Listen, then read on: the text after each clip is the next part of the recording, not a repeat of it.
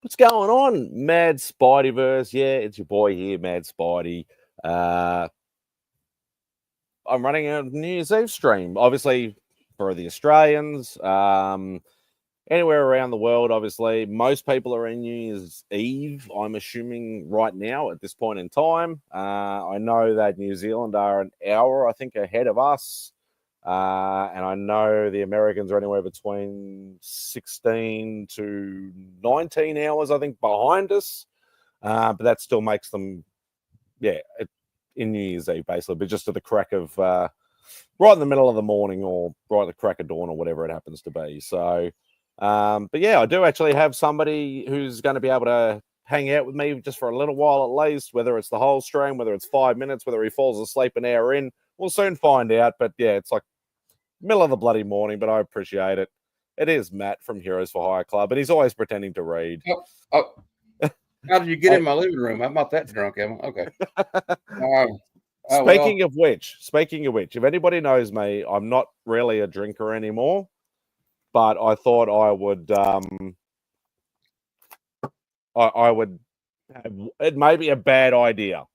It may be a bad idea. I may have one can and be acting all stupid, or I might pass out in my own stream, or I might just leave it at one and just go back to a soda or something. We'll see what happens. But I usually don't normally drink, so you probably won't see me drinking, especially if it's 4:30 in the morning and I got to get up. Yeah, that might be. That might not be a good idea. But I did take 125 milligram gummy, so I don't know how long we wouldn't know what that is over here, but I know what it is. But it's THC. Okay, sorry. Yeah, it's made of sugary goodness. And I was fake reading The Man Without Fear #3. Ah, nice. But there are a few comments in the chat. Obviously, I did post this quite early today, so it's probably more comments from earlier. Let's have a look. So that was from about 14 hours ago. Lascrucius getting in early as per normal. I may be sleeping in 9 hours. You said you were going to be here, Trav, but it's all right. If you're here, you're here. You're not, you're not. It's all good. That was, what was that? That was about 7 hours ago. That one was about 5 hours ago. He just sporadically just puts in his normal comments like every couple of hours. Christina, the mod extraordinaire.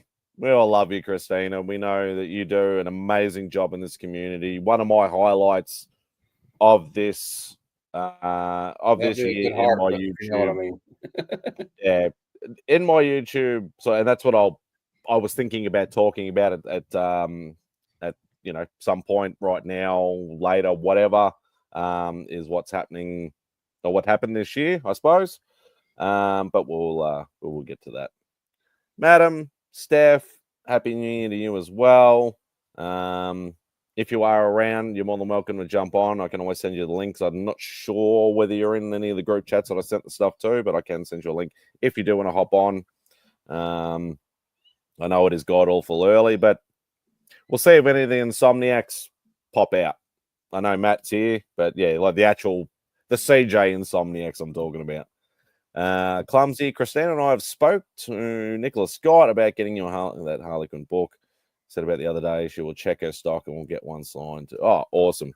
I was actually thinking the same thing, Clumsy. Obviously, he's a Sydney boy. Nicola lives in Sydney, so more likely to run into her there. If not, I'd have to wait till the next con that she's down here in Melbourne.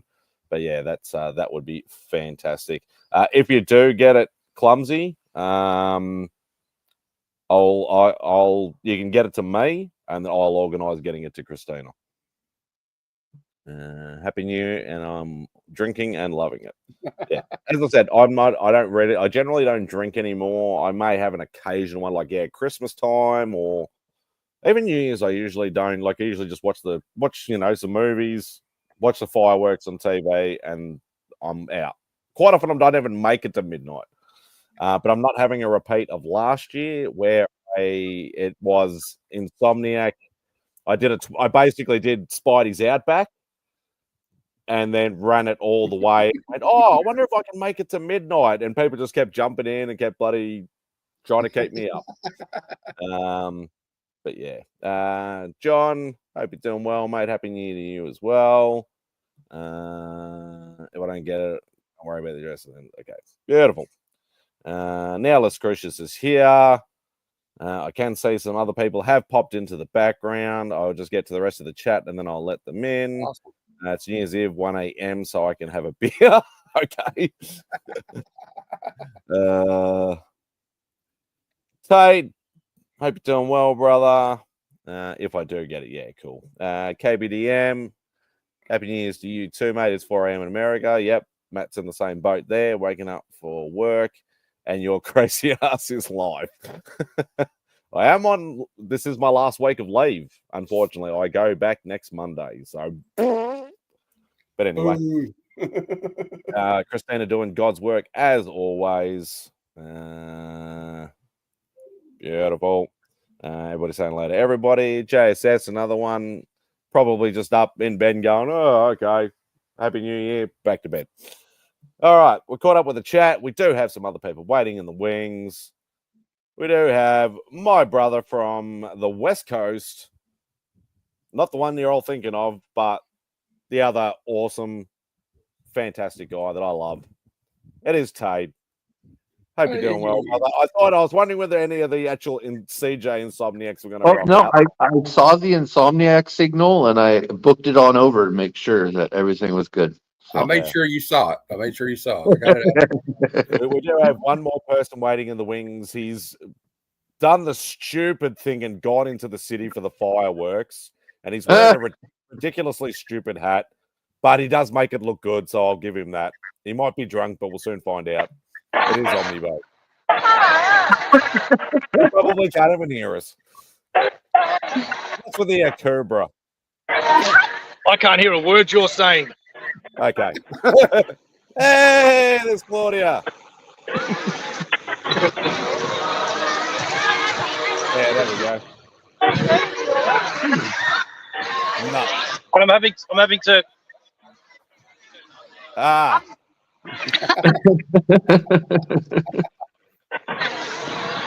I wanted to stick around and like talk to you guys while we're waiting, but I don't think I can hear you guys. No, Yeah. it's going to be too hard. What's that? You love me? What's that? I'm the hunkiest guy. Oh yeah. I know. How long are you doing this? Until midnight. Until midnight. Yeah, probably No, it's still go past over midnight. and then go over it and then cut it. All right. I'll try to hop in every now and then, maybe. All right, cool. Have fun. Happy New Year, boys. Happy New Year, mate.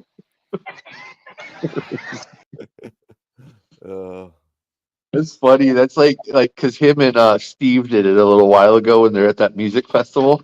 Yeah, I love it. It's I started trying to go like this. Yeah. yeah. It's like what?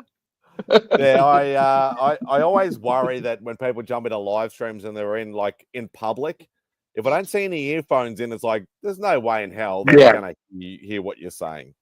No, not at all. No, not happening. That looks fun though. I mean, it kind of piques my social anxiety, but it does look like a good time. So yeah. Like when I was younger, like it was always the thing to go into the heart of the CBD.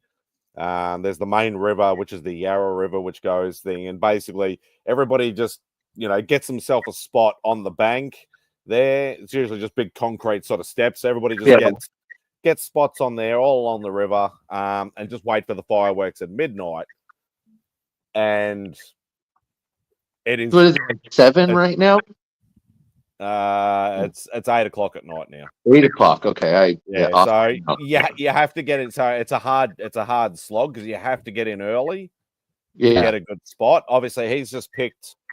I think he said Flagstaff. So he's gone into like one of the parks that are like around the inner part of the city. So he hasn't gone right into the heart. They're obviously going to just watch it from there. So yeah.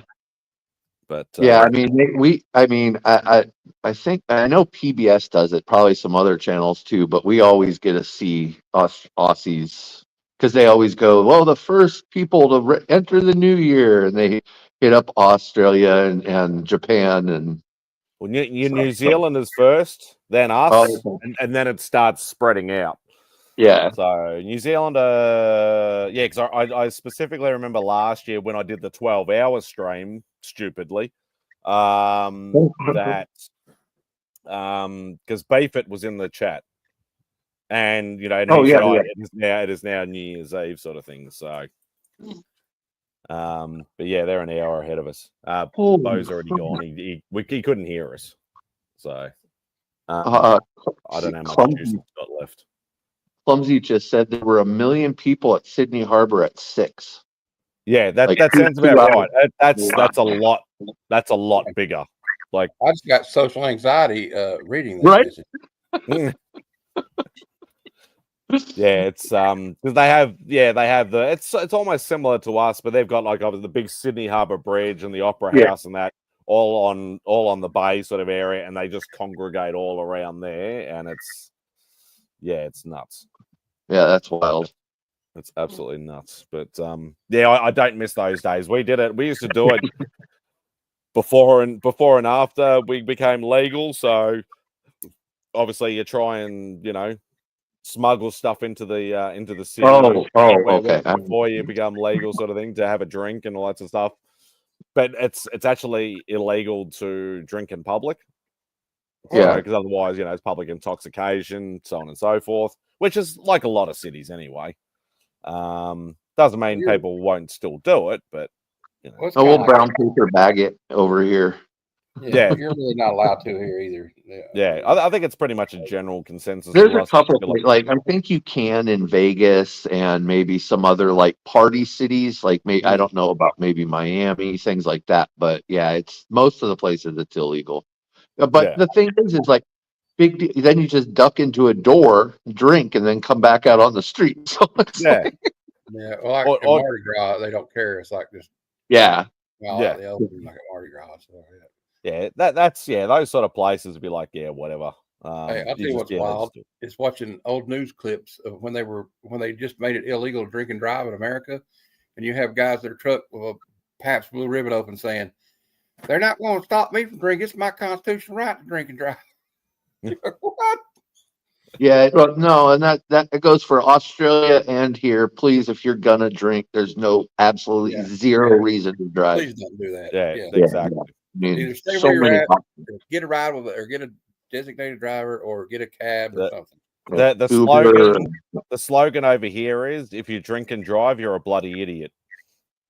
And that's actually an advertised slogan. That should be the slogan all over the world, really. Yeah. Ours here for the longest time has basically been, if you drink and drive, you're going to end up in jail or dead. Like it's straight up that now. Like there is a Caribbean island I was on once. I think it was called St. Martin, and it was actually legal to drink and drive.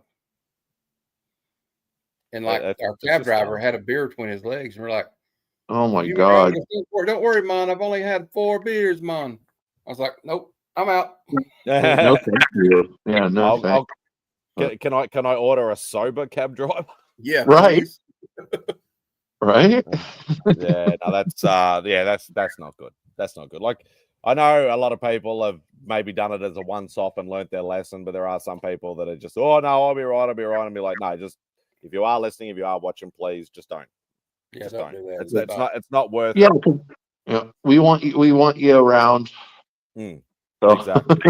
It's not worth your life. It's not worth anybody else's life. Somebody else's life too if you hit somebody. So. Yeah. Especially now, there's so many. Like you have Uber, you have like different Uber-like things. You have taxis, like, and it's not like I don't think Ubers are very expensive either.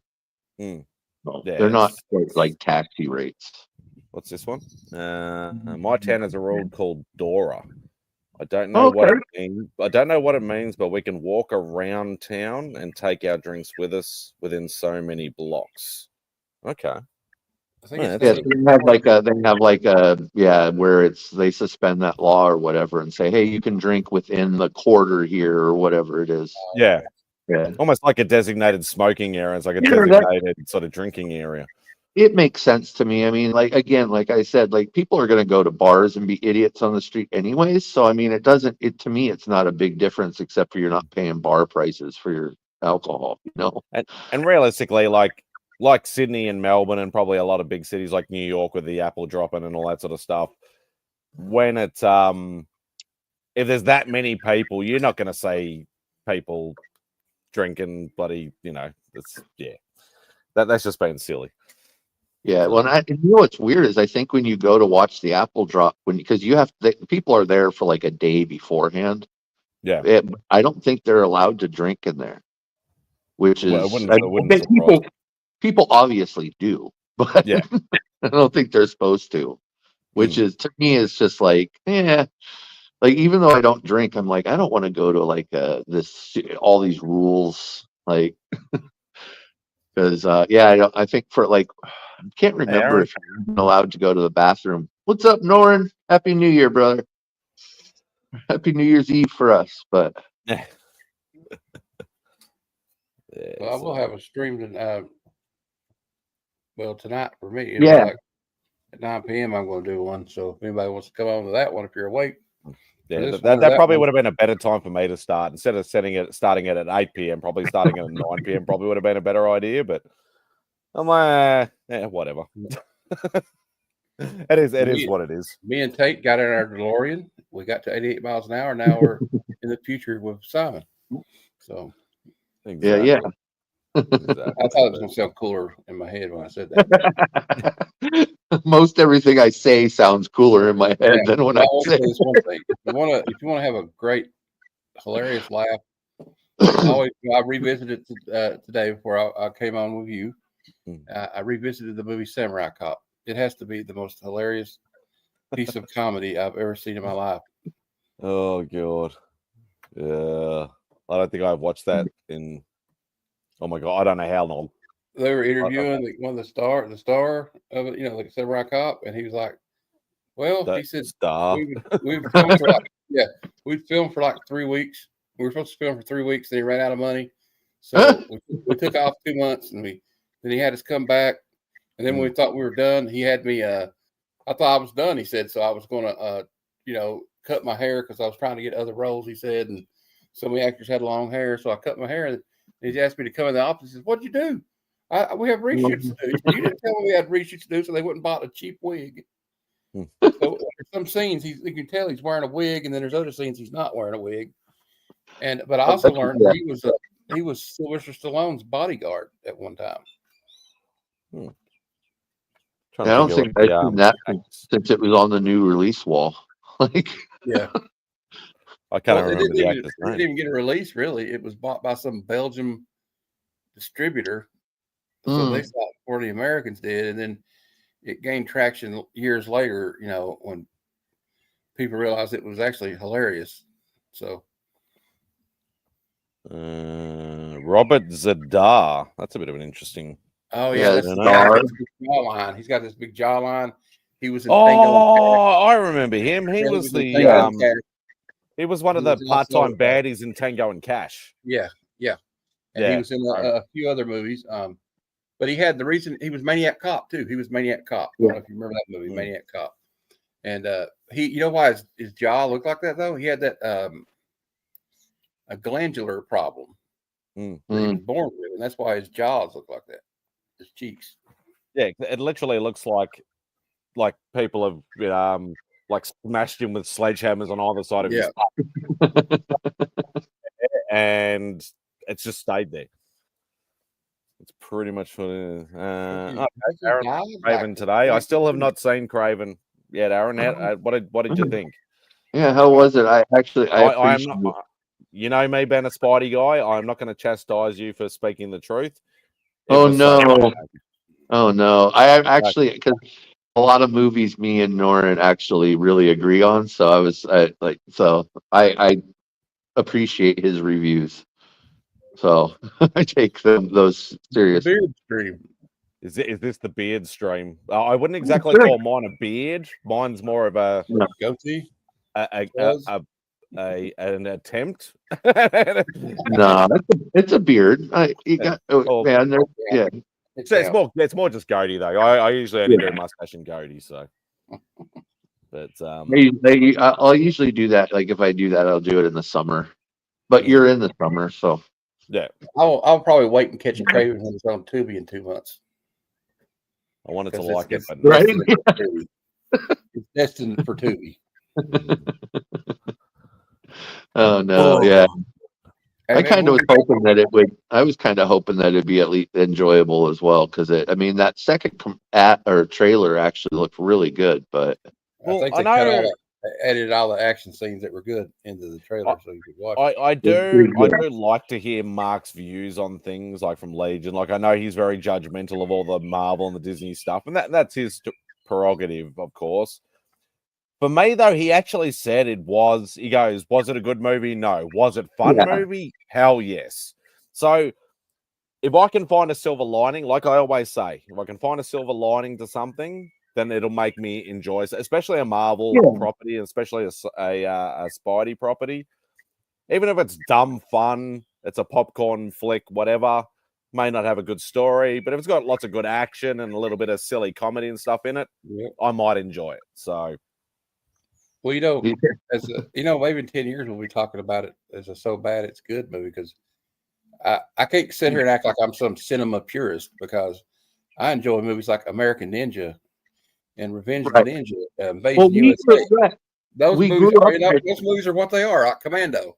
It's just we grew up in a time where we were exposed to a lot more just like action flicks and like a cheesy action with like one-liners and stuff like that. And what's up, Jack? What's going on, Happy Jack? New Year, brother. When you go into a movie like Demolition Man, though, you know what you're going to expect. Back then, you knew what to expect. Yeah, there's going to be a lot of explosions. Stallone was going to have some one-liners. He was going to punch some people in the face. Oh, what's going on here? People are going to get shot. What are you doing up this hour? You're not an insomniac. No, but I mean, I have to stay in my schedule, and I usually am up at like 10:05 in the morning every day to get to work. So, plus, you're obviously not working today. I haven't been working like in a week and a half. Oh, nice. Yeah, I just had all this time, but I've also been dealing with like this back issue, and it keeps. I don't sleep for crap now, anyway. Yeah. Oh, I'm sorry to hear, brother. I said, let me join these guys and see. Happy New Year. Yeah. Bunny got 3.5 hours to go. Well, that's what I was going to ask. You're already watching the clock. Oh no, that. I thought you were talking. Not there yet. Well, I'm leaving. And that's what I was saying, Jim. I was saying it's. In hindsight, I probably should have started it because I started at 8 p.m. my time. I probably should have started at maybe 9 p.m. So a little bit of hours just to mess around. We hit the midnight. Happy New Year. All right. Thanks, everybody. See you later sort of thing. Yeah. 3 hours probably would have been, even 2 hours probably would have been enough. But I thought, no, I'll start it at 8. I was only sitting there watching movies anyway. So I do have some alcohol near me. I didn't know it. I'm not going to drink it. It's 99 proof pickle flavored liquor, so I'm not drinking. Oh my God! Yeah, I'm not drinking. Somebody bought me. This is a joke. I said I'm not drinking that shit. No, I can't do that. I'll have a couple of beers or something for tonight. That'll be about it. Yeah, well, as I said, I don't really drink anymore unless it's like I might have 1 or 2 on Christmas and that's about it. Otherwise, I'm not like, oh, let's go out for a beer with the boys or let's have one with dinner. And I don't really do that much anymore. I haven't for a lot of years now, but it's just one of those things. But if I do, we will get to that, Christina, at some point, I would assume. But I did want to ask, because I haven't asked Jim because he hasn't been on Outback for a little while, because I've been asking everybody what's their collecting goals for next year. Like, is there a book, a couple of books, a run, or anything that you sort of want to look at trying to achieve, whether it be ridiculous or not? I could say AF-15. We all know that's not going to happen. But I'm going to get that Iron Man 1. Oh, nice. I was trying to get it at C3. C3 and Barbarian Kung Fu outbid me. So then Now you know how it feels. I had to take your book from back there. I was like, well, then I'm gonna get this goddamn Captain America. Oh, so you're really blaming Barbarian instead of Yeah. It's if you want to be angry at him. Yeah, it's the snowball effect. Yeah, that's my well, you know, I had there were certain things that I was definitely getting no matter what. And that it was either going to be that one or the other one. And the other one came into play. So and then I picked up a bunch of stuff that wasn't on the list, you know, but like, you know, original art. Come on. You know, it's like, what was that? $30 or some crazy thing. No, nice. I mean, that guy's probably losing his mind thinking $30. It's $100 at New York Comic Con all day long. Yeah, exactly. Well, I have a big announcement. What I'm going after: Action Comics #1 facsimile. Yeah, but even some of those, even some Action Comics 1 reprints are spendy. Yeah, most of them anyway. Even I already got a facsimile anyway. I was just that's one thing I did not. I have not done. I have not done that this holidays. Done a slab cracking with Spidey.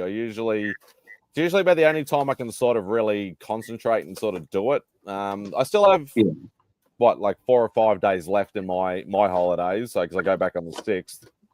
No, you should set them up so you can be on Only Slabs. Yeah, well, people keep saying that. Like, I think I have something like 15 slabs down. Yeah, I need to start. I need to get cracking. Literally, bring the 2 dozen slabs on Only Slabs and open each one live on the show. People have suggested that. Rob would lose his mind. I'd be done after the first one. It'd be worse than the Pokemon thing. You might actually be the first guest they ever kick off after the first book. I don't know. Tyler's coming close. Yeah. I think Tyler's the only banned person from that show. I know, right? He did let him back. But he made sure he had books. But we all know what Tyler's like. He's just, that was hilarious. It was. Oh my! I know Rob hated it, but just watching Rob's expression, like the veins on his temples were just pulsating, like they're almost on fire. It was that, yeah. Yeah, for those that don't know, there's a guy in the community that went on Only Slabs, which is a comic book graded comic book show, and he brought Pokemon cards. Yeah. For anyone that wasn't around or whatever. I wasn't around for that. I need to go watch the replay. Oh, so yeah, it was. I want to do this if I ever get on there. It's about. Oh wow, is this one? Oh, I'm sorry. I thought this was no slabs. Oh, my bad. I know. I don't care. No. What was I going to say? Oh yeah, it was probably a good 18 months ago, I reckon. It's been a while. It's been a while. So what happened though? What did they let him go through showing the Pokemon? He literally got through the show. He showed something like 40 cards or something. It was quite a decent amount. I think he showed a couple of sports cards as well. I mean, Rob was a good sport about it. It's just, you know. Well, technically, that was a slab. It's just the difference. That's what Tyler was saying. He's a good sport about it. He was playing the I didn't know. He knew fair well what he was doing. Yeah. And if you invite Tyler on your show, you got to expect something troll, because he is one of the most ultimate trolls I've ever known. I don't disagree with that. Yeah, they're all slabbed graded Pokemon cards, Clumsy. All of them. Yeah. Well, if I'm ever on there, it's probably gonna be like this. Here's Captain America. Here's another Captain America. Here's a Todd McFarlane Amazing Spider-Man. and that's what we always say. Like I always try and say it as well. Like Rob says it, Chris says it. A lot of people say, I try and say it as well. I said a lot of people try and make it a competition Because you get like he's had guys that have shown Action 1s and Tech 27s and AF-15s and all these like ridiculously stupid, expensive and rare books. But at the end of the day, it's all about the person and about the stories. That's all it is basically about. Because we've seen people that have had basic, like just common books just slabbed, but they've been, and this is the thing, like you can either get somebody who's got really basic books, but is a fantastic storyteller. But we've had some people with big boy books like Action 1s and stuff like that, and they're as boring as shit. Yeah. This is an auction and heritage. I actually got enough I could go on. I just haven't reached out and messed with it yet. I mean, Brother John, man, I got him a BCW box because he's about halfway to filling that one, so he'll get there. Yeah. And that's the thing, like it's even with me, like, I'm not a slab guy, but I just take the opportunities when they arise where it's like, okay, well, I'm paying the same price whether it's slabbed or not over here. Yeah. So that's why I've accumulated slabs. I've been AOK'd a couple of slabs. Yeah. Or I've won a couple of slabs and stuff like that. And it's just, at the end of the day, if I don't want the book, I will pass it on, whether it be a giveaway or somebody who might want it or whatever. Yeah. Or if I want the book, I'll crack it eventually. So, and then it'll get bagged and boarded and a little more guaranteed on condition as well. Like, you're like, oh yeah, that is a 9.0. It is a near mint. So it's or whatever. But it was better to get it graded because you don't know what condition. Well, and sometimes sometimes you look on eBay and the graded book is cheaper or like the same price as the raw book. So it's like, Norton's won 4 slab. I've won 3. I won the one last night on 22s. 22 comics show. I won one last night. It's to me, I mean, it's fine. It's a slab. It's the like Sam Wilson. It's that one where who's going to be the next Captain America, and it's like the outline. Yeah. Oh, that must have been earlier in the show because I jumped in a little bit later when he was giving. I jumped in when he was giving away the Black Panther slab. Right. Yeah, actually, it was like the one before that. I've won these 2 before. There you go. Right on.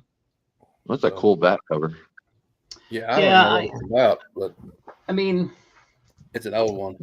I didn't make a list this year. I just there was a couple things that in my head, I was like, I want to get this and I want to get that. And I'm always looking for like obscure things that I don't necessarily want the whole run, but I want to, like, there's certain books that I'll be like, all right, I'll just get a slab of it.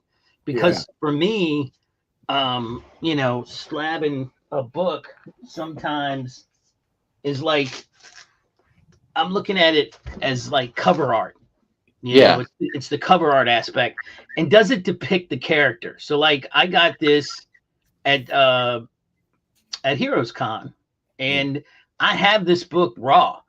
I remember buying this book raw. I remember reading this book raw. I was just like, oh man, but mine was loved. And it's beat pretty good. Yeah. So when I saw it at Heroes Con and I was like, I think I'm going to get this because to me, this depicts this character in a cool way. And that was like the Ant-Man.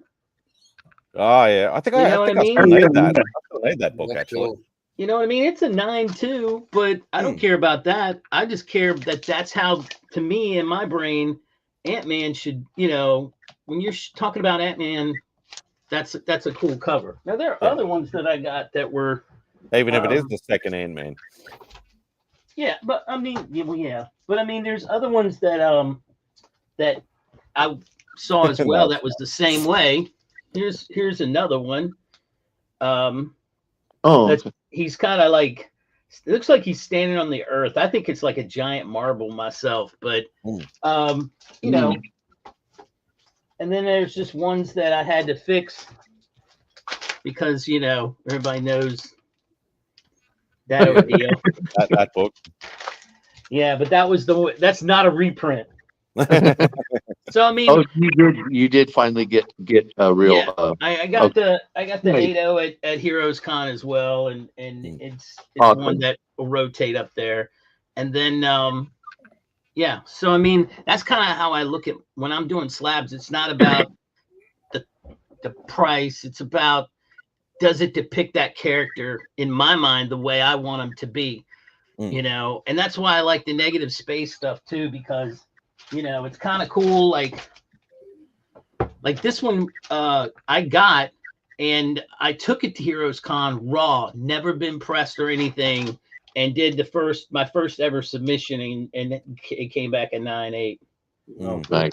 So, but I love that the way they've got her, man. They got her depicted. She's got her. I do like Psylocke is actually one of my favorite X-Men. Yeah, and she's got it with the sword and the sign, you know, her own psychic, whatever you want to call it.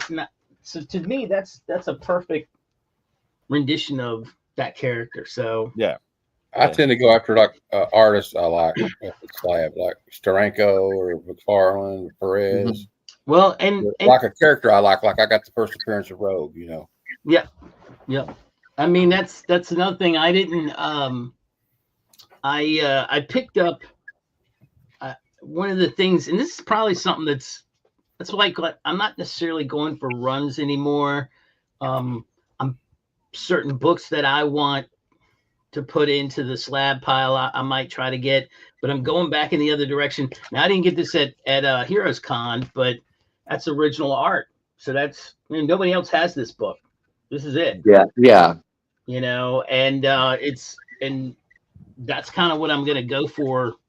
You're going to see more of that, especially at Heroes Con. I've already thought in my brain, you know, I'll make a list and I'll say, okay, this is, you know, this is what I want to do. I want to go to this guy and see if he'll draw this or.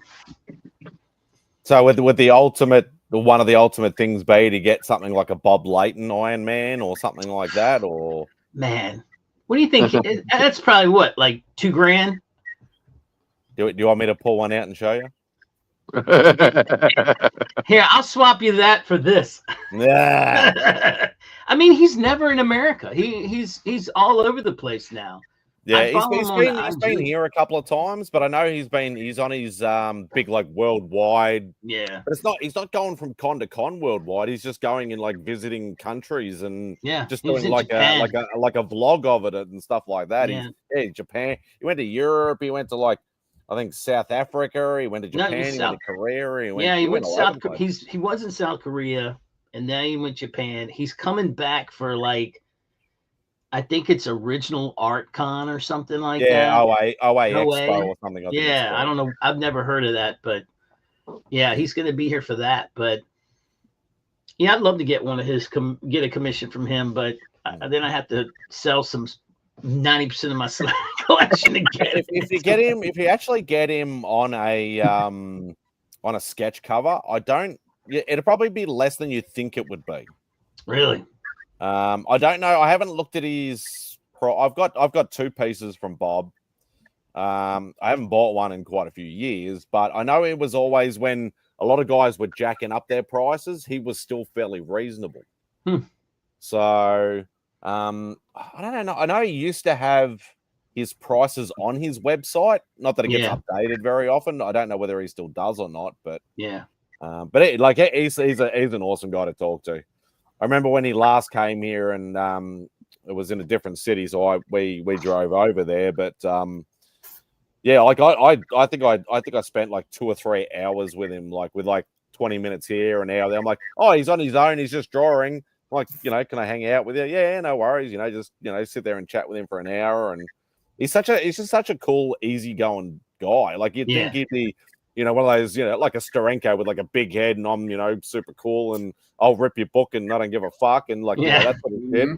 But no, he is. He's such a nice guy, and he's got a million stories. It's awesome. Well, that's what you want to hear more than anything. I mean, to me, the stories are what makes it. When you can talk to them and you hear the behind the scenes stuff that some of these guys just absolutely are like, you know what? I'm 70-some years old. I'm out here at the con. You want to hear a story? I'll tell you a story. Back in 1976, I did so-and-so on the copier, or, you know what I mean? Like, well, maybe they might enjoy that. Maybe somebody doesn't talk to them like that anymore, so they enjoy talking to other people. Right. And that's what I mean. I mean, I was shocked. Bearded Comic Bro had Tony Isabella on as a, he did Black Lightning and stuff, and man, he ripped into Marvel and DC on pay and all this other stuff, and I was just like, wow, this is great. This is an awesome interview. He was very open. I think I saw that interview. Yeah, he's awake. Well, hey, I'm getting my first CGC account, and here's when I'm getting graded the first time. It's coming tomorrow. And it's like, you said, buy what you love, but it's like, this stuff is like connected to my childhood, Yeah. Oh, there you go. Yeah. And I'm going to get this one graded. Nice. And then this was the first book I bought. This is not the exact one, but this is the book first I bought off the newsstand or on the spinner rack with my own money. Right so on. I'm going to get these two graded because that pose looks familiar. I know, right? Yeah. Okay. Yeah. Ah, nice. That's all I want to do. And that's the way you do it. So. What's going on, Trav? Pretty good. I just woke up a little bit ago. Oh, all right. You sound nice and refreshed. Yeah, I was just like, oh, I'm never gonna make it for MadSpidey's stream if I don't go to sleep first. I that's what I was saying to Matt earlier. I was dozing off at about 5 p.m. I'm just like, I really need to get an hour or 2 hours sleep. In hindsight, I probably should have started the stream later, but it is what it is. So must be going around. I took a nap too. Well, it's different for us too than MadSpidey because for me right now it is 5:42 in the morning. Yeah, it's 8:43 p.m. right now. So 4:42 for me. Yeah, The other slab winner tonight. Well, last night. Yeah, TM won a slab as well. Yeah. On Nice. 22 show. Congratulations. So did Nicky Pancakes. And a duck. I think you won a duck too, didn't you? Yeah, I won a duck too. Yeah. What? So For a future race? I'm gonna name him Howard. my ducks never make the cut. I'll get a duck, but it's usually in last place. So whatever.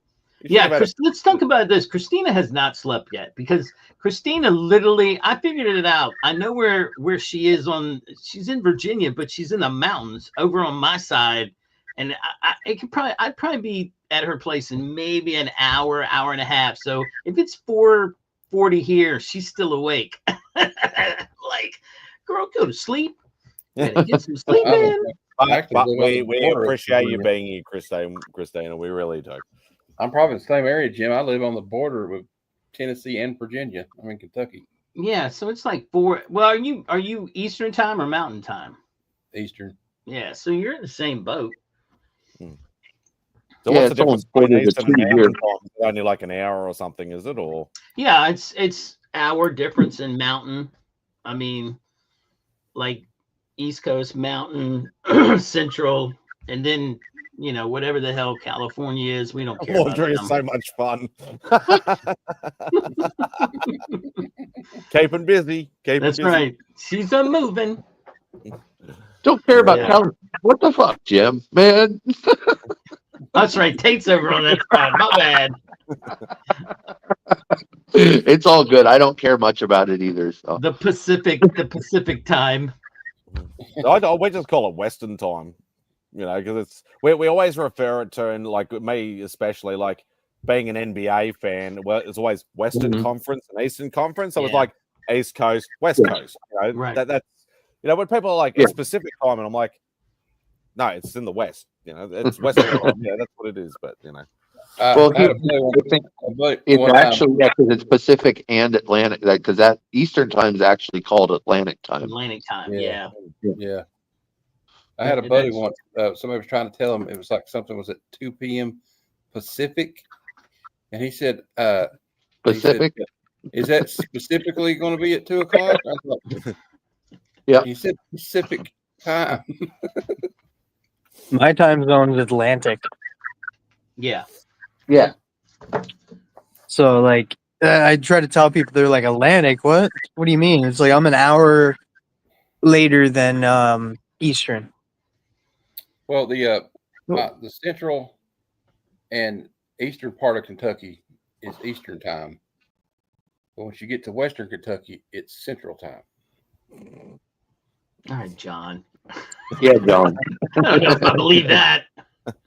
Yep. But then you go to Newfoundland, and right now for them it would be 6:15 for them, because they like to be different and be a half an hour later than Atlantic. Yeah, that's like over here, like Adelaide, which is the next major city west in the next state in South Australia. They're only half an hour behind us. That's so weird. I know it's it's nuts. But Yeah. it's kind of weird here too, because you've got all most major cities are on the east coast, but you have the state where Lee is in Queensland. They do not adhere to the daylight saving stuff. Right. So then in the daylight saving stuff, then there is a time difference where normally there isn't. But then you go over to, as I said, Adelaide is half an hour, but the next westernmost major city is Perth, and they're 4 hours difference. Good God.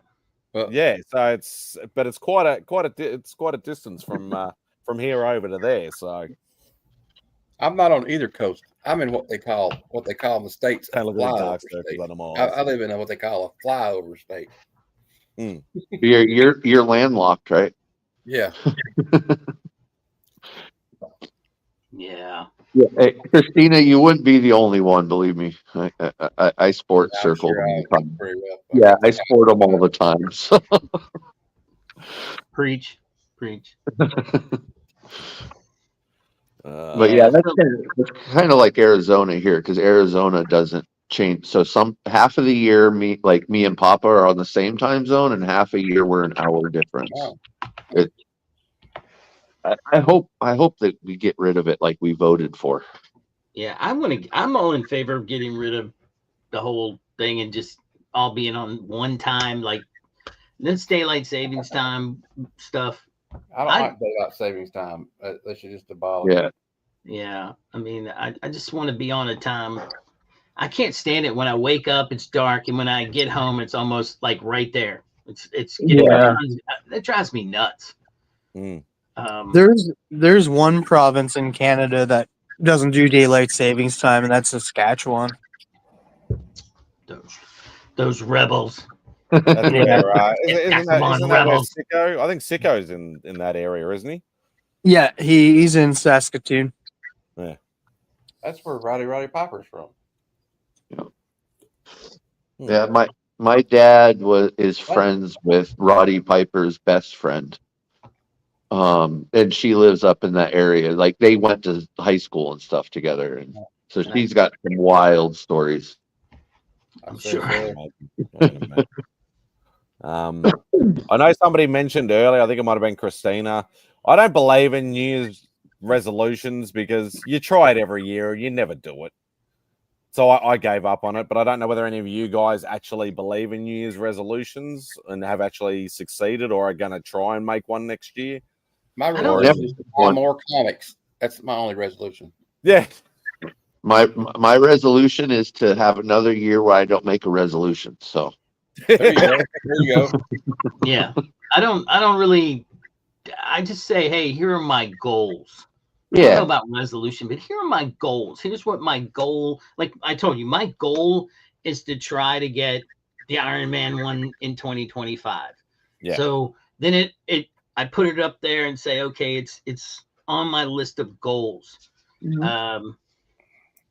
One of my other goals is to, try to be more consistent in getting out and digging and finding places to go dig that you know, I might find some cool stuff at. One of my other goals is, you know, maybe, you know, come to figure out what I'm going to do with the YouTube channel. Do I want to continue doing it, or do I want to, you know, that's been on my mind a lot lately. I don't want to keep doing this, you know. Yeah, and like I know when it comes to the YouTube channel, like even though like I watched DJ's latest video about like his ups and downs for 2024, Sure. like it was members first and so on and so forth, but and he actually said that he's actually been struggling like lately. I think you all go through it, where I know like I've always said like sometimes I've had a hard week at work or stresses at home or something like that, and I've always said, even from day one, if I'm not in the right mindset, I will not do a video, because the last thing is somebody does not want to watch some grumpy arsehole or some guy that's, you know, got no life in him at all. Right. You know, want to watch one of those videos like, this is what I got. Nobody wants to watch that shit. So I've always been like that, but I can see, like, I've been through so many ebbs and flows. Like, I still really enjoy this. Well, I don't hate it. Like, I just got to decide whether I want to do it and how often I want to, you know, put out a video. In saying that, I did sort of, you know, achieve some like small goals with the channel this year. Like when I like earlier this year, all I wanted to do was hit 600. I was happy just hitting 600 by the end of the year, and now I'm encroaching on 800. Nice. So, you know, like I'm going to go back to obviously, you know, one every now and again sort of thing, which is fine. But I've earned like a lot more subs this year than I have in like the last year or the last 2 years sort of thing, like in a year time. But I've also been accepted into the partner program. So I'm not fully monetized, but I am the 500 subscriber monetized now. I'm still working out how it all works and stuff like that. I'm not going to be doing memberships and all that sort of stuff. There's way too much of it out there. The only reason, and I've said this publicly, and I know I've spoken to a few people that are monetized, especially backstage and then through DMs and stuff like that. And I said if I was ever going to do it, I would have done it the way that Lee did it, with the just trying to get money to get to the States. Whether people would trust me with that or not, because I know a lot of people, because Lee didn't come, did he? You know, he got to the money, I'm coming, and then he didn't come. I know there was some circumstances behind it that, you know, that's up to him if he ever wants to reveal those. But I'd only do it for that thing, because I don't think I could do additional content or have extra stuff that would make it worth people's while. And I honestly, I probably don't have the time or the knowledge or the patience to do it either. So I've always said, you know, I'm not gonna do membership. So I've activated the super chat only. I wasn't even going to mention it, to be perfectly honest. I was just going to see if anybody noticed. But in saying that, like, I'm not expecting any at all. I don't even know how. Like, I thought you had to set up, because you had to set up this thing called AdSense, which is the payment portal side of it. It keeps telling me, oh, it's not ready to be set up yet. And I'm like, do you have to wait till you get your first super chat or your first membership or whatever it is before you do that? Oh, I got no fucking idea. Right. I know when I set up mine, it was like you have to hit your first 100 before you get any money. Right. I know that much, but I would have thought you would have had to set up like where's the money going and like, you know, your details. I thought you would have had to set up that up prior. You usually do. I'm not sure why it's not telling you to set that up. Yeah, it's quite because weird. usually they send you a code in the mail, and then you put in that code and then that's how I went through it. It's a bit it's a bit odd, but you know, I'll see what I'm in no rush. It doesn't faze me. Like, I know it's not, you know, People aren't going to be. I haven't got any clips. Haven't got any of that sort of crap. So Yeah, where's your naked lady clip? Tate just gave you $2. Come on.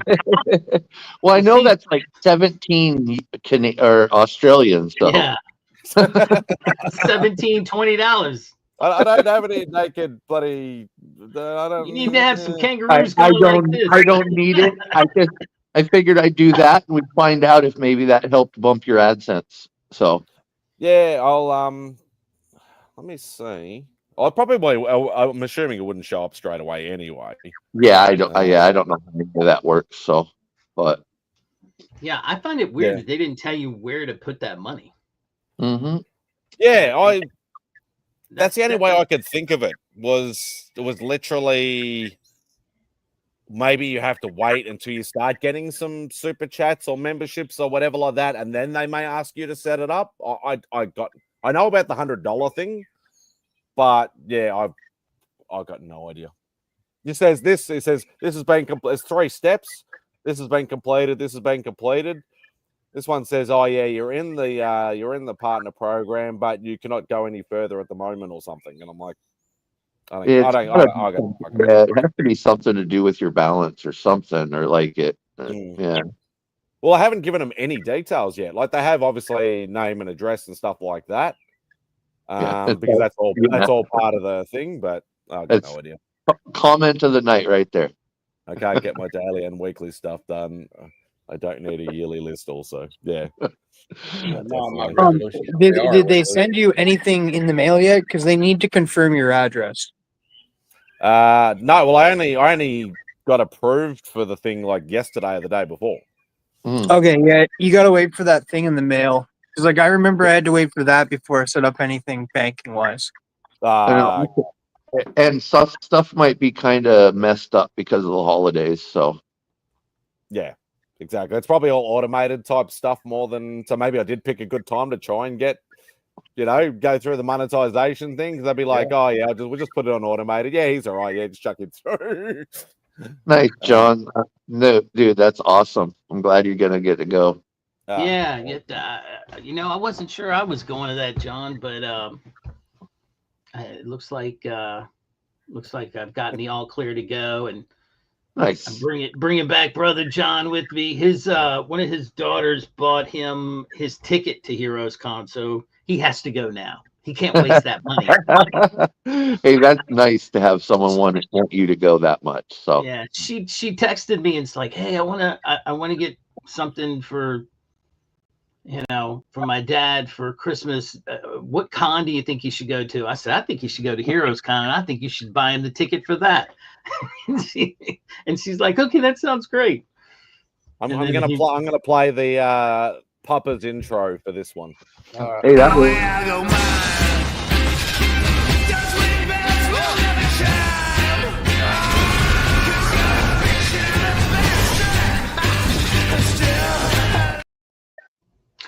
That is Papa, right? Right. Just thank God Papa doesn't have the atomic energy that Phosphorus Man. Dr. Phosphorus. Yeah. That's weird. His episode next week. It's self-starred. Why did it self-star? That's a bit weird. What do you mean? Do that? Or does it do that with all the super chats? I got no idea. Oh, really? Oh, what? Yeah, you can change the settings to that. You can go in and say like the super chats won't self-star, but they usually do in that. That way you can go back and look at them. Oh yeah, like you can. That's why I think some people have it like announced on the screen, and it'll read with a message with it, like in an AI voice. Cool. Okay, you know more than me. Yeah. I had to reserve the room. They had to tell me what floor because I had to ask for a request a handicap room at the Westin. So. Oh. Yeah, I need to do all that. I need to reserve the room and get all that part done. Now that it's official and we're gonna go, I'm just gonna lock it all up and be done with it.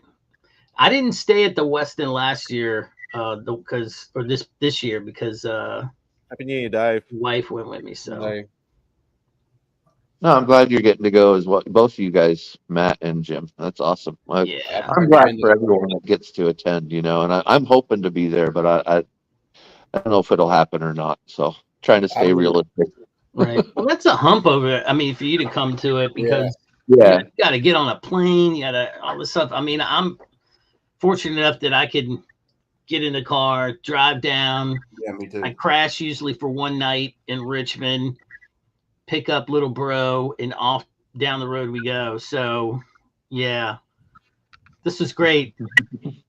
Yeah, getting to hang out with Dave, meet Dave, and I don't think Sean's going, but I know Dave's going. So I've never been to one that big. I think Dave. I think that really hit Dave hard. He was like, "This is a con. This is a proper con." And I was like, "Yeah, it is, isn't it?" I've never been to one like that. I've been to like a fan expo. It was like a small one. And a comic expo in Cincinnati, but it wasn't as big as this. That was the first big one. Right. My biggest problem with cons these days is it's not comics anymore. Yep, lost track. Right. I mean, it's like they might as well call it cosplay con. Yeah, it's a pop culture con, not a comic con. Yeah. Well, and there's a couple of them that have kind of maybe shifted towards that, where we're pop culture con. But yeah, I agree, because if it's a comic con, right? Like that's I want comics, and I want artists and creators. That's it for me. Yeah. And maybe I mean, exactly. They're going to have actors. There'll be actors that are in comic book movies or something. Yeah, well, that's what Dave just wrote that. That's what I was saying the other day, is that if I go, I'm not even probably going to buy any book. I may pick up a couple smaller dollar books, but my whole thing is, well, the Kickstarter, of course, but is to see everyone. Yeah. I mean, what an amazing thing to be able to do. So I don't know. I'll number one while I'm there, even more better. Even the better. So, but I don't care about that. I really just want to meet everybody. Yeah, that's the special thing in this community of little windows that we sit in. So I know, right? Well, and for me, heroes would be, I want my cake and eat it too, because it'd be 50% the community and 50% the books. Yeah, well, it'd be hard for you to find over there, Yeah, you're coming from halfway around the world, so that's a different thing. So yeah, you're right. That's a whole different animal. So I've compiled a list of what I'm looking for this year. But that's smart. Simon already knows it. Very smart. But and how long are you going to stay? Me? Yeah. Friday and Saturday, and I'm leaving Sunday morning. Mm-hmm. But are you getting so you're getting the 3-day pass? Yeah. Well, I mean, I will say this: you can definitely, like, this past year was the first time that I went back into the con on Sunday. Like, past years, it's been the same with you, Friday, Saturday, and then you pack up and hit the road on Sunday. But because I didn't drive this year, I flew. We made an extra night in Charlotte and just left on Monday because you got a cheaper ticket that way. And so I went back to the con, and they were, I mean, it's true. They give you more deals at the end of the con day, because they don't want to take it with them. Mm-hmm. Yeah. So you got to be thinking about that when you're doing your strategizing on, I bet he'll go down $20 if I go to him on Sunday, because he's still got it up there on his wall or whatever. Do you know they're doing on-site grading again? I don't know. I mean, they let go of all those people. I don't know if they're going to be doing that or offering that. I have not heard anything of that. It'd be kind of scary if they did. I have a feeling they'll do on-site grading, but whether they'll have all the witnesses. Yeah. But you'd think it would say that on the website, right? The comic bit. I would hope that they said they had it last year. Yeah, if they do on-site grading, I just want them to be smart and say, maximum $10. That's it. Do not pull a damn short box up and expect it to be graded in a weekend. I wouldn't even go that much. I'd probably say probably 1 to 5 at most. Yeah, I mean, either which way, get books back for 8. I know Bubs didn't get all his books back. He had to wait like another 2 months or something to get the rest of his books. Right. I was very fortunate that I only submitted 3. I got my 3 back, fairly quickly. That's another thing. If you do find out they're going to do that, that should be the first thing you do. When you go in on Friday, walk right over there and just stand in line and eat it and take that. The con is still here. People haven't left. I mean, people were like, oh man, I'll get to it. No, do it Friday. As soon as the door opens, you walk over there with your stuff, you do that transaction, and then you can go away. Unless you're getting signature series stuff. That's going to be hard. Yeah, but you know what? I would, with the way they've got it set up now, and now that they verify, I would just say, like, let's say I'm going to get this signed by so-and-so. I'll turn it in myself. What do I need to go to the on-site grading for that? Yeah, it was more of because it was the first time that Heroes had CGC on-site grading in the longest of time. Like, I know some of the big cons have done it. They've done it in the past. But it's almost a dying thing now because of like so many people just I can just get it graded now, can I? Sort of thing. Like it was like twice the price. It was $60 a book.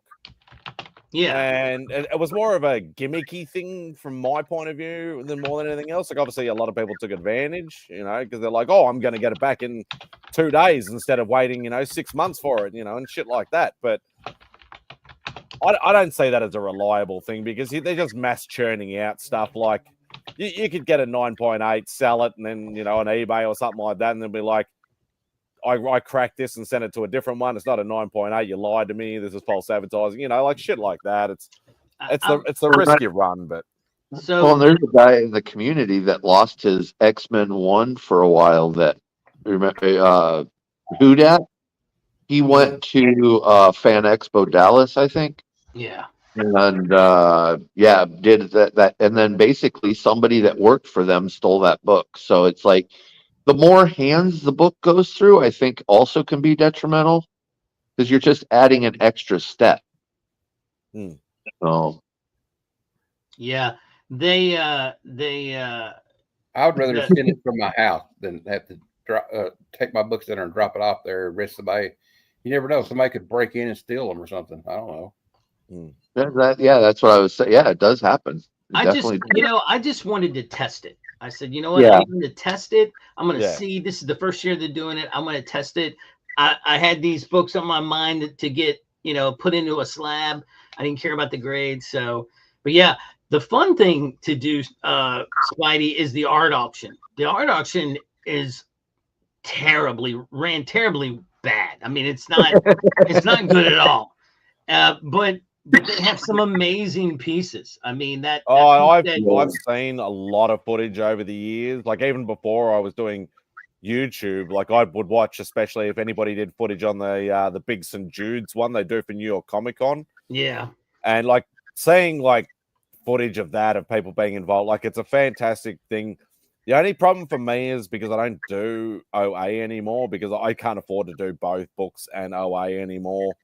I still love it. I'd still love to be able to afford it. I just can't with the the stupid pricing that a lot of people are charging now. I think I'd be too tempted and I'd probably get into a bidding war and be stupid and blow my money or something like that. And be like, there goes my ASM #1 I could have bought, or something stupid like that. But I just want to go watch it and look at the art. I might go just check it out. Yeah, I get too tempted. Like I don't have the bankroll that a lot of these people have, and I know Mike, if Mike was around, Beckerman, if he would back me up on this. I know a lot of stuff that happens behind the scenes with certain art reps and shill bidding and private bidding, which is not allowed. I know a lot of that stuff goes on, and I know that for 100% fact.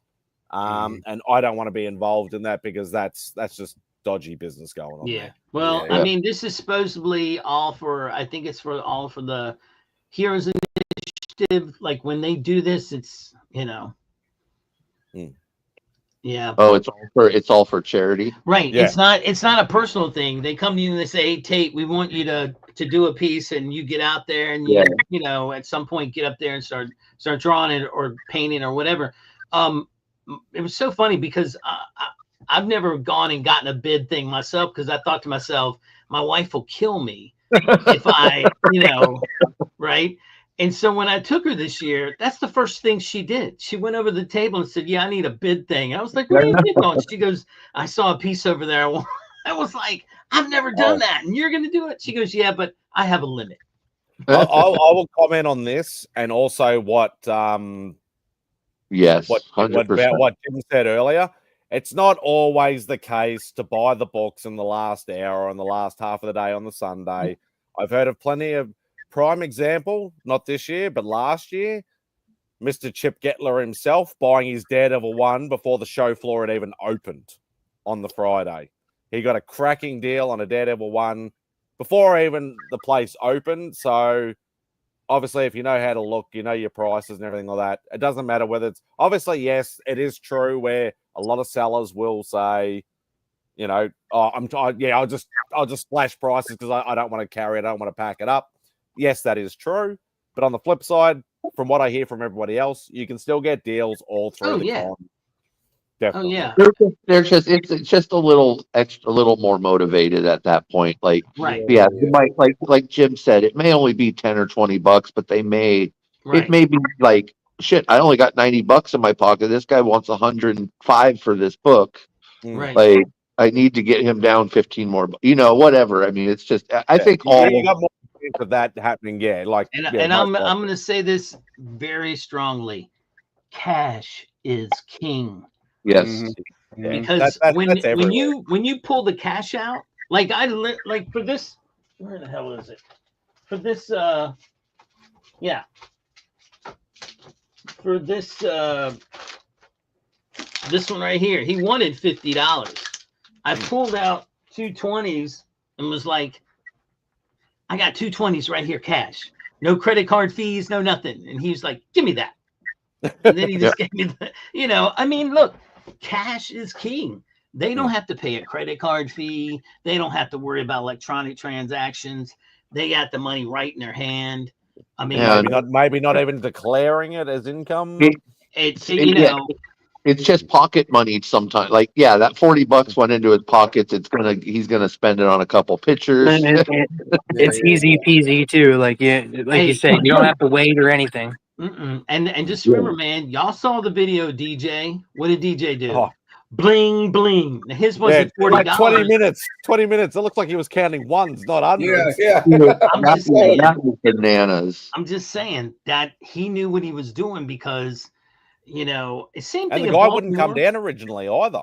He would not move on that book until DJ went, "I'm going to go and get out the cash." $100 bills go out there, and he's like, "Oh, okay." No, he I think what happened, I think from what DJ was telling me, it was the guy did not want to move at all. He said, "Look, that's the price. It's a fair price, plain and simple."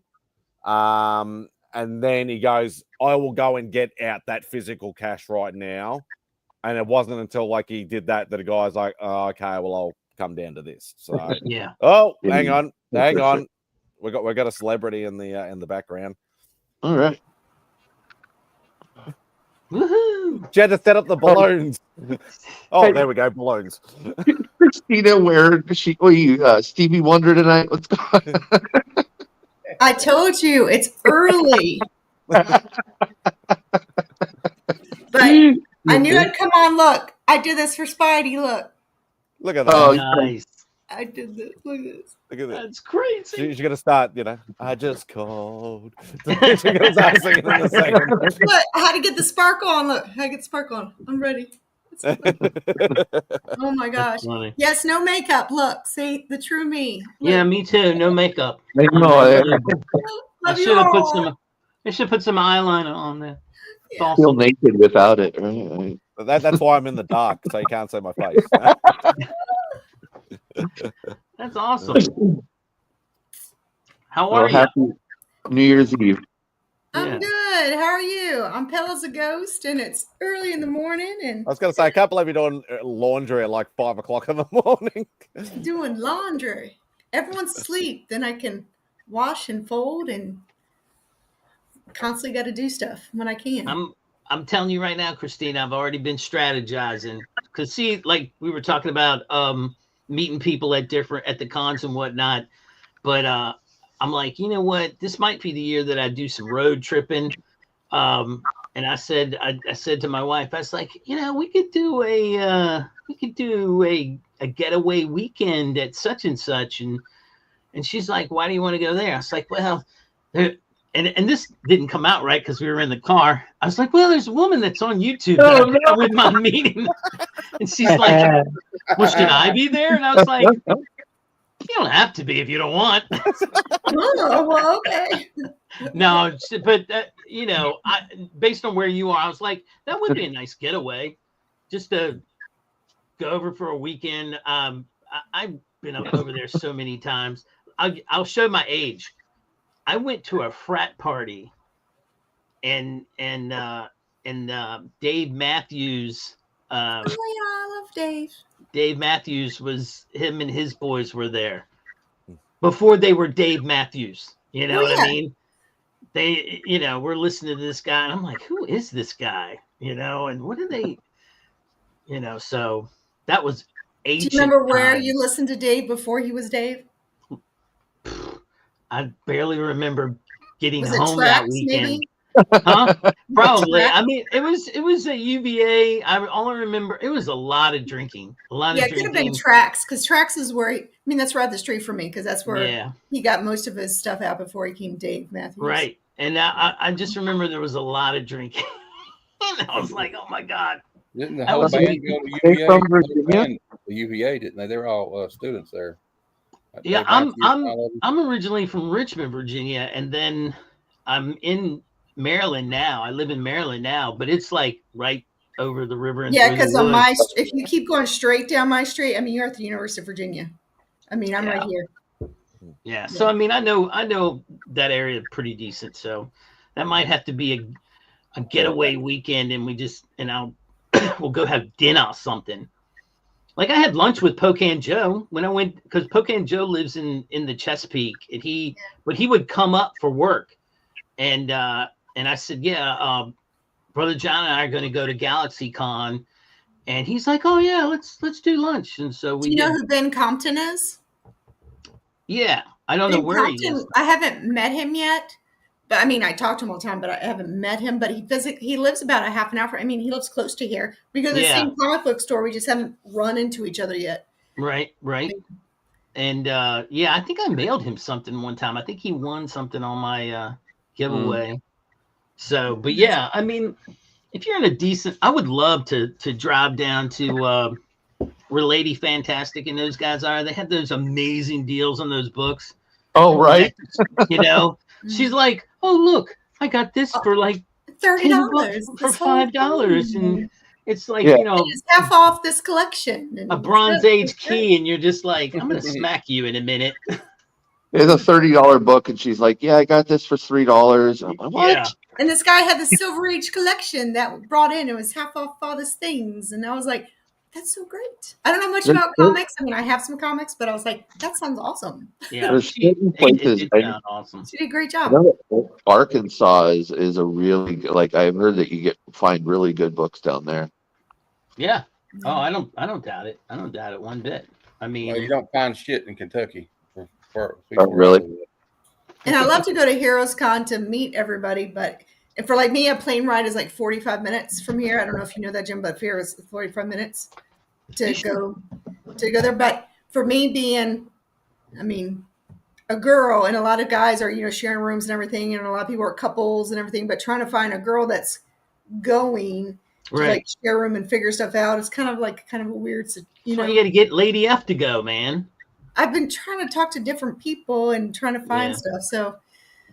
And then you could road trip it, you know. I mean, I don't drive that long distance, so no, that's what I mean. You gotta get with somebody around, and I know we'll throw you in the back of the Forester, and I'll swing down, pick you up, swing down, pick up John, and we'll just keep humping it down the 81 or wherever the hell it is. Yeah, 64. Yeah. Maybe this isn't the right year. Maybe you're meant to go at next year. Maybe. Yeah. Never know. All that stuff happens when it's meant to be. So Exactly. and maybe there'll be like Katie and Lady F and maybe a couple other that I'm not maybe thinking. Mark will finally convince Spidey to come. What? Well, I think Spidey's what if I That's walk what into? pops back on when I say it. So you notice that? Yeah. What did I walk into? What my ears were burning. When Mark finally convinced you to come to Heroes Con. Oh, it's nothing about convincing. It's about me getting off my ass and getting some money together. And trying to get time off work and all of the above. That's not a cheap ticket. So no. I wasn't sure we were even going to go because this year, that's all I did. Like we didn't do vacation, and it really messed with my head because I ended up having take a lot of time off at work because I was like, wait a minute, I don't want to lose this time. But then I realized we never went on a real vacation, like to get away and be gone for a week somewhere. So this year we got to do something real. Like we got to go somewhere. That's why I wasn't sure I was going to go to Heroes Con, but she's like, you should go. Take your brother. I was like, all right. Now, chat, I don't want to ignore you, so I brought a party kit, okay? So in my party kit, I did get hats for everybody. So we have New Year's hats. And I do have blowers. So, we can blow in. Well, that doesn't sound right. So, noisemakers. Noisemakers. There we go. Noisemakers, and it's got things that get annoying after about 2 minutes, and you want to stuff up somebody's nose. We can have so much fun, and I wish I could just toss these and hand these out. Yeah. Just toss them and hope for the best. Yeah. Right. I got it. Yeah. That's nuts. But I was the one that said this the other night, and I'm a woman of my word. When I was on MadSpidey's Live after my high school reunion, I said, as a community, we need to be there for our friends in our community and bring the new year with our friends and everyone, no matter what time zone it is. And we need to be here for everyone. So I don't care the dark circles I have. I was determined to be here for my friend. And I'm here. Yeah. I do. Oh, whoa! What do we got? What do we got going on here? We got another. I'll call this guy a so-called celebrity. What's up, boys? What's up, Uncle Simon? You're obviously not going out tonight. No, mate. We had the night in. I cooked a nice dinner. I'm on my 4th fucking wanky beer. And I said to Sarah, can I go on the stream for like an hour? And she was like, fine. She's like, she's like, it's me. She's like, it's the other side, the better Simon. So yeah, I'll let you go on. I have a short time here, so I thought I'd come on just to enjoy a beer with you guys. Happy New Year. Hey Sarah, if you can hear us. Happy New Year, brother. Hi. Happy New Year. That's awesome. You're trying micro brews and stuff again. Oh, mate, you know how much this 6-pack cost me today? $35. $60. What? Because they're all craft beers. So, like, if you get like an assorted 6, they give you a whopping 5% off. I paid $57 for this. This was like $10 a beer. Yeah. Well, some of them were like $15, and then some were like $8, and yeah. So I'm currently drinking a peanut butter milk stout. That's not very good. I'll tell you that. Yeah. No. Yeah. Let's probably have more alcohol in than like our regular beer we get here. Well, I understand microbrews, but how come like first Matt shows off pickle flavored frickin' vodka or something? Now you got peanut butter.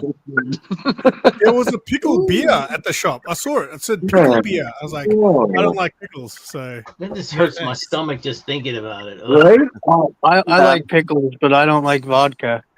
If somebody will send me a copy of Uncanny X-Men 266, I will drink it all straight down right now. Oh, where's Austin? Pickle juice alone is pretty good. Like to just drink it, drink the pickle I can juice. see pickle and vodka. I'm not a pickle guy, but I can see pickle and vodka going together. It's 99 proof. It's not vodka. It's like 99 Just give proof. me alcohol. Like I just want regular. Like if because I don't really. I'm like Simon. I'm like Spidey.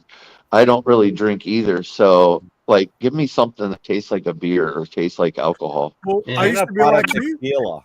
because I didn't understand craft beers up until maybe a year ago, and then I think I started drinking like the sour beers, like the really sour ones, and it kind of became just fun just to try different sour beers and see how much my face could scrunch up. Hey, some of those double IPAs are like 10% alcohol by volume too. Yeah, dude. The first one I bought was $22 for the can. I was like, why is this can $22? I'll take one. And it was 11%. It was 11%. I was like, oh, that's at least I get my money's worth, right? That's why I'm pretty tanked off these 4 beers because they're all like 6-7+%. There's one in Ireland or Scotland that's like they talk you can't drink more than like a thimbleful of it. And it's like 60% alcohol by volume. They said this one guy I watched videos of, he tastes like different alcohol. He drank it, he says, I know what Jim Beam tastes like, and that tastes like freaking Jim Beam. Yeah. No, well, we have a brewery, like a brewery where you can go in and buy beer and food and all that stuff, and they've got a 12.5 cask IPA. Yeah. And it is the gnarliest beer I've ever drinking, but it's really good if you cut it with a blonde beer, a light beer, like a lighter beer. It's really good. Yeah, I used to just like a regular lager, and I still do. Don't get me wrong. But nowadays, because I don't drink, like I drink a lager if I'm going to drink all night. But now I enjoy just having 1 or 2 beers, And when I when I buy these fancy wanky beers, like John Stout, obviously John Stout likes a good stout. He said he's never had a peanut butter stout. The one I had before this was chocolate, peanut butter, and salted caramel milk stout, and that was awesome. Is it a beer or is it a confection? I don't drink. A stout's like a what's that Irish one that people? That's a Guinness. Guinness is like a stout. Yeah. It's like a dark. It's like a really heavy. It's like a really heavy dark beer. Yeah. I used to a little more like I hear about that more. Sorry. Like jelly beer, and it's amazing. It just sounds more like it's a confectionery, like a lolly type. Right. No, because it's not sweet like that. It has like a subtle hint of the flavor that it advertises. Anyway, it's my Old Wolf pint glass as well. It does probably sound. There you go. All right. That's hilarious. Unbelievable. Spidey, just so you know, I messaged Slacker, which is Austin, and said, where are you? And you better get here, pretty much. So you probably won't get a reply for about 2 weeks. Right. So it's not New Year's Eve for you guys yet. What do you guys got planned? It is New Year's Eve for them, but just really early in the morning. Today, it's like 5. You guys getting started real early. Yeah. So ours is just starting. Are you guys actually got plans for it, or we're doing 24 hours on here? Matt's doing he's doing a New Year's Eve stream starting at 9 p.m. Eastern their time. Yeah. I don't know whether anybody else is doing one, but I have a date with these 2 men, and I cannot wait. 2 men. God damn. We're not going to talk about your son. With my 2 children, and at midnight every year they kiss me on the cheek, and it's so wonderful.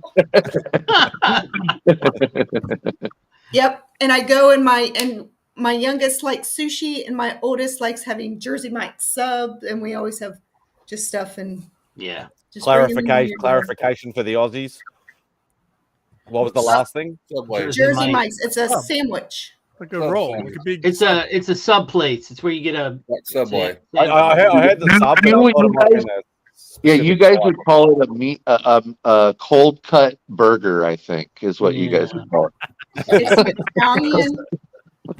Is it a chicken burger? That's what I was referencing. Italians, I don't know. Yeah. Sandwich. it's on like the long roll. Yeah, it's just it's like a Subway sub, but it's yeah, obviously The only time I went and got a sub that wasn't a Subway was at this place that had like a meatball. They called it a sub. I was like, oh yeah, I'll get that, and it was the best thing ever. Even you would eat Spidey. Spidey doesn't eat anything. Would have eaten it. The Aussies are rubbing off on me because I went to McDonald's last week and I almost said, "Can I have a chicken hamburger or chicken burger?" We'd also have to call it Mackers, right? Isn't that what you it's guys called? have a McChicken? Is that there, McChicken? You have that? Yeah. McDonald's. But you guys call it a sandwich, you weirdos. It's a chicken sandwich. The burger is ground meat. Don't get started. Yeah, don't start on that. There's been a whole stream devoted to that. I know. I've been through that about 1 million times. And, I actually like the chicken burger. Either way, it's fine. It's chicken on bread. Matt, next time you go through McDonald's, ask them for a Royale with cheese. A Royale. I bet you people I'm have sure done somebody's done that before, but I guarantee you. I don't know, man. Like if they're young, like because like that's what most McDonald's have like young employees. I don't think they would know. What? Ian's right. They won't. We tell you what my dad does every time we go somewhere like that. He always has to like pull their leg, and he's just like we'll go to Wendy's or something or McDonald's, and he'll be like, "Oh, do you have any fried bologna sandwiches?" And they'll go, What is bologna? We don't really. Do we have bologna here, MadSpidey? I don't think so. It might be something. It might be something like Straz or something like that. Oh, okay, yeah. I think that's something like that. I think you don't need bologna. Bologna's good. You wouldn't want to. Yeah, it's mystery meat put in a loaf and then sliced. Bologna, fried bologna may be good, but it's not good for you. You could say McDonald's meat is mystery meat, right? Yeah, but it's not totally mystery. I grew up on Vienna sausages, potted meat, Spam, sardines, all that stuff. I grew up on that stuff. So I used to fry. Get this. I grew up vegetarian, so that is like the most offensive to my senses. Like, have you ever seen how Spam's made? They pour it in the can. It looks like butter. I don't mind Spam though. Get this. So McDonald's here, right? They used to advertise it as 100% beef, right? Yeah. But what people eventually worked out was it was actually the name of the company that makes the patties 100% beef. They did it here too. Yeah, they did that as well. All right. Dodgy bastards. There's this. So have you guys have you ever heard of mortadella? Awesome. I know, Cheatin. I'm so excited. You guys for 200. Congratulations, Gene. That's awesome. So if no one has subscribed to him, sub to him so we can keep him at 200. Or you know what? Let's move beyond that. Let's get him up to a spot where he doesn't have to worry about that. I know. Let's get him to 300. Yeah. Well, Gene's 300 while you're at it. I like 222. Yeah, let's get everyone. Spread the love. Come on. Let's work on those 2025 goals. I don't know the reference for a herring for good luck, but it sounds disgusting. That's a Norwegian thing. They eat that surströmming. Thank you. Or surströmming or whatever it's called. That's like canned. Oh, that's that. I remember. Only Simon will know this reference, but I remember seeing when Hamish and Andy were doing those like world travel things and trying like all the weird foods. I remember they went to like it was like Sweden or Switzerland or Norway or something like that. And there's like this disgusting fish in a can that's like as soon as you open it, you will literally. I know what you mean. It's like it's a rotting shark, isn't it? Rotted. It's something. Yeah, like, but it's a delicacy. The Trailer Park Boys, they're a Canadian show. They tried to eat it one time. They were like on a video, like on a trip over there. I watched some British guys do it too. Yeah, Hard pass. Yeah, most definitely. Yeah. Well, just I think we got like maybe 10 years ago got really lazy and just was like, we're not going to cook anything. We just went and got a bunch of like apps, and then that's what we would eat. So we would eat like, all these different appetizers that we could find, and we'd heat them up and put them out on the table. And then you just go and you get, whenever you were hungry, you just go eat whatever's on the table there. So like I wanted like spinach dip. And so she bought this big bread loaf, and she'll cut it open and put the spinach dip. She'll make the spinach dip and put that in there. and then you just eat the spinach. Yeah, You know, That's and so we're gonna do that's basically what we do here, and then we'll watch a movie and then get close to midnight, and then that'll be that. And then I'll go to bed because you guys got me up at freaking 4 in the morning. So that's going to be the extent of it. I'm not even going digging today. I mean, I went yesterday. It was a bust. I wasn't sure I was going to be able to do it. Like I said, this freaking sciatica is driving me crazy. Yeah.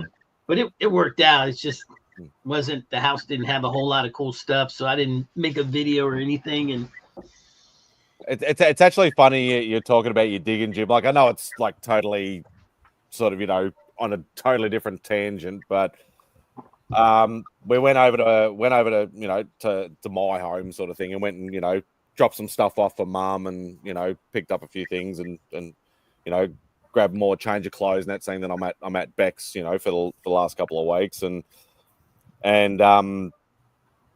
mum was giving Beck some money for something or whatever that she helped her with and all that sort of stuff. And there were some coins in there, and there was an Australian dollar coin in there. It's a brand new one, and it had Bluey on it. Oh, And, yeah. Yeah, those will be worth money, man. You got to keep that stuff. Yeah, she did. She put it in her little coin, That will be because you can buy them as well. But cool. yeah, to find one in the wild. Whew.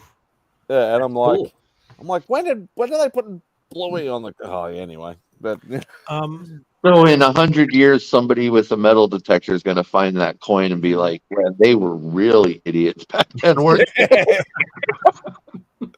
Hey, Bluey's like an icon. Yeah, no, I know. I went to my mum's today and to visit briefly, and I walked into her apartment and fucking she was watching one of my videos on fucking the big TV, and then she starts making me some food, and it was the video where I swore in it. Like I was like, fucking that, and then she's like, "Oi, why are you swearing?" I got yelled at for swearing. So I don't know if it's gonna be swearing in my videos anymore. I'm sorry, guys. Actually, I think if my mum actually knew how to use a computer and she actually had one and she watched some of my videos or some of the live videos, I'd probably get in a lot of trouble too. So my mum never wanted the internet because she didn't understand what it was. She was like, "I don't want to pay for it." I was like, "All right, but you do know that you need the internet to do all this stuff." Because she'd be like, "Oh, I saw my friend had the Google speaker. I wouldn't mind one of those." I was like, "You need the internet to do that." And she's like, "Oh, don't worry about it." I was like, when you send me stuff on WhatsApp or whatever it is you use, that's using the internet, right? She didn't get that concept. So yeah, my previous house, I had a portable Wi-Fi, the plug-in, so I could take it anywhere. So when I moved into this house and got NBN, I just gave her that box. I was like, "Hey, Mom, here's the internet." And I just pay for it. I just don't tell her. I just pay for it. Yeah, now your TV is smart and all this stuff. She's taught her how to use YouTube and all that. She's loving it. Well, she doesn't realize that I'm paying for a fucking internet bill. Nice. See, you're a good son. You're a good son. Yeah. Oh, she does plenty for me, mate. It's the least I could do. Yeah. We put everything up on my mother's tablet. So she's like, "I want your YouTube. I want your brother's YouTube. I want so-and-so on there." And I was like, "All right." So we set it all up so she could just hit it and it'll pop up and see it. So she's happy. I can't even teach my mum how to text. So I gave up a long time ago. Yeah, I'm also really impatient. So when my mum doesn't understand something, I get really frustrated, which is great when Sarah's there.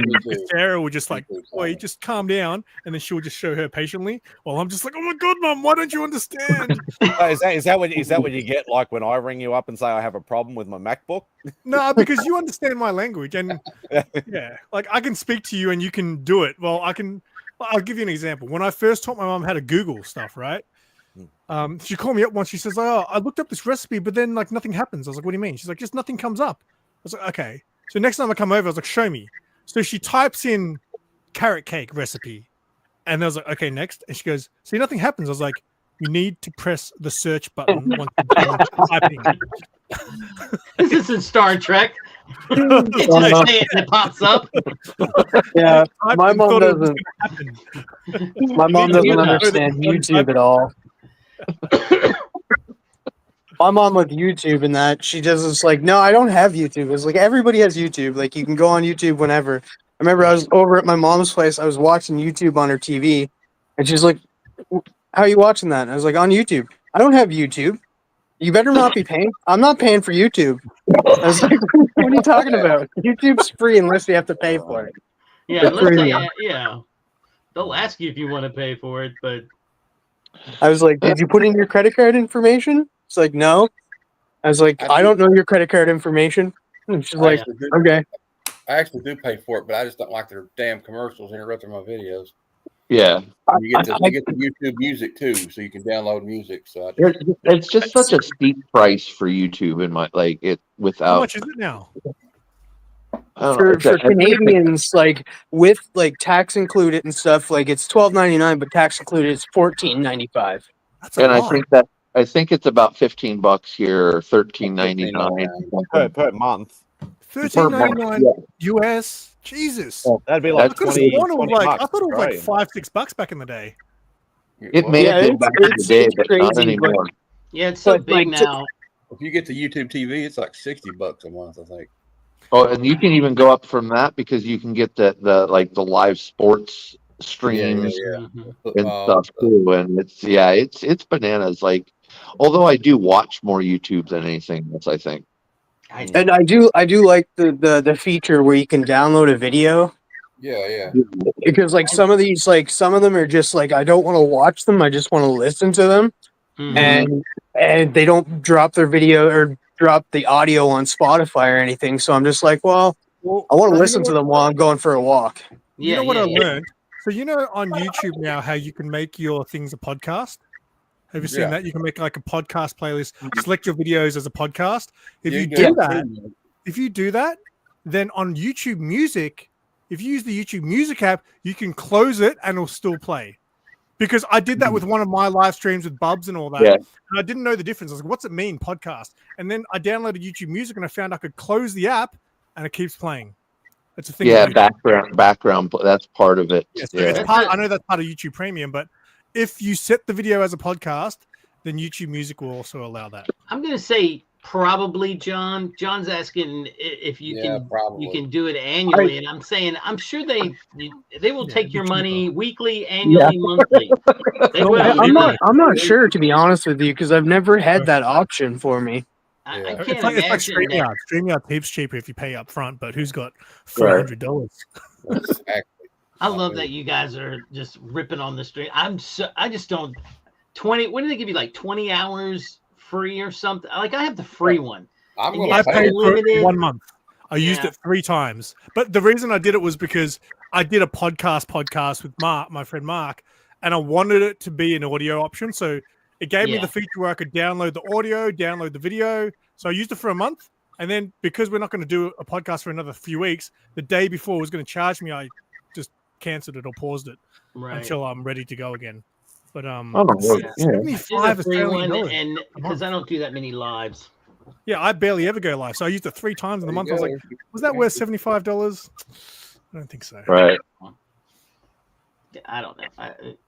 I'm sure YouTube would take your money any which way you wanted it, but the worst thing is I paid for Prime not long ago, and it was all good. I was like, Prime's got a lot of stuff on there, and then about a month after, it said, "Oh, we've just upgraded our subscription tier. The $9.99 is now the bottom tier, so you get ads." Yeah. I was like, "What?" Okay, I'm getting a lot of ads on a lot of the streaming services now. You know what, sir? Like, I don't have anything right now, but the only service that I know that doesn't do a lot of ads is Netflix. Like Netflix doesn't give you a lot of ads, like compared to like Prime. And then Apple's a good service to grab. It makes sense to have an ad tier though, because there are people that are just like they either want them all or they can't afford. A lot of people don't have that money to put out every month, even though it's not that much, but it is. Yeah. So. With Apple, I think they only give you like a preview of like one of their shows that are on that service at the beginning of an episode, and then it's nothing after that. And I highly recommend you guys if you want to if you have time and you just want to watch good quality shows, go check out Apple TV because they have good quality shows on there, and then just cancel it after a month if you want.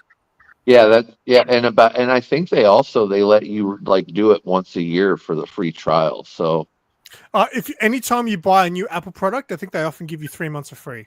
Right, That's they how I did. had it. That's Nice. when I got I got the new phone, and they were like, "Here, you can get this for free and 3 months of this for free." And it's like, okay, well, I already have that, so thank you.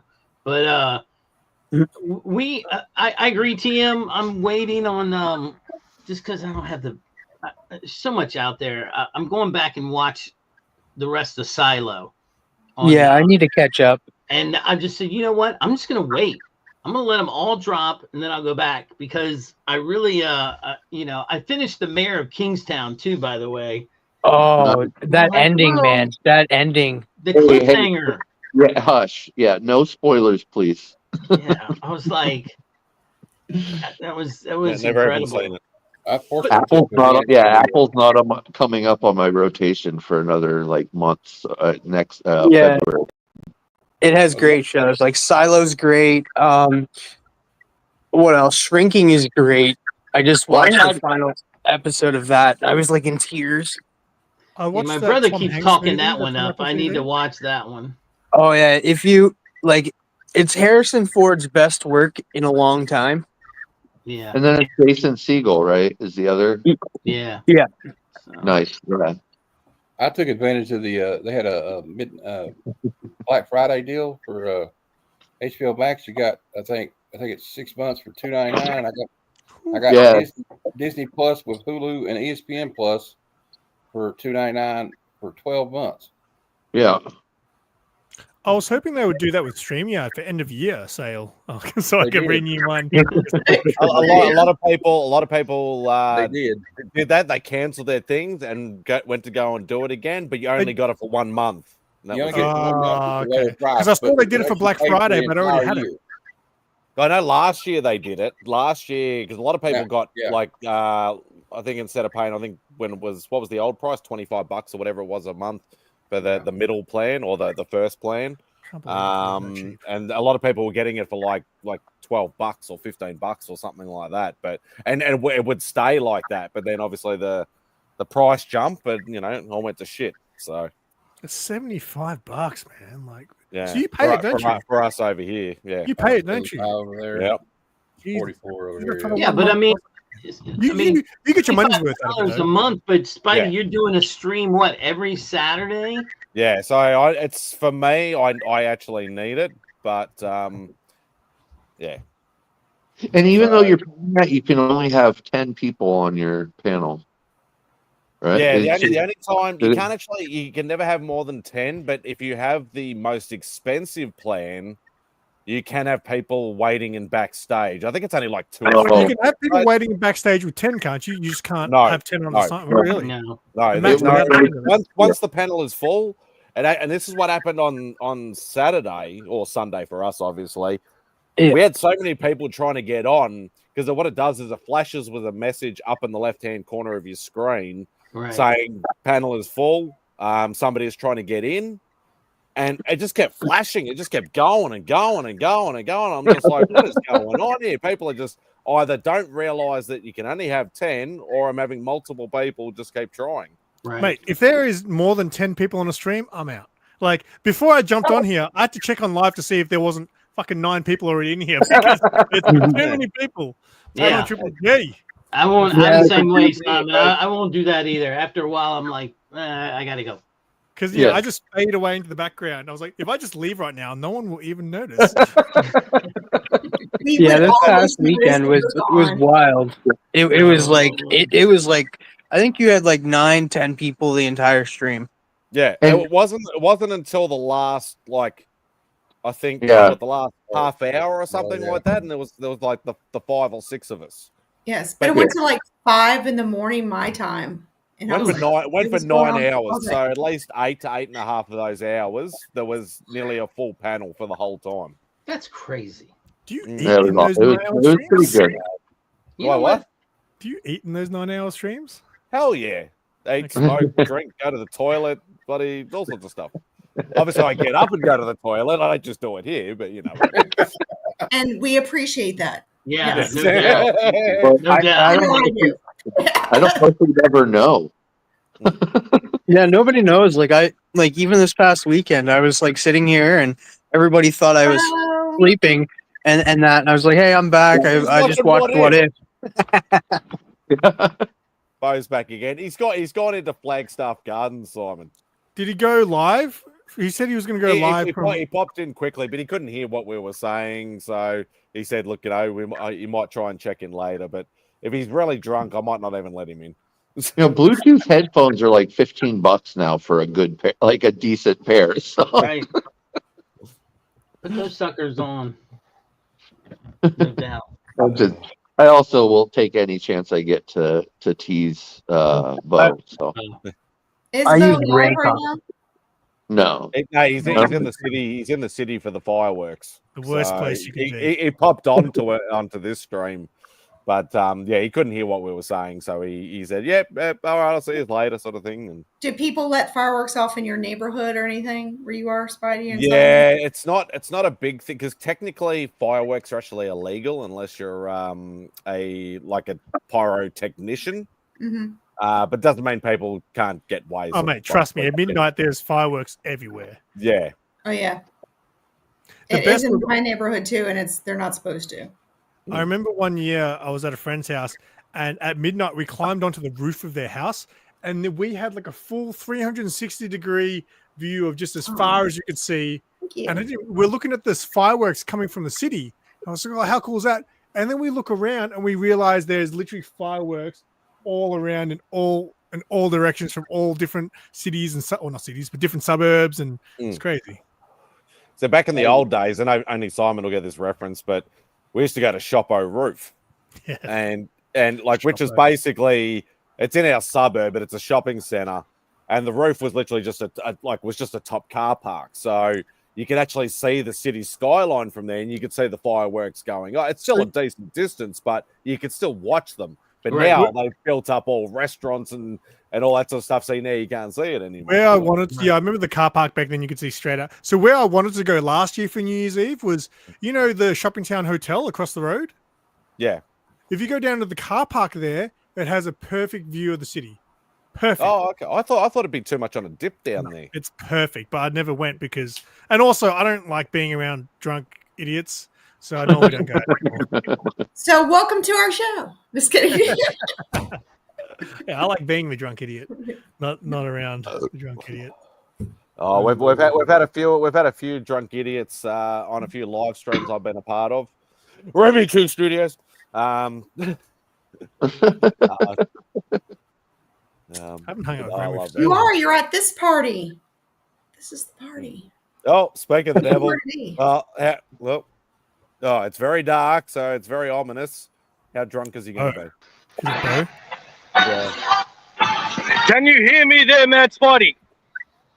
Yes, but you probably can't hear Yes, us. you sound like a reporter. Where's my face? Okay, so I can't hear you, but can I get a clear indication that you can hear me? Yes. Yes. Okay, I'm coming at you. Camera on the opposite side, don't you? Shush, I'm coming at you live from Flagstaff Gardens here, where Melbourne has run amok. It is just because of the New Year's tradition that we have lots of families here. Everybody seems to be enjoying themselves. There is no... See shit hunts. We can't... Okay, well, I can see that there is no violence and everything is just pure love, which is what we want to spread to you in the channel MadSpidey. Thank you very much. You're covering the camera. See, now they can see it. Oh, look at that. It's the city. There you go. Bit of the cityscape there. That's a lot of people. See that, Bo? That's where I don't want to be right now. Look at all those people. No, get out of here. Get out of my face. You keep walking. You can't have the hear camera on the opposite side. We hope you're enjoying your night and we'll continue to our regular scheduled program. Happy New Year's, everybody. Happy New Year. Yeah, I was See saying that? earlier. I was saying to the guys earlier, Simon, like when we were younger, used to go into the city like every single year, try and get that spot, right on the Yarra River. Usually the big steps near the Crown Casino and stuff like that. And it's just, I don't want to be going through that crap. Now. I only did it twice, and even when I was young, I realized I don't want to be here. It's like at midnight when it goes off. I remember, I think it might have been 2000. Like, you know, the intersection at Flinders Street Station? There were people jumping on cars, and I was like, that's just being a douche. What's going on, Dave? Another quick cameo. Or is he frozen? No, he's frozen. I literally got 5 minutes. I said, look, I need to jump on because I'm getting a lot of pressure. I get a lot of pressure. Are you in the country? Are you in the country, Dave? Happy New Year, John. I'm in the Happy country. New Year. I'm in Look, you look all fancy. I'm in Sorrento. Sorrento. Oh, I'm in Sorrento. Sorrento. Oh, Yeah, okay. Sorrento. So the internet is terrible. Yeah, We they can don't say even that. get like Channel 9 out there. You can't get anything out of here. It's like, I'm in the For obviously for the the non-Australians, Sorrento is basically down on what we call the Mornington Peninsula. So it's in the same state we're in, but it's like down on it's the coastal sort of cities where a lot of people like do New Year's, do holidays, all that sort of. It's beachy sort of country, but Sorrento is one of the more, shall we say, slightly upper class versions of the city. Swanky is the word you're looking for. Hey, all right. He looks. Look at Dave in the swank. Look, look, he's got his tan on and he's ready to party. Look at that. That's awesome. I was sunbathing today as well. It's because I bet you were. it's summer here. It's winter here. That's what I'm. Look We're how close. Right. That's why we're whiter than white. I know. There's Why do, sun. you think I get a Heroes Con? Because I get to have 2 summers. Yeah. That's true. Yeah. That's true. God. I actually think that's something that we should do in Australia. We should have cons over here in our summer holidays, so everyone in the US comes over in the summer. I don't want to see a spider there. They don't want to come to Oz Comic Con Christmas edition. That's just a waste of money. But there's no comics and there's no guests. No, but Exactly. that's my point. We should That's why I say it's a waste of time. We should set one up where there's actually we get like artists and creators over, and then there's a reason why people would come. Yeah, but you can put it this way: all the celebrities aren't even going to the big cons here anymore. And if they say they're going, they cancel 2 weeks before. Like, what about Thor? He lives there. Yeah, we've only had him once, and that was we in get the Sydney, fake not Thor. even in our thing. We get the Thor of Oz, that cosplayer guy who looks just like him.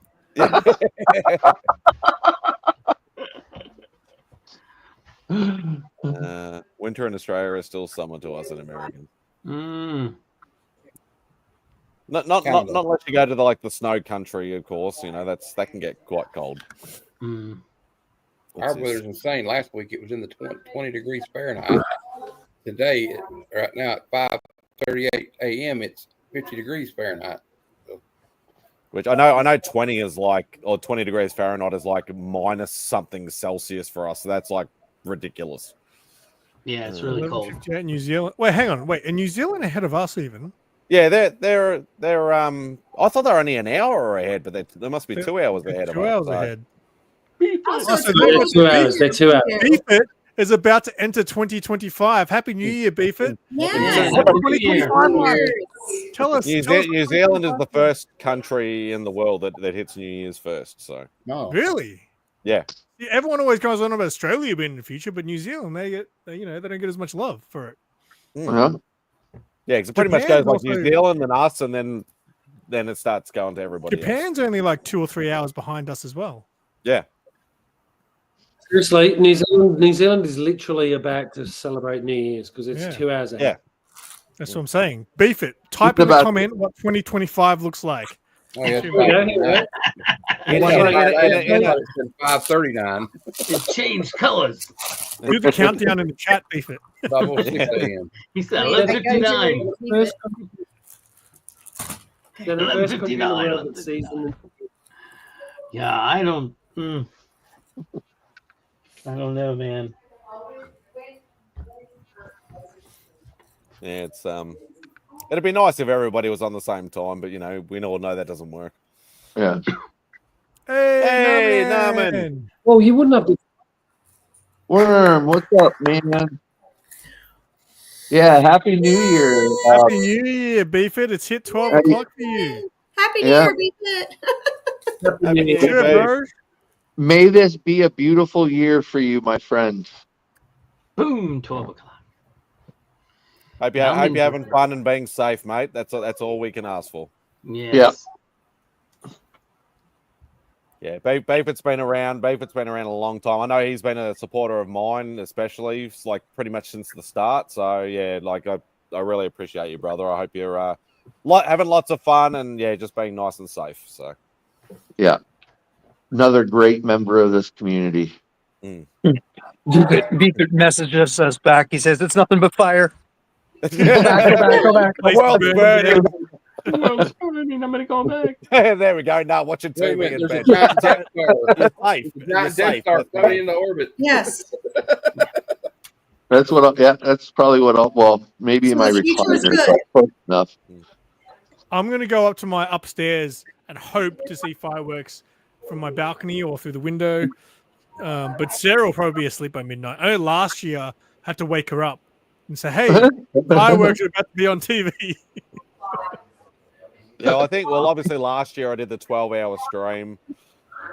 The year before that, though, or the couple of years before that, yeah, usually we fall asleep by midnight. It's just not like what it used to be when you're sort of younger and things like that. You sort of, you go out and party and do stupid shit and all that sort of stuff. But I just don't want to pay to get home anymore. It's so expensive to catch an Uber. I don't want to catch public transport because just douchebags are on trains. Oh, imagine catching public transport on New Year's Eve. Oh, it's disgusting. Yeah, no, that was yeah, it's not fun trying to catch a train from the middle of that city out with all drunken idiots and the city is, I remember last year seeing it on the news on New Year's Day where people were like the station was just like a concert and people weren't moving. They weren't even on the platform. They were just in the train station randomly somewhere trying to get to where they wanted to go. That's crazy. Yeah. Jim, talking about HeroesCon again, quickly. Are you? Is it just going to be you, or are you bringing your lovely? No, my brother's coming this year. He got a ticket. He got a ticket for Christmas, so he's definitely coming now. Oh, great! Yeah, mate, it'll be so much fun. I cannot wait. Yeah, it's going to be a good time. I got to start strategizing and figuring out what I want to do, what I want to accomplish. But I think it's going to be more of just like original art covers than I don't know. That's and Iron Man 1. And Iron Man 1. Well, I don't know if I'm going to get that at HeroesCon. That's a goal for 2025 is the Iron Man 1. So that'll be a stretch goal. That'll be what I do for 2022. That'll probably be a book I check off, and then I got to make my list. I need to make an official list. So, but yeah, it's going to be a good time. Oh, I can't wait. Oh, I'm going to move down here. There you go. That's better. I don't know if they're going to do a party like they did this past year, I'm talking to Rob about it. So I said to Rob, because he doesn't want to, well, Rob wants to would still like to do it, but I said to him, look, I'll help him out. So I'm going to actually volunteer to help organize that this year. Yeah, that's a lot of work for him. So I wasn't sure he was going to do it again. I've said to him, I'll help him do that because it's like, it just takes pressure because he's got the stand and everything. So I was like, look, I can help you getting that sorted. Nice. Yeah, you just got to find a place. That place we were at wasn't terrible last year.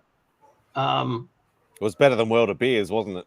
Yeah, well, World of Beers, that whole area over there is shut down now. I mean, they've had shootings and all kind of other stuff, and I just assume go back over there. I was fine with we walked there. I think we walked there.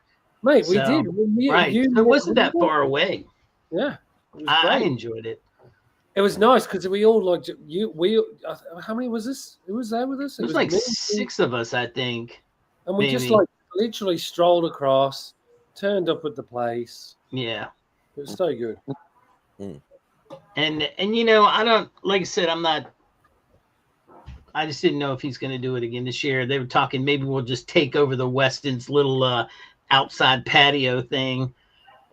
Yeah, we did that on the first night. That was actually really cool because that, you know, and I didn't know anybody. I knew Rob obviously, and I knew Chris. Yeah. But basically, it was such a surprise because everyone who knew me was coming with. In fact, that's where we first met, Jim. Right. Was at the bar, standing next to who was it? Standing next to Scotty Young. Jim Shooter. It's like, what the hell? Well, you would have only had your channel for like 6 months at that point.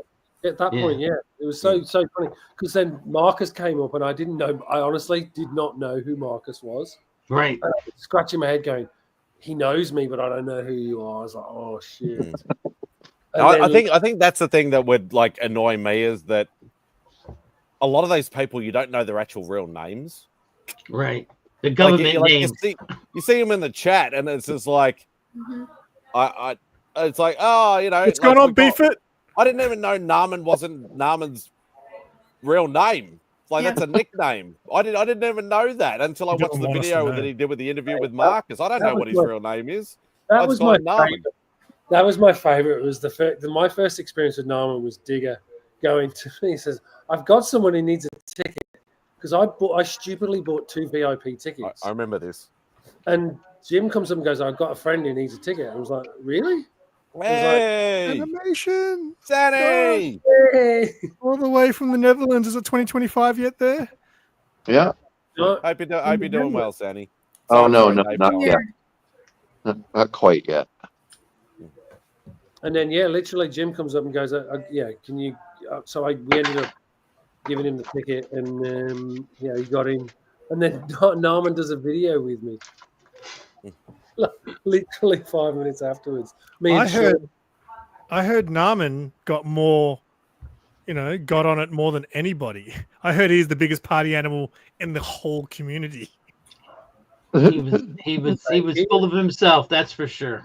Nothing's going to go wrong, Steph. Nothing's going to go wrong. My favorite moment of that whole weekend was when Naaman took over the table. Yeah. He just camped out on some artist table and just started sketching. But the guy didn't show up. Jay Lee will never cancel again after that, after Naaman got all that coverage. Right. So good. Oh, God. Yeah. Adam.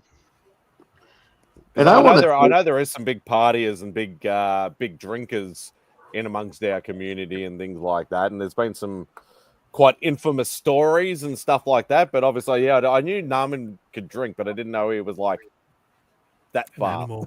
No, you animal. No. He just was. Him and Metarog, they were fun.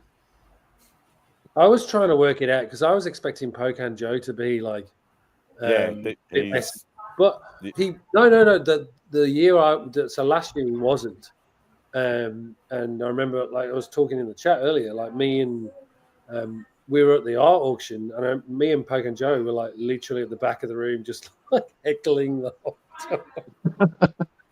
But he wasn't like fully, but he was certainly. I was disappointed because I was hoping everyone would kick on, but they never did. So it was just the art auction finished and everyone went home.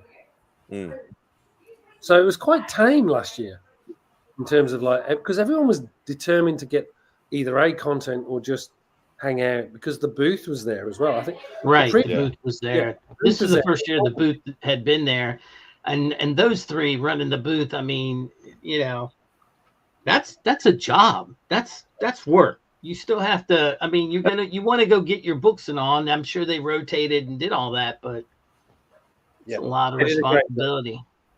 Yeah, they did a great job, and that's the point. I think that's why it was a bit not mute is probably the wrong word. It was just everyone had responsibilities. Right? So see what I want to see him do is so Friday we were I think it was Friday. Yeah. After I'd done all that transaction with you, I went back over to where I was just waiting to get in line because you guys got to go in earlier and that was fine. I'm waiting, talking to Sky, and here comes the news people, the local news, and I wanted them to go down into the con floor and film the booth, but that guy never went down there. He was like, "Oh yeah, we're gonna go down to con floor." They interviewed a few people and then they left, and I was like, "That's what they need to do. They need to set up an interview thing with the local TV station and say, hey, you know, we're here." That's how you promote your charity.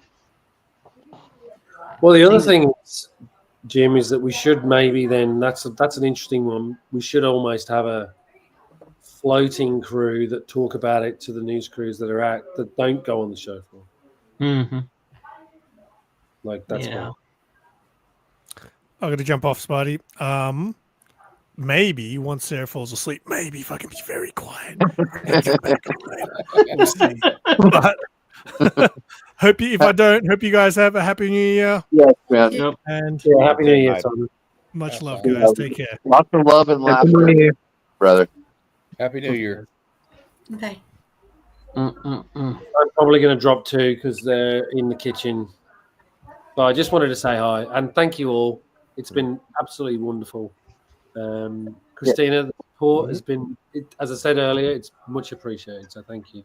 It's been great to communicate with you. You too. I'm glad we've actually got to be on a stream together for once. It's like it's one of those things where I see yes, and maybe Heroes Con or something will actually meet. For sure. But yeah, you got honestly, Jim, I'll see you at Heroes. Tate, yes, man. Always a pleasure. Yes, man. Everyone on this. Happy New Year. Have a wonderful evening. Yeah. Yeah, Happy New Year. Have a beautiful New Happy Year. New Year, Dave. Happy New Year, Thank Dave. you. Take care, everyone. Bye. I think the balloons are actually appropriate for this stream. Yeah, there so you go. I won't bother shooing them away like I usually do. So how did Simon or someone do the fireworks? Yeah, how did Simon do the fireworks? He did something. Thumbs up. Yeah, how does that? Is that anybody can do that? It's on Apple only. Yeah, it's a Mac thing. So Mac thing. I don't have an Apple computer. Confetti. Oh, that's cool. I have a feel that the phone probably does it as well. Maybe. Yeah, the phone, but it's got to be made sure that it's actually active as well. It's only It's only been on some of the most recent updates, I think. So. Right. But I've had it for a little while because I didn't even know about it until I just somebody was jumping off the panel. I'm like, okay, have a good one. I put my thumbs up and I'm like, I hung it there for a bit too long, and then I was just like, what the hell's that?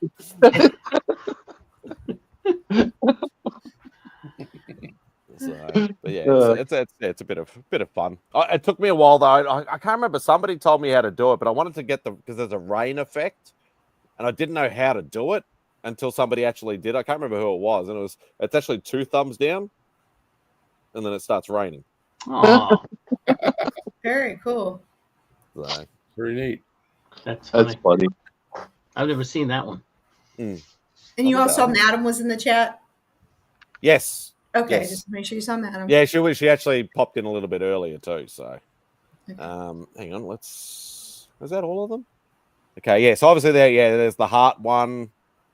Thumbs up, thumbs down, the balloons, the rain, the confetti, the fireworks, and the lasers. Yeah, so I got them all. Lasers. The laser lights. Yeah, so the heart one is the last one. I think that's my favorite one, and I can't do that. Spread the love. Yes. So yeah, so I was actually going to make a little. I didn't know I was actually going to get this amount of people on. Like I know Matt said he was most likely going to be here. Trove said he was most likely going to be here. A few other people said, yeah, maybe if I'm up and sort of thing. So I'm like, I'll probably be on my own for a little while, possibly. But I was actually going to write a list of things I was going to talk about, and then I never did, and I didn't really need to. So we want to hear the list. Go ahead. Yeah, I kind of want to hear it. Yeah. I was spit, but no, I was just gonna reflect on the year, like probably a bit of boring stuff, really, like maybe goals for next year, and and things like that. What about everybody's favorite comic books that they've read this year. What everybody's favorite TV shows and movies. Yeah, I'm down. Well, I didn't read anything. We all know that, so that's pointless for me. Right. Favorite shows. Sometimes it's hard to remember too, like what you actually watched, especially if you do watch a lot of stuff. Also 2024 was a really good year for TV. Yeah, it was. Not movies though. I remember watching Monarch. I remember loving Monarch because I went on that. Mark got me onto the MonsterVerse kick because I'd realized I hadn't seen like nearly all the movies. Like I'd only seen maybe one of them. Right. I think the first Godzilla one, the one that was done in 2014. So I went and like watched them all, and then watched Monarch as well. Did that come out this year? No, it was 2023. Was that? I didn't watch it till. But it was at the end. I think it was at the end of 2023, and that's why because I thought the same thing.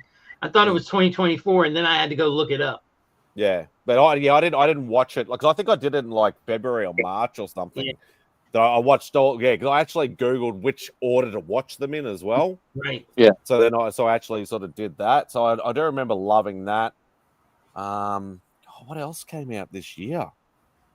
I can't think. Like obviously, I'm loving Creature Commandos. Obviously that still hasn't finished yet. Yeah. What else came out this year? I can't even remember because I tend to, and I've said this like a lot of times, I tend to not take a chance on new shows sometimes and just rewatch something I've already watched that I know I enjoy. Oh yeah. Same with movies. Same with movies as well. Like obviously movie wise, like Deadpool and Wolverine was just next level. See, I like Deadpool and Wolverine, but that didn't make my top 3 list.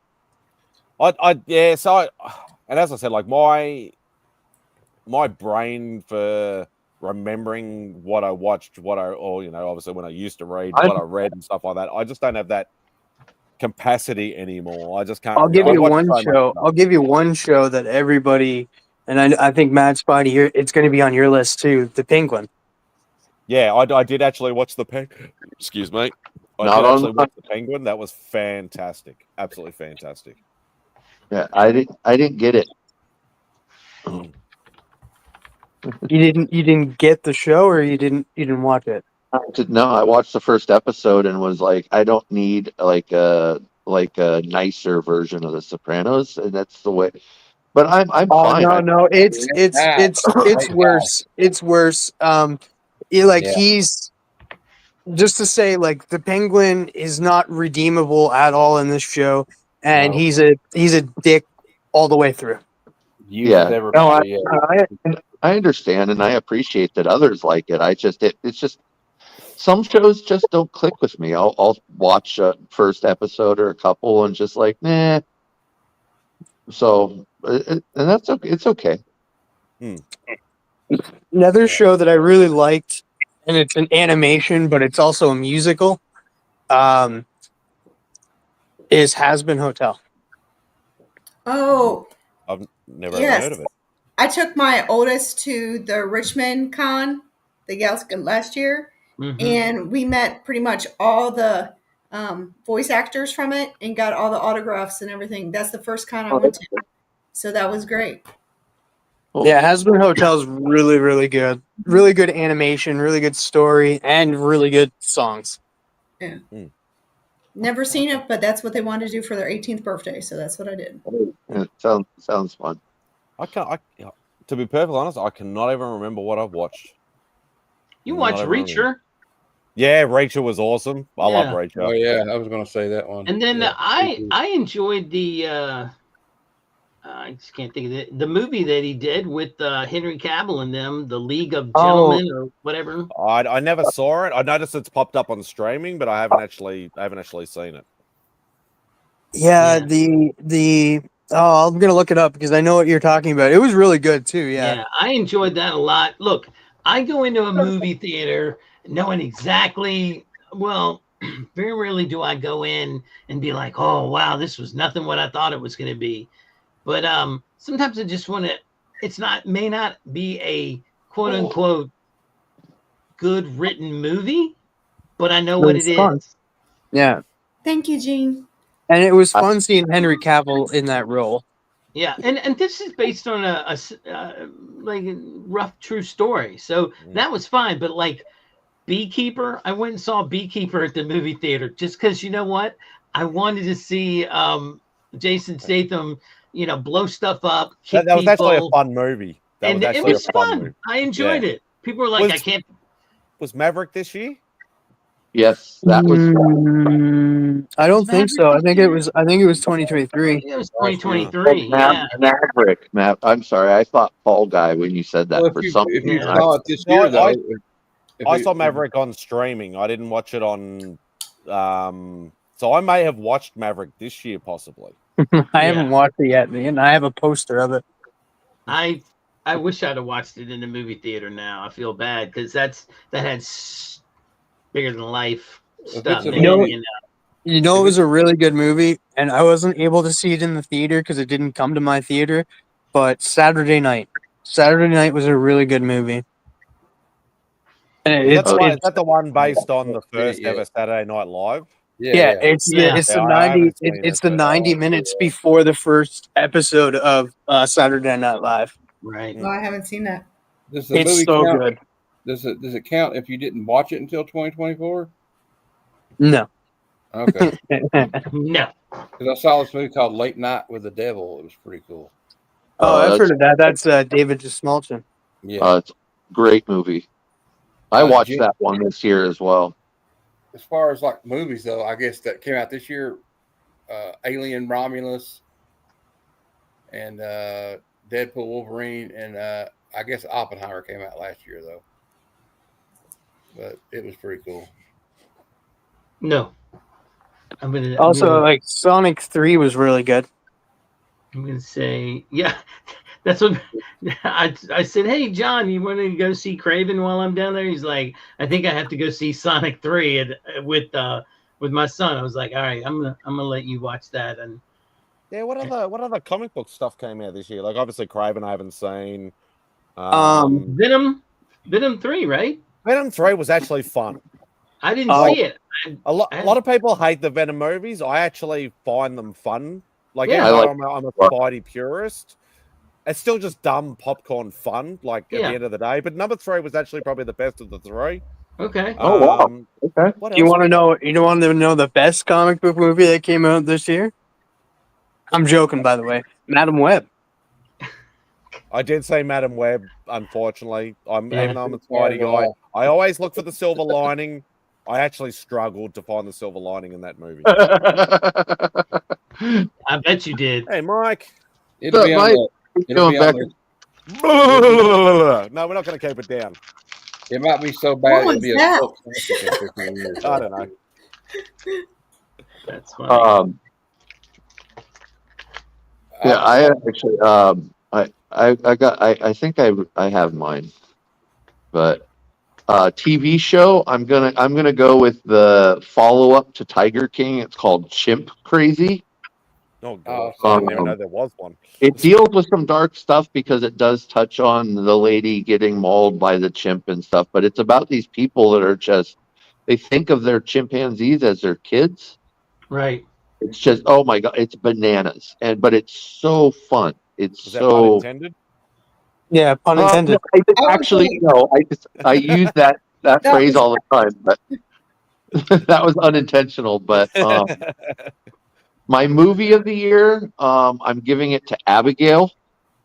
Wasn't she Abigail like was a little vampire girl or something? Oh yeah, it's really good. Oh That movie creeped me out. The writing of the side characters is so good. Like they're funny without it turning into a total comedy. I was really, really surprised by that. Yeah, And there's definitely comedy in it, but it's just not. It doesn't take away from the movie. it doesn't feel. It feels like comedy and like real life kind of that, like we would say in situations or something. And then my comic of the year, I've got to give it to Rockefellers. Even I know it's still early, but Sicko. hey, Sicko. But yeah, Rockefellers is just it feels like a 1960s sitcom, and it's just wonderful. Now, have you watched the movie The Substance yet with Demi Moore? Have not. I think you'd really dig that. I won't watch it again, but I really liked it. No, I'll watch it at some point, but it's not one I wanted to pay for. Like there's some movies that I'll pay for to watch. Yeah. But The premise of it's really good, but it does. Yeah. I'm not huge on body horror, and it has a lot of body horror in it. So I'm just like, I'll never watch it again. But the story was good. Did you see that movie with Demi Moore called The Substance?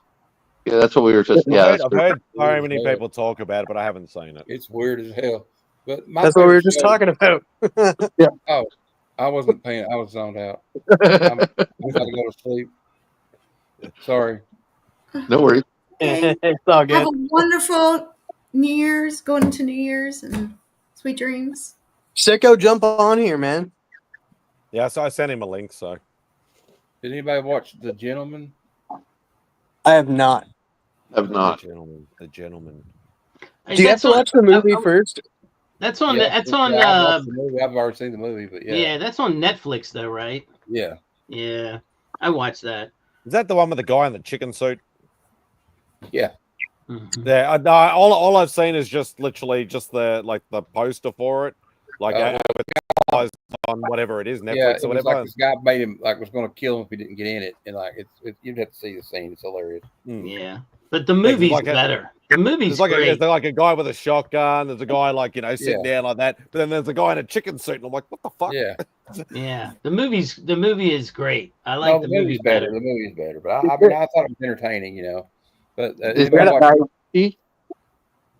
Pardon me? Is it Guy Ritchie? Yeah, it is Guy Ritchie. Yeah. Oh, nice. I'll check that out at some point. I mean, there's some scenes in it that I really like, and I'll just watch them on YouTube because they're just. I don't mean to see the whole movie, but you want to see like specific scenes. Yeah. You're like, oh, let me put that in. But my favorite show is probably more nostalgic, but it was X-Men '97. Yeah. That was really good. Comic book related TV show that I really enjoyed, but it got freaking canceled. And it was really good. Was Dead Boy Detectives? Yeah, I watched that, TM. That was really good. I still haven't seen that yet. I couldn't believe that didn't make another run. No, it's because of all the allegations of Neil Gaiman. I don't think the only reason we're getting a season 2 of Sandman is because it was already wrapped up before these allegations. We won't get a season 3. And just like Good Omens is now dropped down from a full season to a 90-minute movie. What's that? Was Sandman this year? No, Sandman was man. Sandman, I think it was 2021 when the first season of Sandman came out. No, it can't be that long ago. I feel like it was. It wasn't during COVID though. It was out of the lockdowns. I could have sworn. I feel like it was 2021. I could be wrong, but I do feel like it was 2021 when it came out. Yeah. I'm surprised no one's mentioned Deadpool and Wolverine. I did mention that. Oh, I didn't hear it. Sorry. See. I haven't. You were close. 2022. So, I would 22 would because it was like the end of the lockdown. For everybody else except for our city, but we won't go into that. Hey Sean, hope you're doing well, mate.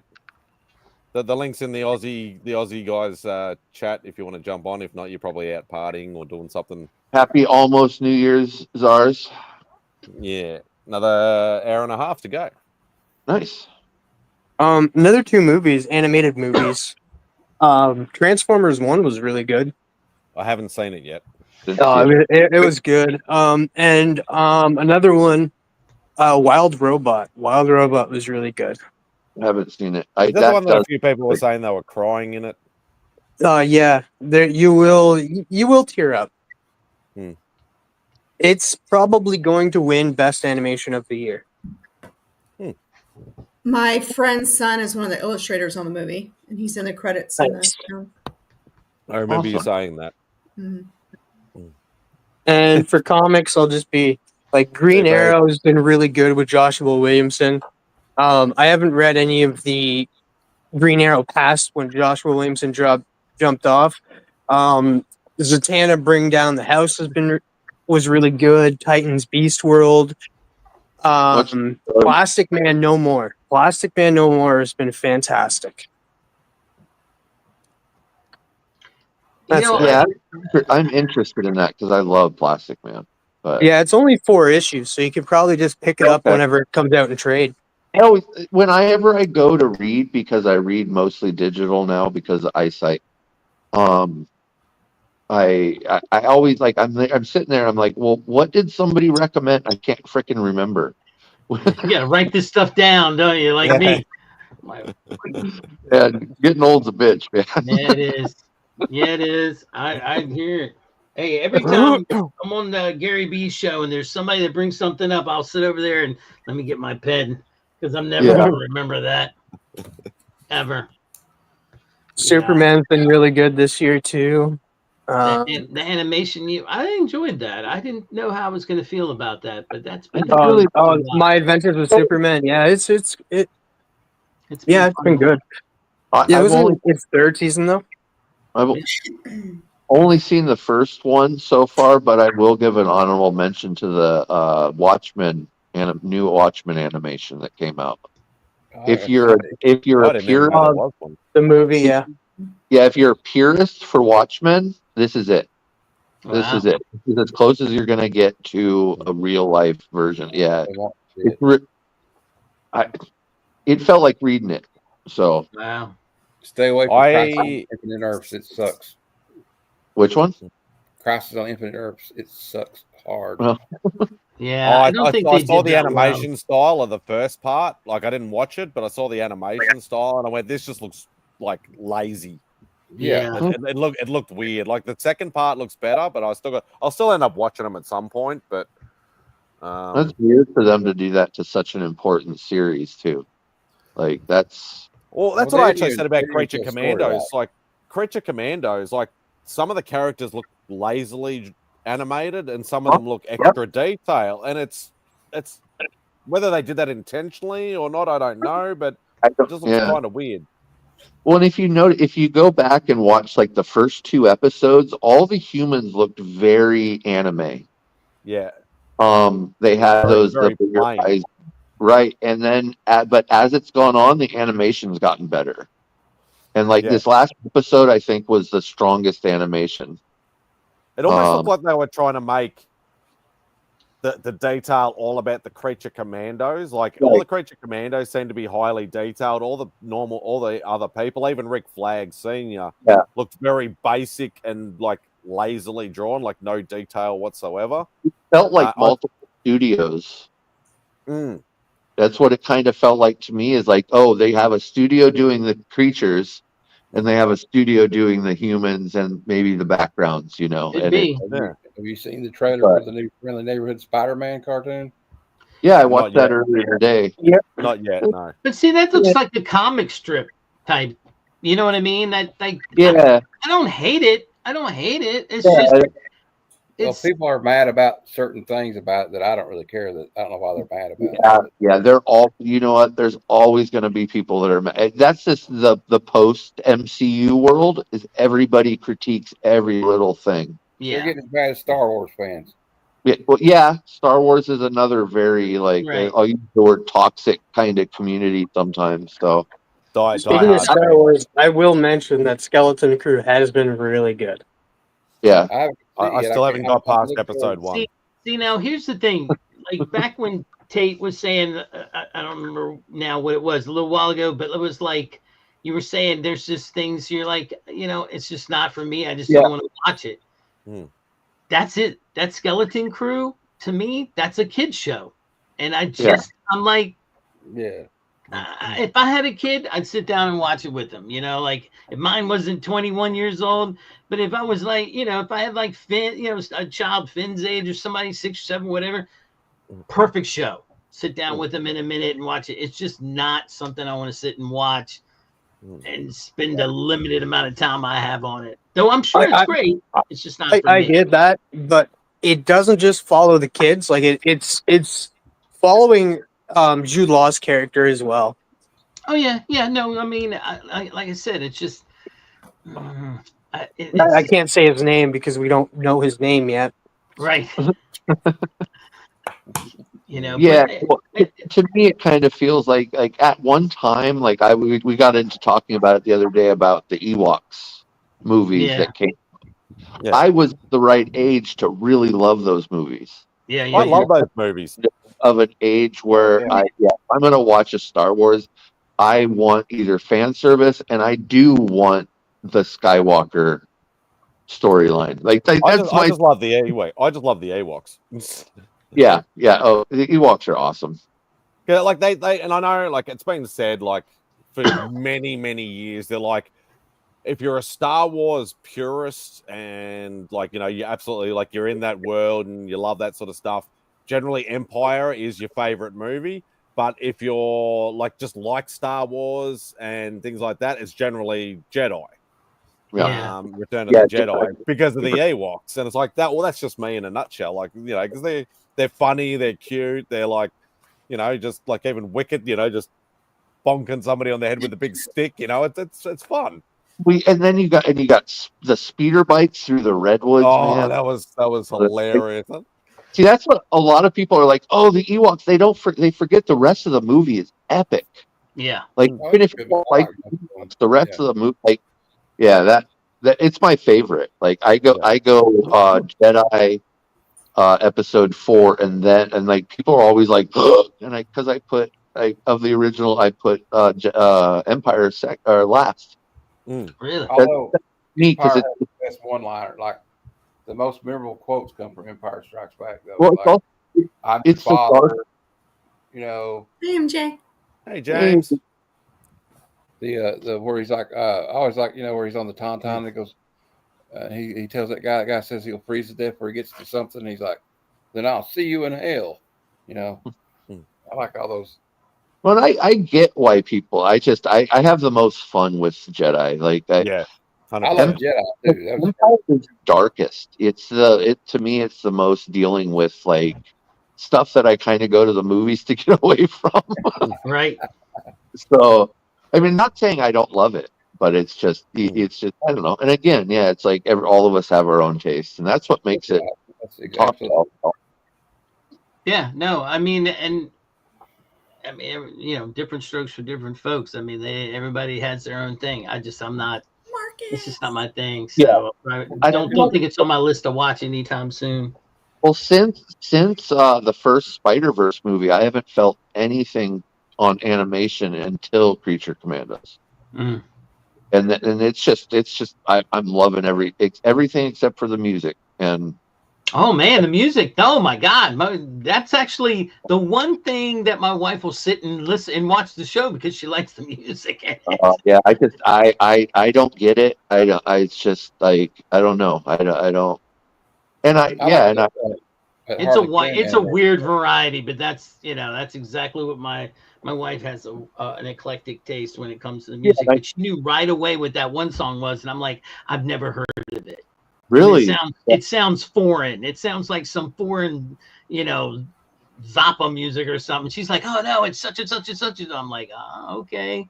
I've been kind of interesting on whether it was original for the show or whether they had taken like. Oh, there's some stuff in there that's definitely taken from other groups. Because she came in, I was watching it on the big screen and not on my iPad. And she's like, I know what that is. What are you watching? And that's when she sat down and was like, oh, they got some good music on here. And I was like, I don't even know what that is.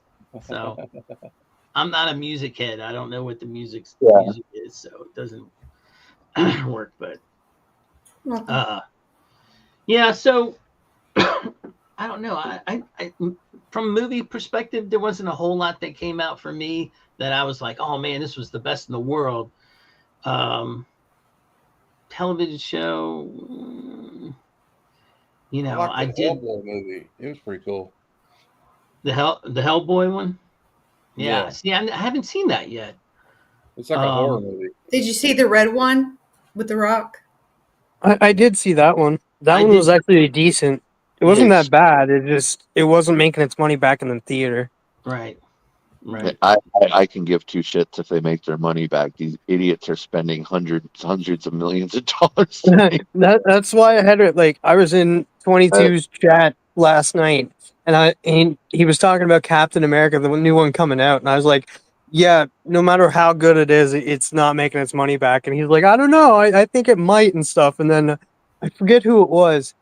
Somebody was just like, oh, I think it was Michael Baker. Michael Baker's just like, they spent 500 million on the budget. Right. He's just like, okay, never mind. They're not making their money back. And they're still like doing reshoots. Like, Beckerman is hosting FOC and Chill tonight. Ooh. oh wow. Yeah, Happy New Year, Marcus and Tyler, and I saw somebody else come in, I think. MJ. MJ. Yeah, Happy New Year to everybody. New Year's Eve for us, but still. Everyone be safe out there and watch out for the idiots around you. Yeah, no doubt. I think that's why I don't even go out anymore. Yeah. I mean, we just have terrible drivers over this part of. Yeah, it's just bad. So how far are you from me? I'm probably like an hour and something away. So you in the Richmond way or the other way? I would be coming down 20, like I'd be going down 29 to like Culpeper, cutting through there. Oh, okay. Yeah, I would. Oh. That's how, or 28 or 29, or whatever that is. 29. And then yeah, I just take that in, and it goes. I think that goes right into Charlottesville. So Mm-hmm. Happy New Year, Tyler. Oh, we're not quite yet there yet, or I'm not quite there yet. Another hour and 20 minutes. 20 Marcus minutes. All right, is hosting FOC and Chill tonight. That's going to be interesting. Yeah.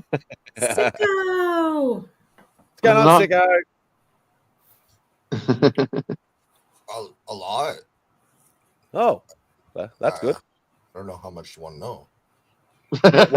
whatever you would like to share, mate. You always share. You won $20 million and you're moving to Australia. Well, I have a phobia of Australia because all the animals can kill you. So yeah, but what about all the beautiful birds over here? The spiders, noob. That could also kill you. You got me with the bird thing. I actually thought of you the other day. I actually was hand feeding some wild king parrots the other day. Oh wow! So three of them. Yeah, three of them were just hovering around because we get a lot of birds, but sometimes if they hang around for a long time, and like we've got some bird seed just floating around.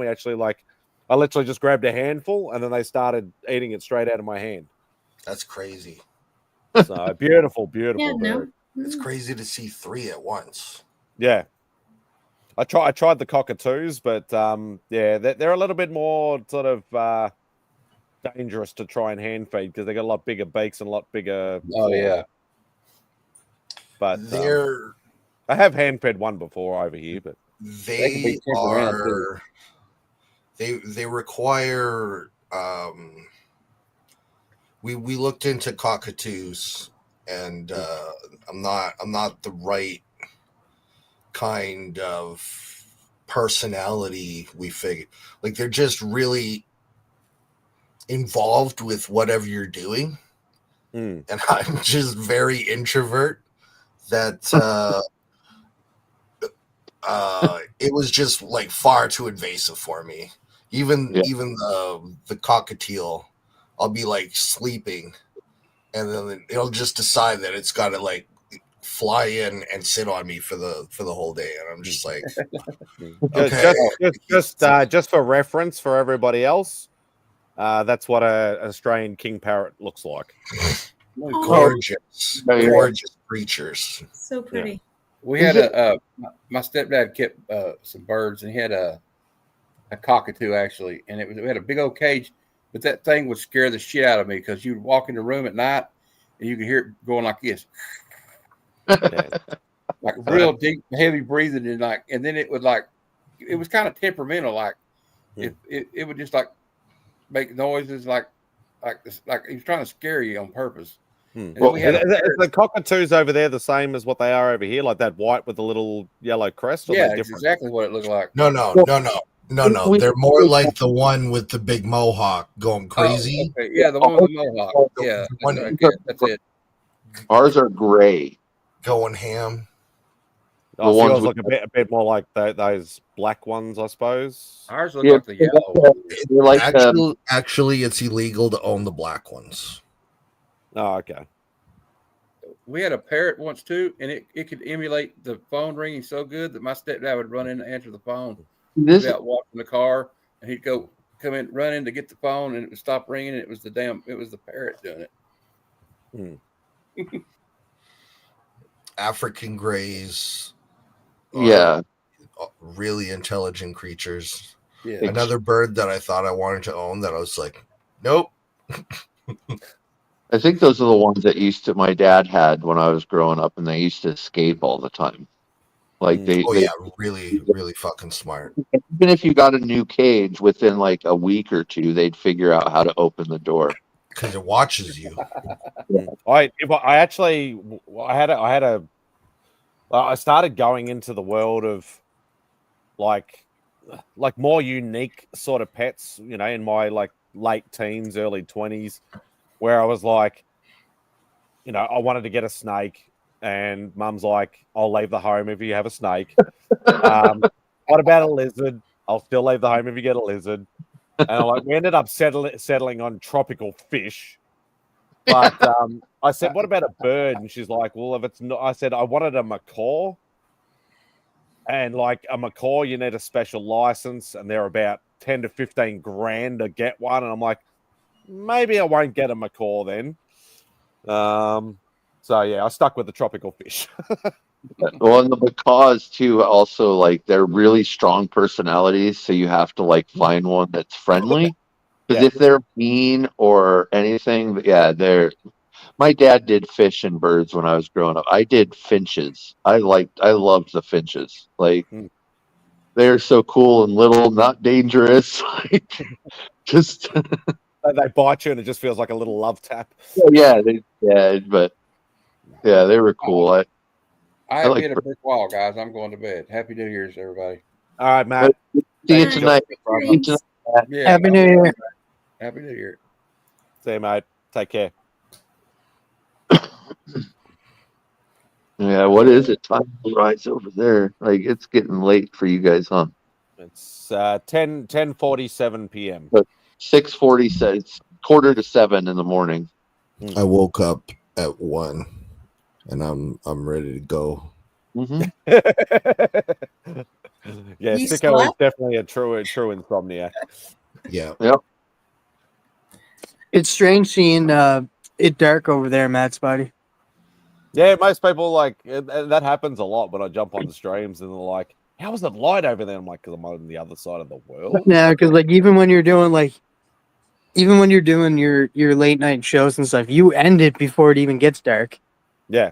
Well, obviously, if I end up doing outbacks when it's non-daylight saving times, and it gets past like 6 p.m. over here, then you'll see it get dark. But yeah, generally it's before that. It's the mozzies.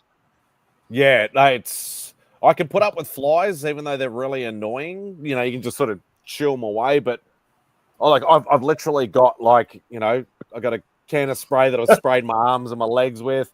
I've got these little citronella candles and all sorts of stuff to try and keep the mozzies away, because they either love you or they hate you, and they absolutely love me. They just if I stay uncovered, I'll have lumps all over my body. It'll be ridiculous. I'm the same way. I think it's just because you may have thin blood.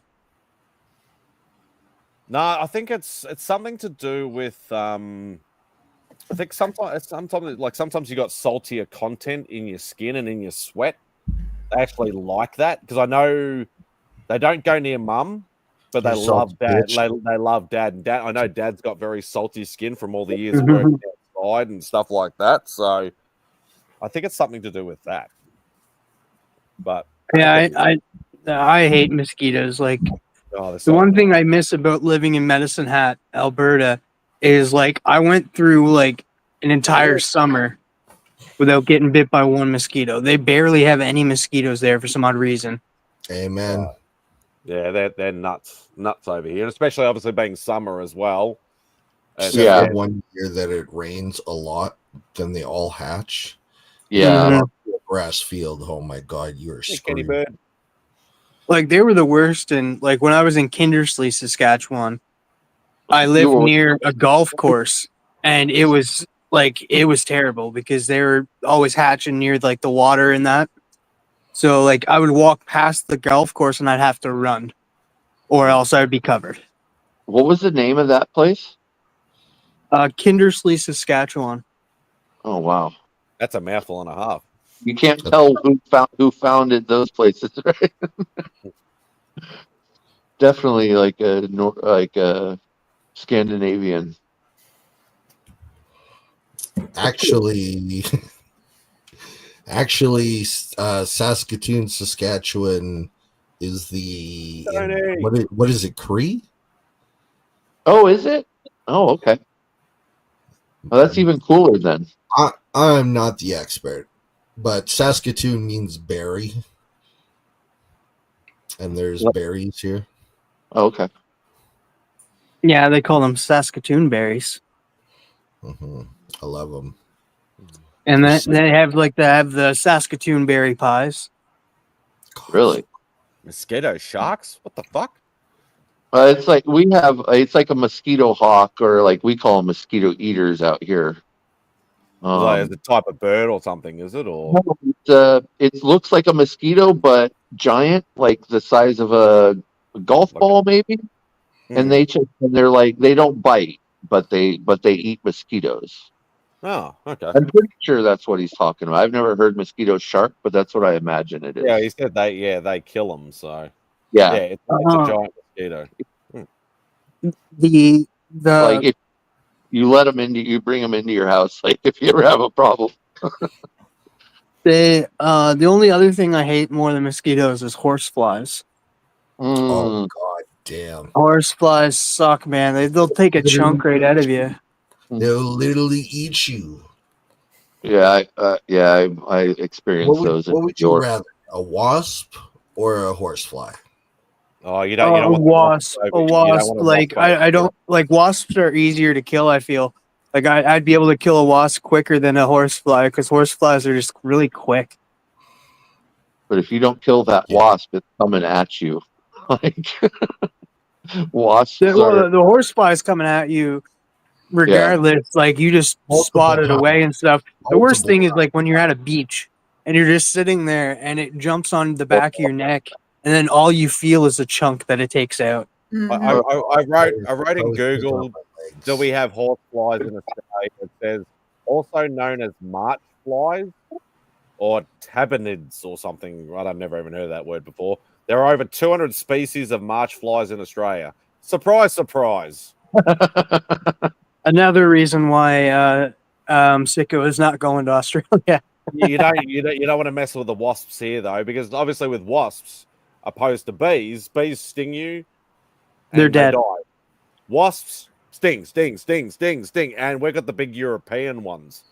And that is another thing with wasps too. Wasps recognize faces.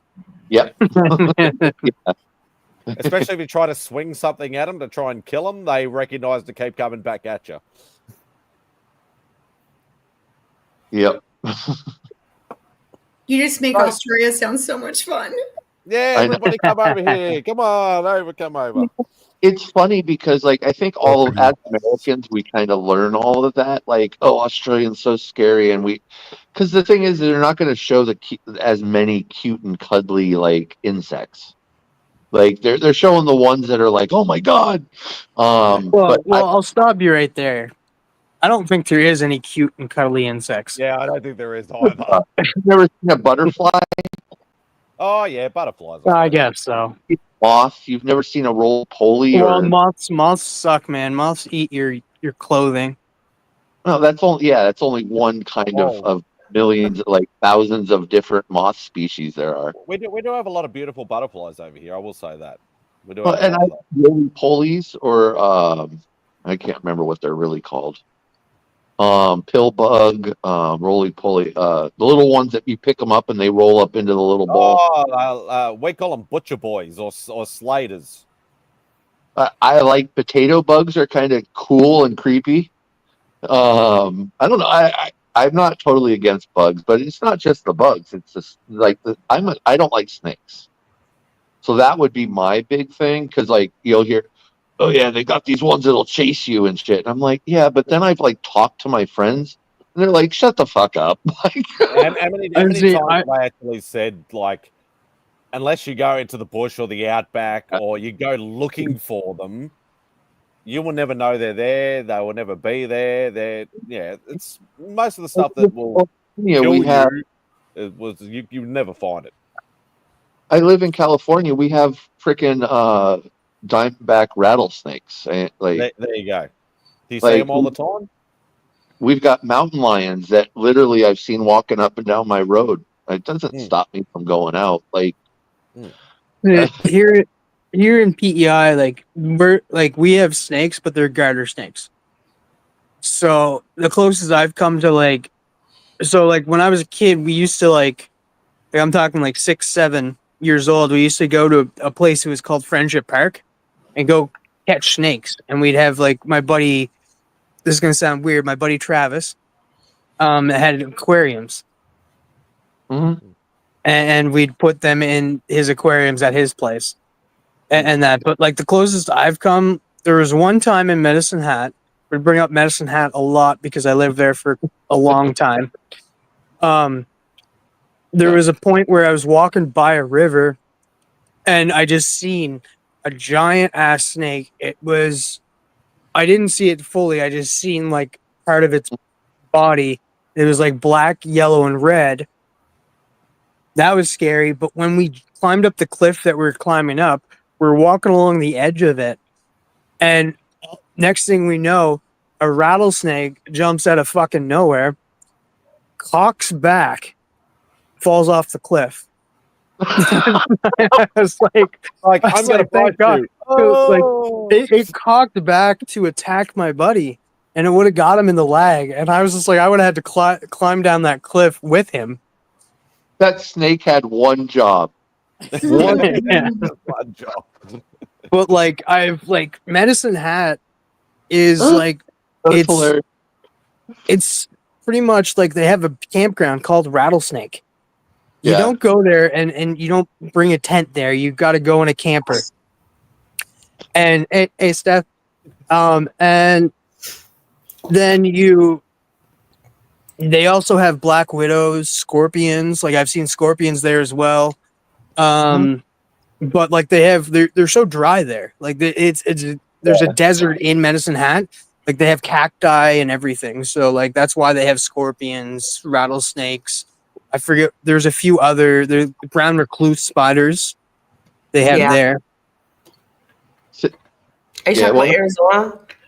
No, I'm talking about Medicine Hat. Canada. Oh, you've named Medicine in Arizona too.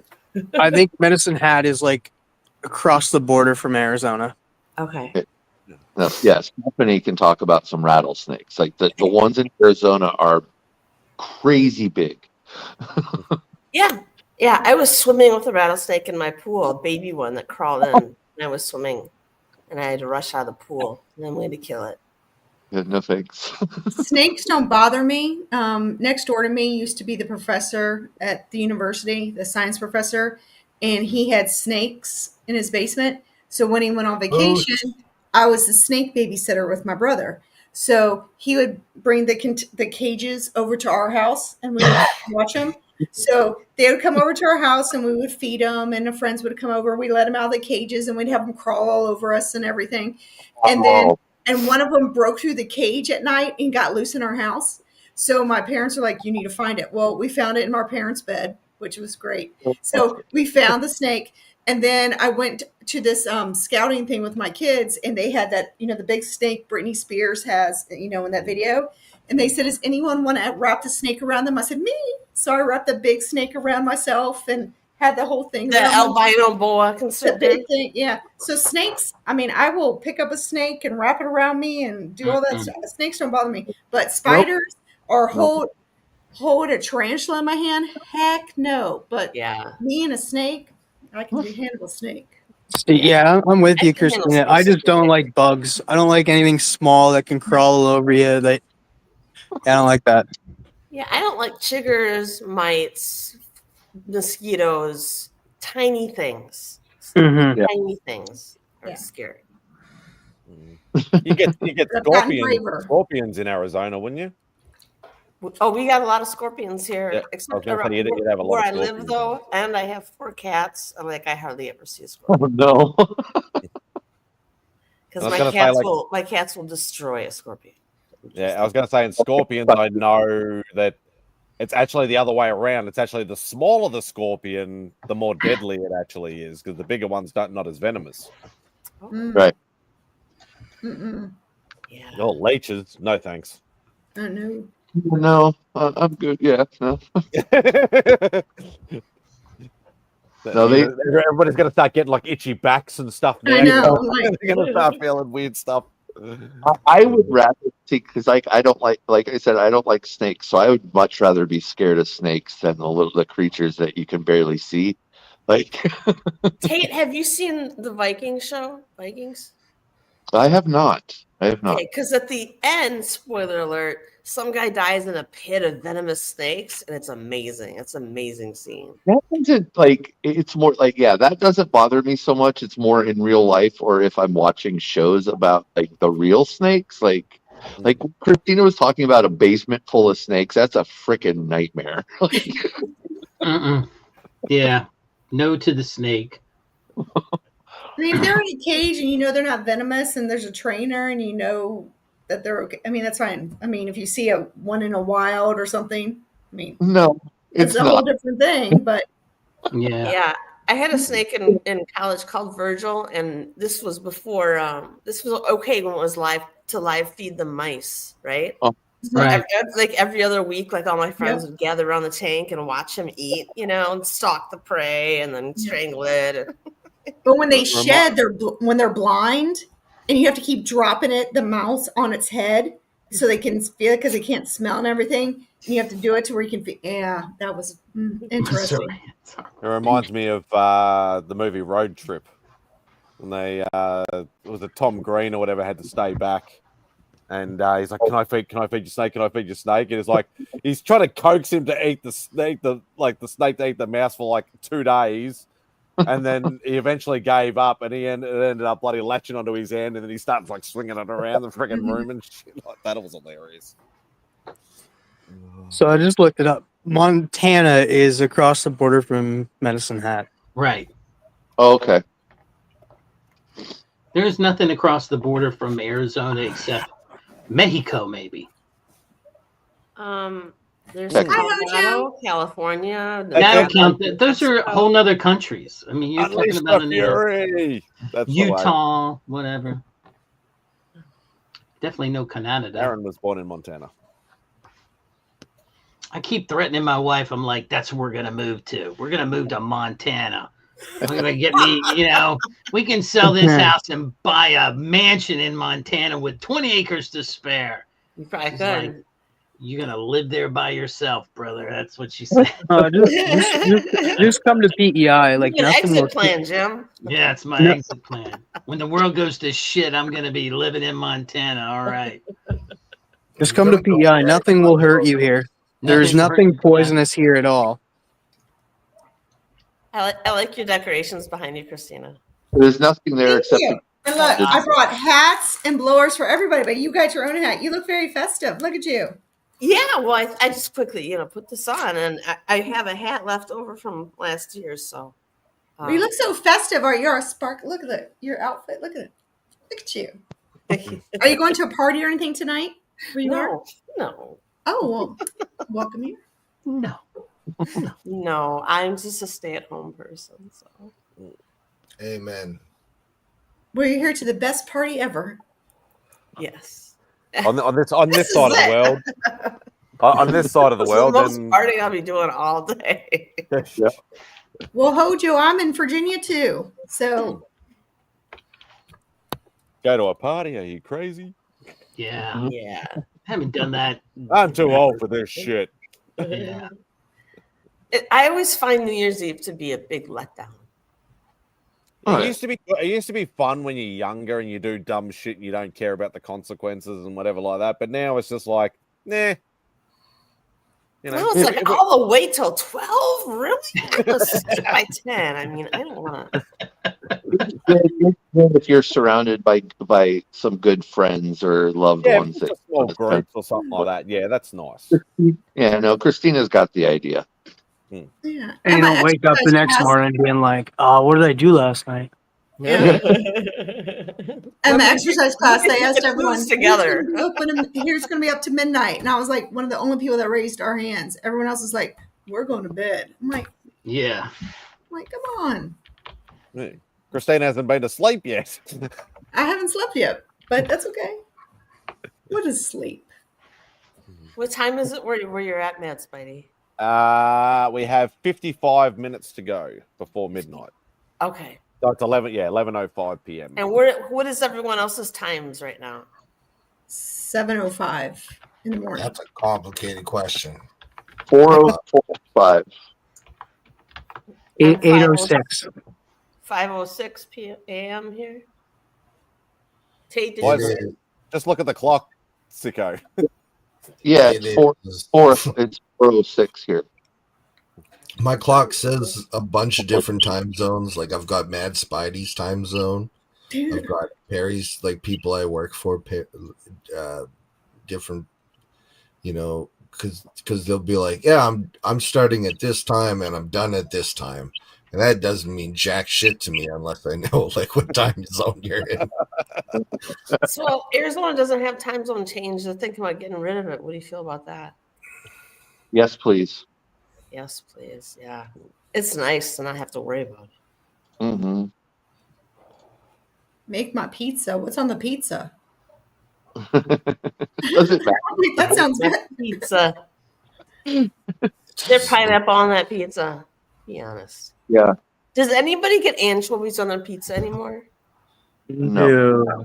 I've never had anchovies on pizza. Happy New Year, Comics and Bros. Almost heard people mention for me anyway. I don't know where you'd even get that as an option. Well, I think it used to be more like in the sauce, right? And then, but people do toppings, but like I think a lot of pizza used to have it in the sauce. I was gonna say, because like even over here, it's never really been a thing. Like you only see it in like American movies, is like, don't you make sure there's no anchovies on my pizza, and stuff like that. But it's never really been a thing. Pineapple on pizza over here is big. Yeah, that's here too. Obviously, being more of a tropical type country, so with anchovies. Yeah, I remember I was at a pizza parlor one time. My parents tried to trick me into eating an anchovy pizza. I'm like, and I was real suspicious. I'm like, what is that? Like, oh, it's nothing. Just eat it. It's fine. It's like, nope. It's a whole stinking fish on your slice. It does not belong on a pizza. Oh, I didn't think it was, Sean. I eat very plain type pizza. I mainly eat like meat lovers pizzas and stuff like that. So yeah, that's okay. Yeah. My brother introduced me to sushi, and I love sushi. And wasabi, you know what wasabi is, the green stuff. He's like, that's your after dinner mint. So what you're supposed to do is take that, and you're supposed to put the whole thing in your mouth and eat it, and it's refreshing. It'll make it like it'll and I'm like, okay. So I took the whole thing of the wasabi and put it in my mouth. Smell it first. I trust my older brother. Yes, I do. That's your first problem. You should know better than to trust your brother. I should, but whatever. So I put the whole thing in my mouth. Oh my gosh. Oh my god. Yeah. That's no bueno. I remember never on trust Outback, your siblings. I remember on Outback we got into the discussion of like different food from different countries and stuff like that as well, and we somehow mentioned Kit Kats and like I know Austin was talking about it, and Austin's like, oh, like the green tea Kit Kat's really nice. I'm like, I've never tried it, and somebody was saying, oh, that's disgusting and whatever like that. But then he goes, make sure it's not the wasabi Kit Kat, because there is a wasabi Kit Kat, and it's apparently pretty bad. They said the green tea one was pretty good. They were telling Will to try it. Yeah, It's yeah. good. Yeah. I like it. It's going to be one of those things. Some people will just not like it, probably, but that's the nature of that beast. So yeah. What about instead of that? I propose like a crispy bacon wrapped Kit Kat. They probably deep fried. Yeah, Texas probably makes that. So 1 pepperoni pizza for the kids, and we get pepperoni, roasted red peppers, sausage, and chopped basil. Nice. Ooh. There you go. I'm trying to lose weight and work out, and I'm not. They talk about that Most of the most fattening things we eat. You gotta get that thin crust. That's all. Just get the thin crust. No, don't. You get the cauliflower crust, Christina. Cauliflower crust. Jim, I got a pizza bowl. You know where there's no crust. You know, just so the sauce and the ingredients. Oh, I want more. Give me more crust. Yeah, I don't mind cauliflower crust. It tastes the same. I tried the okra one, the cauliflower. I didn't like it. Okay. Digger Jim, I got a question for you. Yes. Do you think that guy in the black suit in the Superman trailer that's going to be in Superman will be Ultraman? I mean, we don't know what he is because they covered him up. It could be, I don't have any idea. I know the toy line is saying that he's Ultraman, but I feel like it's a misdirection. A buddy of mine has come up with a theory saying like since like the Authority has been announced and we got the engineer in this movie as well, right? That he thinks that it's Apollo underneath that suit. Well, and that was my original thought too, because of the engineer being in it, but I don't know, man. Like, because like before the Authority became the Authority, they were a government organization, right? And that's what I feel like that they're doing in this movie. You think he's doing a alley-oop, a twisteroo? Yeah, like he's like he may be called Ultraman, but by the end of it, or even later on, he'll be revealed that he'd be like, "No, I'm not Ultraman. Like, I don't want to go by that moniker. That's what the government gave me. I want to go by my name, Apollo." Apollo. Yeah. Well, you know what? It could be. Could be both of them. Could be that he starts out like you said is with. Yeah, I don't know. I'll wait and see. I'm excited for it. I mean, I don't get critical about the outfit and all the other stuff. I am concerned about all the cast. No, I'm not. Like it's a feeling to be worried for that, but I feel like it's I feel like it's not going to take part. Like I feel like it's going to be part of the story. Yeah, yeah. I loved Mr. Terrific, the guy they cast for him. He's great. He played a mutant in yes. The worst, like for like 20 minutes, maybe. Yeah, it's like we're gonna kill off one person. We're gonna kill off the person that shouldn't be able to die at all. Right. Yeah.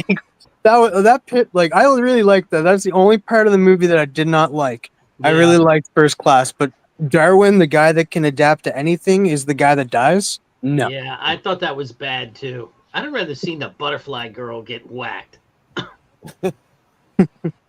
Like, get rid of her. Most of them died in the second one anyway, or like before the second one even came out. Yeah, right. We're back to all this insect. Are you on the bugs on you, Sparty? No, it's actually getting a little bit chilly. I thought he's feeling the bugs. He was like, oh no! I was just a little bit of a really chilly. All this anti-bug rhetoric. Yeah, I might actually go grab a. Do you need to get a blanket or something? Yeah, I might just grab a jacket or something like that. I'll have one floating around somewhere. I'll be back. Okay. I need to get me some hats like he has. He always has good hats. I have a really hard time analyzing movies before they come out. Like I don't know. I guess I've just always been that way, where I analyze it afterwards and I'll tear it apart or down, up or down. But it's hard to analyze a movie before it comes out because like you don't know the whole like. Even with like, you may get like the premise of it, like they'd be like, okay, this is what we're doing in the movie, and then they'll show you a trailer, but you still haven't seen that premise adapted yet. You haven't seen that full movie yet, so it's kind of hard to even give like a good like theory on like what's going to happen in the movie. I understand if you really love a character, you know, it's with the character you've been waiting your whole life for it to hit the screen and to go, oh, I want it to be this or whatever. But I don't know. I really want this Superman movie to succeed because James Gunn has even stated that like if it doesn't do good, you can like they're not going to go forward with anything else. Yeah, and that scares me because like they have Lanterns coming out and Tom King's attached to that. You have Supergirl going to be filming in February, which it's adapted from Tom King's run. And with James Gunn, you can guarantee that eventually we will see Buddy Baker. So I really want this to succeed. Who? Animal Man. Animal Man. He wants Animal Man badly. Oh, I think talking about Animal Man. Nah, I'm out. And for me, I don't think James Gunn's given us anything in his repertoire that makes that he's going to make that big of a fumble. That he's going to just destroy his. So there has been some people that have seen the movie, and it's there's issues. So like there has been some issues that have been stated and stuff from insiders in the business, and that worries me a little bit. Yeah, but you know what? I think every movie, like obviously there's some movies that go through and people are like, "Oh, don't change a thing," but I think most movies go through this. It's just they're working on such a bigger scale than a lot of movies. So it's that's true too. Also, I just want to add, like Wonder Woman, the first Wonder Woman had bad press before it even came out, saying it was terrible, and it came out and it was great. The second one, not so much, but the first one was really good. Yeah. Yeah, I enjoyed the first one. The second one was hard to get through.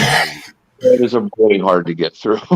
Yeah, I like the fight scene towards the end. Like that was cool, but there was some cool little bits in it, but it was a bit of a long drawn out sort of movie.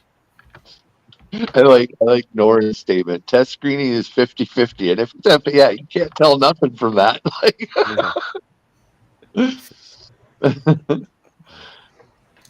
But I don't know. And most of it was like I feel like most of like it was like the CGI was bad, and I'm just like, well, of course it's going to be bad.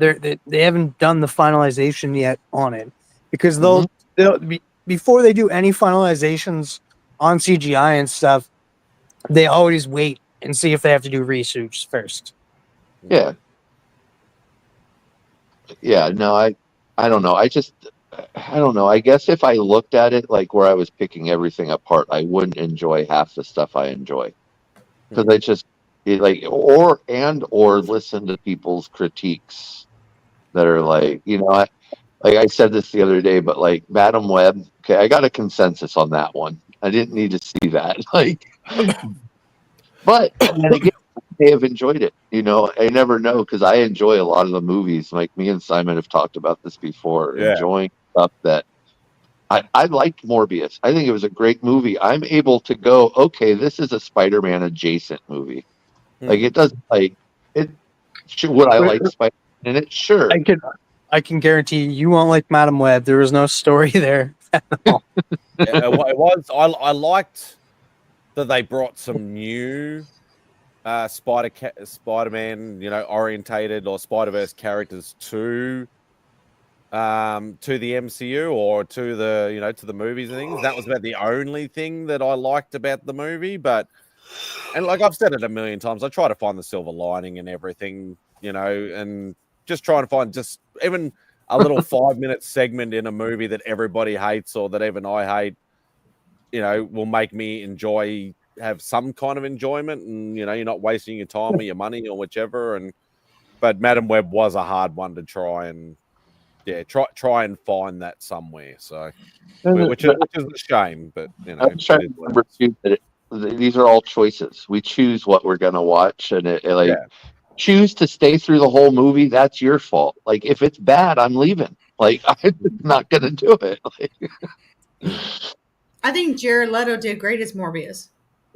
Yeah, what's that? I reckon he actually really looked good. Jared Leto did great. Yeah, I didn't have a problem with Morbius. I don't look at it as a spider. Just like I don't have a problem with Craven. I haven't seen it yet, but I'm sure I'll enjoy it because I don't look at it as a Spider-Man movie. I look at it as this guy's portraying this character, and you can even, I mean, guys, we see enough alternate universe or stuff to just look at it that way.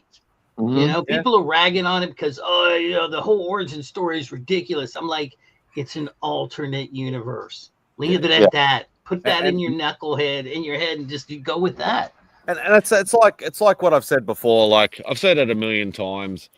I enjoy going into DC movies or DC series or independent movies or whichever like that because I don't know as much about the history and the lore and what it should and shouldn't be and things like that. So I can go in with a more open mind. When it comes to the Marvel stuff, I tend to be a lot more critical, but I have learnt over the years to try and drown that out a little bit and try and go in a little bit more open-minded. Yeah, like stuff's going, like when I saw the first trailer for Craven, he gets it from, bloody blood transfer or whatever. And I'm like, that's not how he gets his bloody abilities. But at the end of the day, I thought the action scenes looked like it'd be just a fun popcorn flick. So yes, I'll still go and see it, or I'll still see it. But that'll be it. Oh, here we go. Hey, there's trouble. There's trouble. Hope you're doing well, I don't know. I think people forget the suspension of disbelief that we take even into like historical or fact-based movies. You have to take a suspension of disbelief. And like, to me, like, I don't think there's any real way to capture comic books on live action. It's an animated medium. Yeah. No, and it's like, how do you keep these people interested in what was a 12-page story? And now we're trying to expand it into hour and a half or 2 hours. Like, I don't know. I'm really happy with what we have, and if we're gonna get stinkers when it's the top grossing movies. They're gonna make everything they can. Yeah, I think everything in perspective, because if you just get, and I've seen this in the community, if you just get in the mindset of how to pick a movie apart, you're only going to see the negative. You're just going to retrain your brain again and again and again. And I just tune it out when someone's just like, I didn't like this and this and that. I'm just like, when are you going to say something like you did and that's when I'll pay attention, because when I'm going and looking and deciding what you didn't like it's not valuable information. Like, tell the director, send an email, but like this continual barrage of your opinion being negative is like, use it valuably, because you don't want to be the guy that just says everything's shit because I don't know what to do with that. I'm just, okay, so this is just like a big waste of time. They should drive me nuts with like Siskel and Ebert, and them would just one would just say, oh, it's the biggest piece of trash, and then the other one go, no, it's amazing. I mean, I don't know if they did that on purpose or what. And then they'd start fighting with each other and less about the movie, and it's just like, your take is terrible. You're terrible. Right. So I don't know. All right, 33 minutes. I forget what movie it was that they did that. There was one movie that one absolutely loved, and the other one was just like, you're an idiot. Yeah. I did it a few times, but yeah, there was some that were like legendary fights. Yeah. I don't think they liked each other personally. It was Baby's Day Out. one of them really liked Baby's Day Out, and the other one thought the other one was an idiot for like. Liked it. I'm not listening to that guy anymore. Yeah, I agree. I don't necessarily think they liked each other that much. You know, If you watch the documentary about, I think it's mostly about the guy that passed, or the guy that passed first. But if you watch that, it really sounds like they didn't talk before and after, and they were rivals. right, and they probably just came in, did the work, and then left. I mean, that I could see that totally happening. So, see, if he Christina, enjoyed it, that's all that matters. But right beside you, right there, is the person you should go to Heroes Con with. I actually got that cover. Yeah, right. Of Madam. Yeah, I can't do the pointing right there. Yeah, there we go. Cosplaying all over the place. Start like this, and then wait till your hand. Right doing things. Yes, there. we would. Madam, she needs a roommate. You need to. We'd be all over the place. Get on that plane. You know you're gonna be in cosplay. All over the place. Okay, because I got enough cosplay for both. Yes, the guys couldn't handle us. We'd be all over. So, Poison Ivy and Harley Quinn. Yeah, yeah. Oh, I'm I down have the for that. Harley Quinn right here. It's Or already maybe Catwoman and Harley Quinn. Well, I know Christina's going to this Harley Quinn regardless. It's just Steph that she'd have to make up her mind which way she's going. I was flirting with Catwoman because I feel like I would be concealed as Catwoman, kind of, you know. Concealed in one way. Concealed like I have a mask on my face. Oh, okay. Hey, Spidey, can you big in me? I got something to show Dave. Because Dave mentioned it in the chat. I just want because he wanted the Lobo Guy Gardner fight. It's not much of a fight. Batman punched the crap out of Guy Gardner, didn't he? Look at that tear. Look at that tear going down his eye. I feel like the tear would be running off the side of the eye and not the front of the eye at that angle. It would be coming down, not going towards his ear. Yes, it would be coming off the edge of his eye. Yeah. There you go. That's a real spec book. Well, it kind of is, because it's everybody. That's the true first appearance of the Lobo we know today. Mm. Before that, it was just it wasn't the character we know. Okay.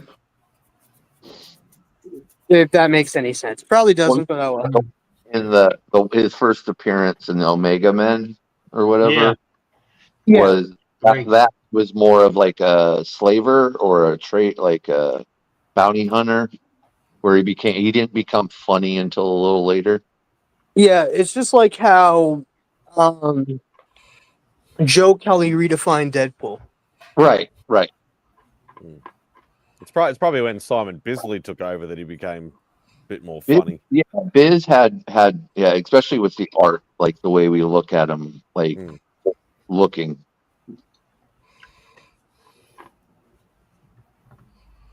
He's the only superhero he knows from Baltimore.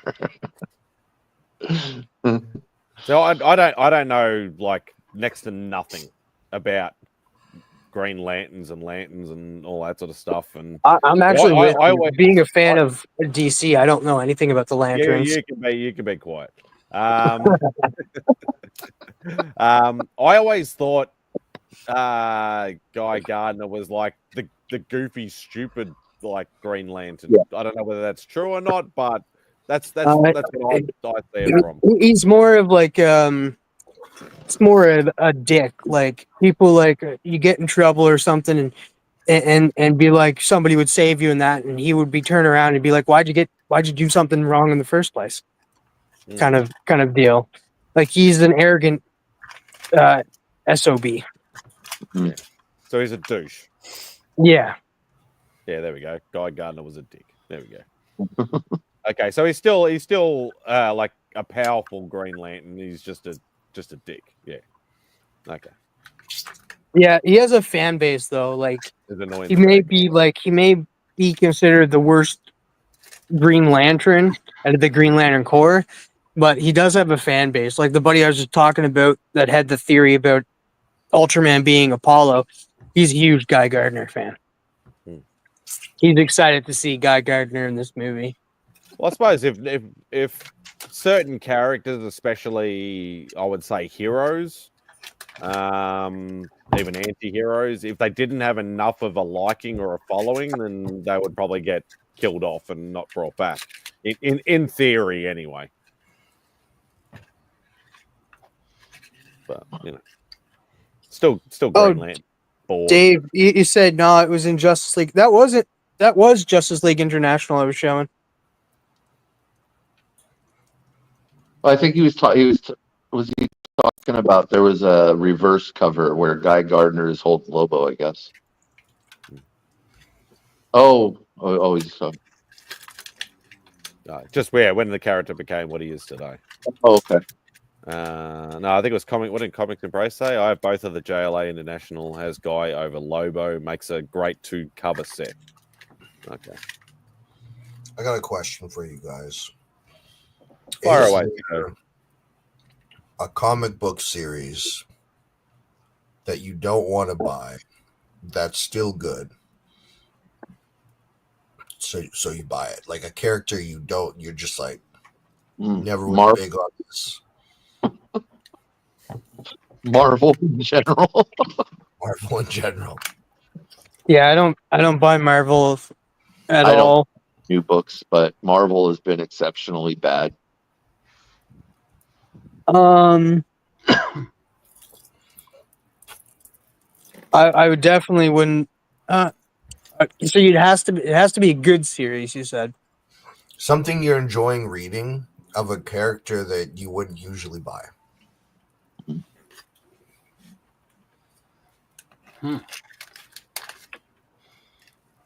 Yeah, I don't think I you know what? I would say Plastic Man, because Plastic Man is a character I wouldn't use. Like I'm more of a fan of Elongated Man than Plastic Man, but like I decided to pick this up and I've been enjoying it. I heard Plastic Man is really good. I'm reading Hulk and Moon Knight, and I don't give a crap about Hulk and Moon Knight, but like I really enjoy the series, and I'm just like, this week it's gonna be over. I'm gonna be done with this, and then I read it, and I'm like, I gotta know.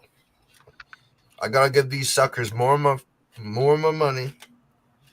Yeah, I gave up on Hulk a long time ago. And I know people like it now, or they liked it for a little bit because of the way it went like full monster, but it just wasn't for me. Pocan Joe, Happy New Year. Hey, Joe. I don't buy anything that I wouldn't want to, like I bought that Metamorpho #1. I can't say that I like the way they write him. It's too... No spoiler. I haven't got my issue yet. Yeah, well, I just didn't like the way they wrote it, but I mean, it's fine, but I won't probably get any more of it. Yeah, there's stuff that I've been really excited for, and you read it, and you're just like, what the hell was that? Often. Yeah. What the hell was that? Yeah. But sometimes I was just like, okay, maybe it's not what you thought it was, but like, what can we take away from this? And I've enjoyed some series and actually enjoyed some different artwork styles that I wouldn't usually be picking up. Well, this sucks. MadSpidey, can you make me beg if you're there? He's not. I actually picked up a comic book. Ooh. Yeah, I think he stepped away for a second. Okay. And he comes back. Shout out to Bueller stopped by my house. Comics with Bueller. Are you going to Heroes Con? Are you thinking about going to Heroes Con? I am seriously thinking about it, but I am seriously in the hole right now, so it's hard to think that far into the future. Okay. But I definitely want to go because, like, why wouldn't I go? Because I talk to you guys all the time anyway. Yeah, we might have to chat and talk about it. Is Heroes Con in Florida? No, it's not. No, North Carolina. North Carolina, right? Mhm. Is it in Georgia or is it North Carolina this year? North Carolina. North Cackalack. Mm-hmm. It's Charlotte, right? Mm-hmm.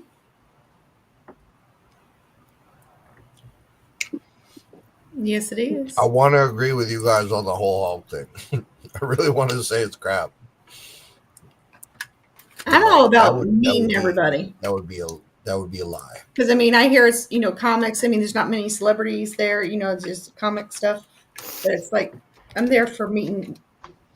That's the only reason I go is just to meet everyone in person. Yeah. I had so much fun hanging out with Bueller. Like we just hang out, and had a couple cups of coffee, and then went to a comic shop that opened up right down my street, and I had gone to it, but it was closed. But they had just opened up. He's like, "Oh, these are one of my sponsors. These are my friends," and it was Bird City Comics. Oh, nice, nice. So I love they were super nice. I'm like, "Well, you're my new LCS," But I got the Santana. It's a foil. That's really pretty. So hard. It's a Frisian. Have you guys seen this? You knew. And you can't see it because the glare is so bad. I've got a 9.8 of that for sale. Yeah. Hey, Joe. I can signal off airplanes with this. Yeah. Spidey, she was asking if you can make her big. Oh, it's too late now. Yeah, put on the spot. Yeah. No, go away, Trav. No, somebody's talking about it in the chat. They're talking about this cover. They are. Okay. I don't. No. Look at that's really pretty. It's gorgeous. I mean, her face is gorgeous. The fact that she added the corset was genius. I love all the stars and all the white and black play on her. Very nice. It's been nice. Very nice. And they gave me a very good deal because I also explained to them how poor I am. So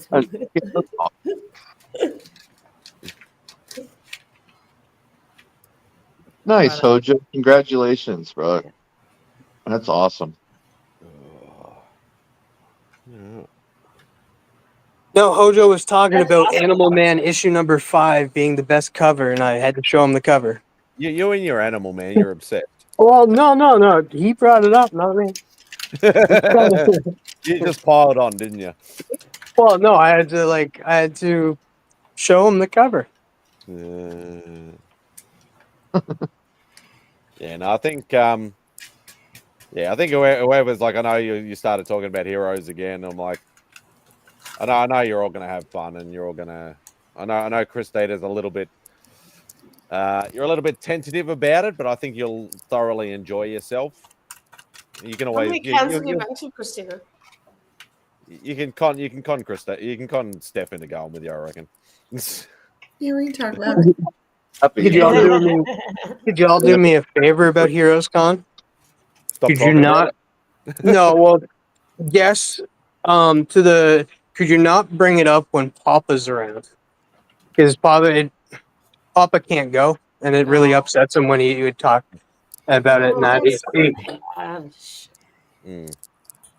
Okay, so I'll start messing with them in the DMs then. Yeah, it's a little bit for me too. Like and as I said privately to Chris, the comic vet, I said like I was literally living vicariously through his vlogs that he was doing like each day, just watching those, and they were thoroughly enjoyable. Like it actually felt like I was there. But for me, even because I know it is going to be a task and a half to try and get me there, and most of it's, well, not all of it, but a lot of it's my fault.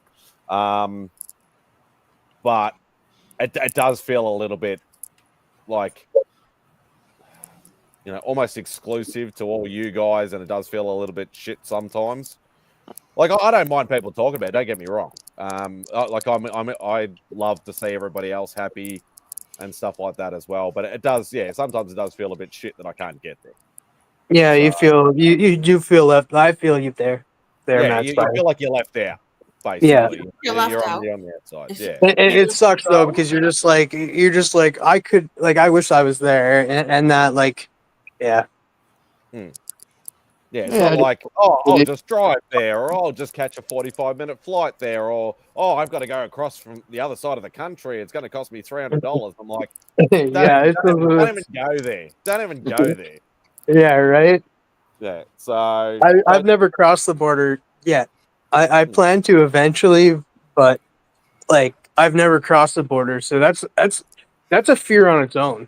Like you're just like I've traveled across Canada, but I've never left Canada, and that's just like that's a fear of its own. Once you cross and you can't go back, bro. No, that's you're gonna go live in Montana. Yeah, that's definitely not the truth, because they'll be like, "Oh wait, your visa ran out. You got to go back." Yeah. But in saying that, like, I will never, like, if people start talking about it, even on Spidey's Outback, I'm not going to tell people to shut up or anything like that, because I know it's a source of enjoyment for a lot of people in the community, and I'm happy for people that have that and will do that, and all I will do is support. At the end of the day, spread the love, as Christina always says, and just, be happy for them that they're having fun. So, but there is also that, like, little portion in the back of your head that feels the sadness. But yeah, I've learned. I'm not going to show that. I've learned with age, it is what it is, and it's just like, it's not. To be someone said, like, being more just happy for them, and that, hey, if it's going to happen, it's going to happen. But I don't know. It's kind of the reason I never got into the FOMO either, because it's just like, it's just a comic. If I'm meant to have it, I'll get it. Yeah, get it eventually. just a thing. Yeah. Madam, I saw your book, man. I got that. I don't have the one you have. I had the regular one. Yeah, but show it off, because I couldn't show mine off very well. Isn't she gorgeous? It's like a negative space type thing. That's why I got it. I'm big onto the negative space, so I was like, and the guy was giving it away on eBay. I was like, this is crazy. How much did you? How much? I think I paid like $32 plus shipping. Okay. Which is the price of slabbing. That's awesome. That was insane. Foil? No, mine's not foil. Okay. Mine's not foil. It's just regular. Is that from the new series? Yeah, I missed it when it came out. That's actually, it's a really good read if you read it, and they have a new Zatanna coming out as well. I did actually page through it. Well, no, like, I mean, like, if you ever go pick it up at your shop. Right. But you have under 18 minutes to go until Spidey is no longer in the same year as us. Oh my gosh, the same universe. Wow. Now, I didn't get mine from alternate universes. I've done something. Back to the Future.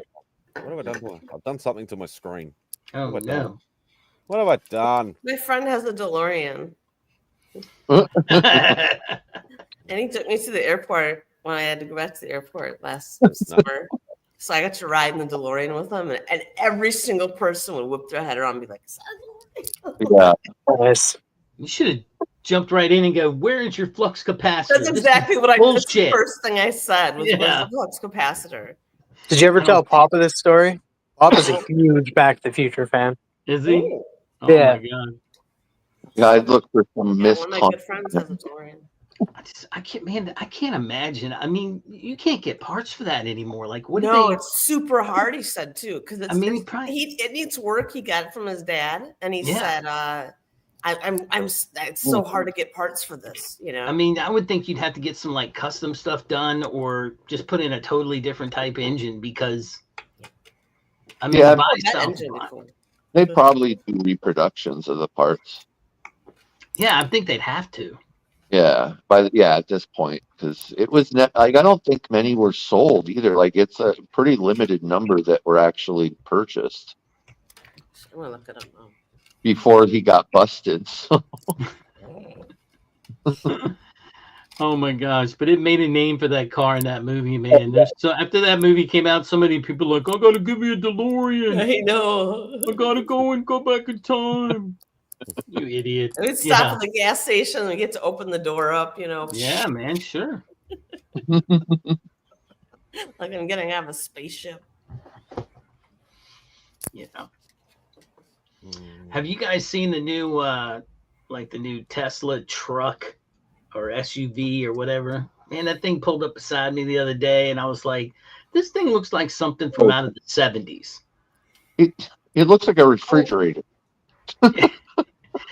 It was like you're talking about that tank looking thing, like the yeah. It just looks like something from the 70s that would have been like a base. Here's your base model of our futuristic car that they made back in the 70s.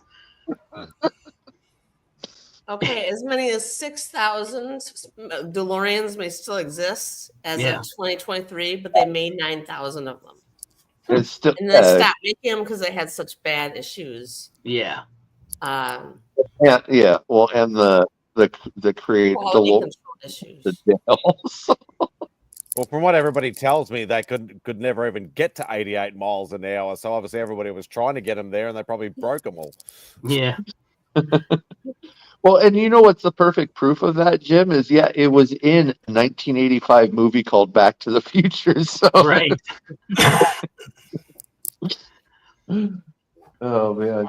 So that was I don't know if you guys have heard this story before or not, but when I was dating my wife I didn't know she was going to be my wife, but we were going to the movies and I was just like, man, I don't even know what I want to see, you know. And this guy came by, we were standing in line. This guy came up and he said, "Hey, would you like to see a movie for free?" I was like, yes. I don't even care what it is if you're saying free, because you know I'm a man on a budget. And it ended up being Ferris Bueller's Day Off. And it was you had to do like a 10 questionnaire, fill out a questionnaire at the end of it. And I guess the guy said they redid the whole last ending of it, and they had to so they weren't going to release it until they got another another pair of eyes on it. I thought and we got this little button that, you know, because everybody had pins back then they put on their jackets or whatever. But yeah, I was so like, you're part of like a test crowd for. Yeah, it was a test crowd. He so said it cool. was they were doing it throughout the U.S. and they were in Virginia, and I was like, free. I didn't care what it was. It was free. That's awesome. It could have been aliens or whatever. It wouldn't You have could mattered have to me. changed the movie, Jim. I don't think so. I thought it was great. Your personal information and input could have changed the ending of the movie. Well, I think this is somebody already given that input, and now they were trying to see whether it was right or not, because he said this was the second run of it. They changed the ending based on the first run. So, but now I don't know what that original ending was. I'm wondering that too, right? I was like, yeah, that would be kind of interesting to know. Honest ending. Where's my phone? Right now. But yeah, I thought I was gonna have to jump off and go to work. People be texting me, asking me all kind of stuff. I'm like, hey man, you know what vacation means, right? Oh. That means I'm not supposed to have to answer these things. But when it's your boss, you kind of do that. You kind of want to keep the job, so you go ahead and answer it. They actually brought, I don't know whether it's Australia wide, but I know it's definitely in my state. They have actually brought passed a law now that if your boss contacts you outside of your normal work hours, you should actually be getting paid for it. Huh. I think you should file for harassment instead.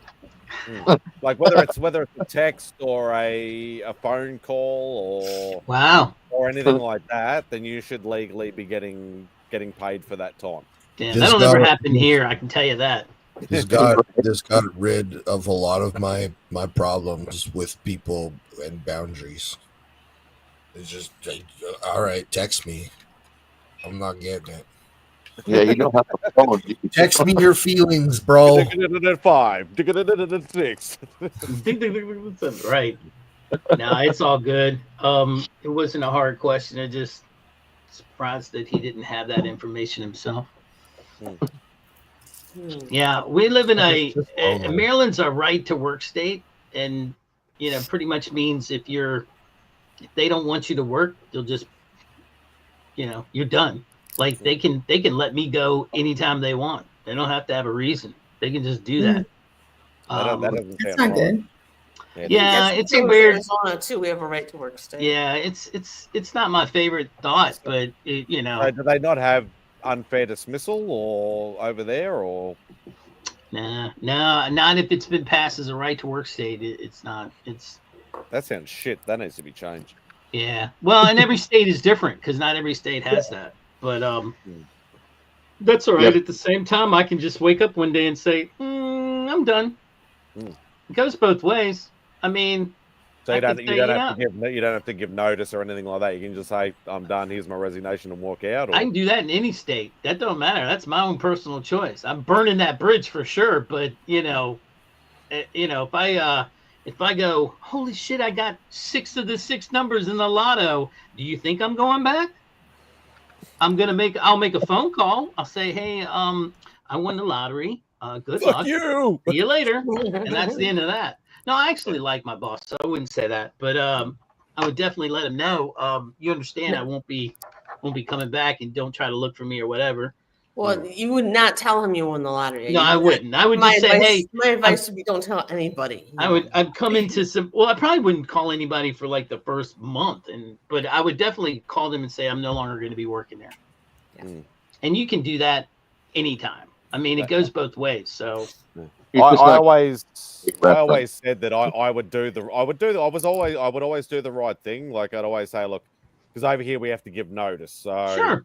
It's generally minimum 2 weeks, but obviously like it's generally up to a month if you've been there like a long time and stuff like that. But circumstances can be worked out. But I always said that like if I won like a stupid amount of money, that what I would do is I would still work out my days, give my notice, do the normal thing.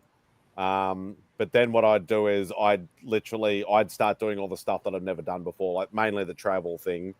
But I'd always say like I'd spend like 6 months over in the States just con hopping from like one to the next to the next to the next. And obviously, when you have that time limit that you're supposed to get out of the country by because you're on a visa or whatever it happens to be. I'd just go and do a con in Canada, and then I'd come back to the States and then do it again, and then go do some in Europe and things like that. And that would be the dream to be able to, and especially now with all the YouTube stuff and all you guys and things like that, I think that would make that even more worthwhile. Oh yeah. I mean, for sure. I'd be bouncing around visiting people. That's what I just said, I mean, I know Christina's only like an hour and something away, so I'll just take the missus and we'll make a weekend of it and come over and visit that area. And, probably that might be fun to do in like the fall. I think where she lives in the fall is beautiful. Me personally, that's just me. I've been up there numerous different times, so I already know what it looks like. But yeah, I think that would be nice in the fall. I'd love to knock on somebody's door and go, hey, I'm here. And they're like, what the fuck are you doing here? Yeah, that's always fun too. Show up unannounced, then you get, unless, some people might shoot at you, but Yeah, I was going to say the one guy I'd love to go and visit, or the people I'd love to go and visit, definitely be Remy and Angel, but I would be scared to jump on that, go up to that front door because there might be like a half-naked man with a shotgun opening the door. Like I Google Earthed Remy's house. He's got a nice little decent long driveway. I figured out where, his address, and I was like, let me Google Earth this thing. Yeah, maybe I should like. What would you do with $1 million if you won the lottery or whatever? Yeah, text him and just say, can you just look out the window without a gun, please? And I'll just wave at you from the street. Yeah. Tate, what would you do if you won the lottery? What would I well, for one, for me, I'm a little different. I think I would take a chunk of it, right? Take a small little, let's say it's one of those huge lotteries. I take it, or whatever. I put some of that in the bank so it works for me. And the rest of it, I've got to tell you, would probably go back into social services. Would go back into homeless things and stuff like that, because that's where my heart is mental health and homeless. Like lifting, I try to lift as many people up with it as I could. That's the short. it's always fascinated me with these people that have these billions of dollars and or even if they win, like let's say they win like 500 some $1 million. Think about how much, I mean, how many people you could do good for. Yeah. And I'm not talking like, hey, you got to give them $1 million. I'm just talking help them get even. Help them get to that even point. Pay off their mortgage for them. Right. All right. So like my brother-in-law, when he worked for a place for like 20, like from the time he was 18 till just 3 years ago, the guy sold the company, and he didn't give him a big chunk of money. But what he did do was said, you ain't going to have a mortgage. And he paid the mortgage off, which is huge. To pay your mortgage off and not have that big bill behind you. Sure. Well, you're changing that family for generations. Like, well, yeah, now he can, he can rest comfortably knowing that at least that bill's gone. And that's a big chunk. Yeah. And because I've been helped a lot in my life through different things. So it's important for me. And I hate seeing others suffer, so it's the way I was raised and everything. My dad's a hippie and I was raised with, respecting people. And so that I definitely would probably buy a couple things, but nothing like, I don't drive, so it wouldn't be a car. So no DeLorean. No. Maybe a new battery for my e-bike or something. That's like, I don't. I'm at an age too where stuff is becoming very burdensome. Yeah. I can't say that, but so it's like when even when I have let's say I have here's an extra $100. I'll go online and look for stuff to buy. I just don't do it. I end up buying groceries instead or something. It's weird because it's even when I buy comics, I very rarely spend over $20 even on a stack of comics. Like, it's just not anymore. Not that I'm not selling anymore. So, I was going to say, you could always buy a DeLorean and put a Lamborghini engine in it. That's right. If I was going to buy a car, it would be a 1949 Mercury. Going real old school. Candy. I was reading how much they cost right now, and then you expect to pay $52,000 for a DeLorean. Oh God, no! They're hundreds of thousands, I think. The top sale price was $243,000 for a 1981 DeLorean. Yeah, and that was in 2021. So what were you saying, Tate? 1949 Mercury what? I was just candy grape purple paint job. 49 coupe or something? Yeah, 49 Mercury. It was just there. It didn't have a sub name. It was just in 49 and 50. That was the only car I think that they released. Oh, okay. But you've seen it. If you ever saw Cobra. Yeah. I was looking at it just now. I was thinking that looks a lot like that. I don't like how they chop it and slam it to the ground and stuff. So I would have it more original, but that's my dream car. So almost, Tony, almost. Christina, what would you do if you won the lottery? I would pay off my brother's stuff, my parents' stuff, my family stuff, make sure my nephews, my kids all have money for their college, and make sure my family, everyone, and then of course I want to help my friends out any way that I could, and make sure Spidey gets over here to Heroes Con. That's on tape. Yeah, it's on tape. Yep. And, I got proof. Wait, and Spidey, don't you have 2 comics that you need to finish your collection? Like the 2 ones that you need? Not number 1 and number 3 of ASM. Okay, I don't know how much those are, but they're yours. A lot of money. They're yours. Dang, man, Spidey. I got that on tape. I got that on tape. Everybody listen. Okay. So, and then help my buddies out. Christina, have I mentioned how much I love you? Spidey, you would not get no ASM from me, I can tell you that. Help my friends out. Tate with the star. I mean, help my friends out that have been there for me. Want to make other people's dreams come true. You know, I want to be there. The more we raise others up, the better our kids' lives are going to be. So yeah, spread the love. All, but I often think of that because the older generation is important. I often think of the other too. What's that? What's that saying? A rising tide raises all boats, or whatever. Yes, ma'am. Yes. Sorry, I called you, ma'am. Oh, 10 seconds, dude. Yes, Can you hear that? you call me ma'am. How dare you? 5, 4, 3, 2, 1. Happy New Year! There we go. Get rid of that. And the fireworks have already started. Well, I was flirting with the idea of having sparklers because I have sparklers, and my boyfriend's like, "You're not doing sparklers in the house, right?" Happy New Year! Simon, may this year be amazing, and thanks for being our friend. Yes.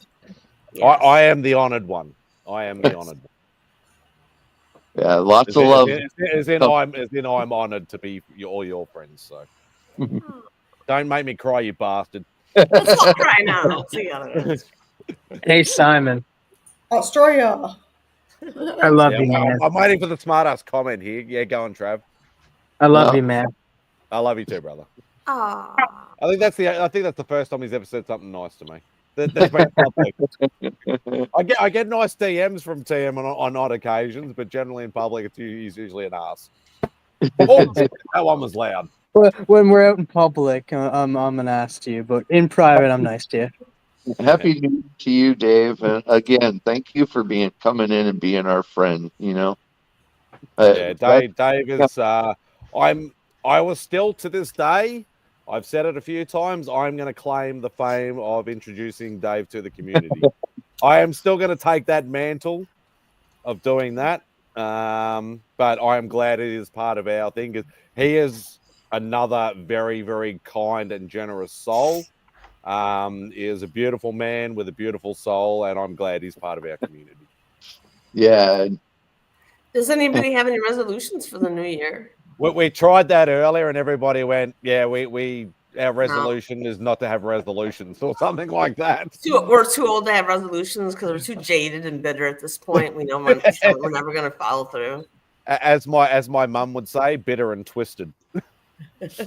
Well, instead of resolutions, what do you want from 2025?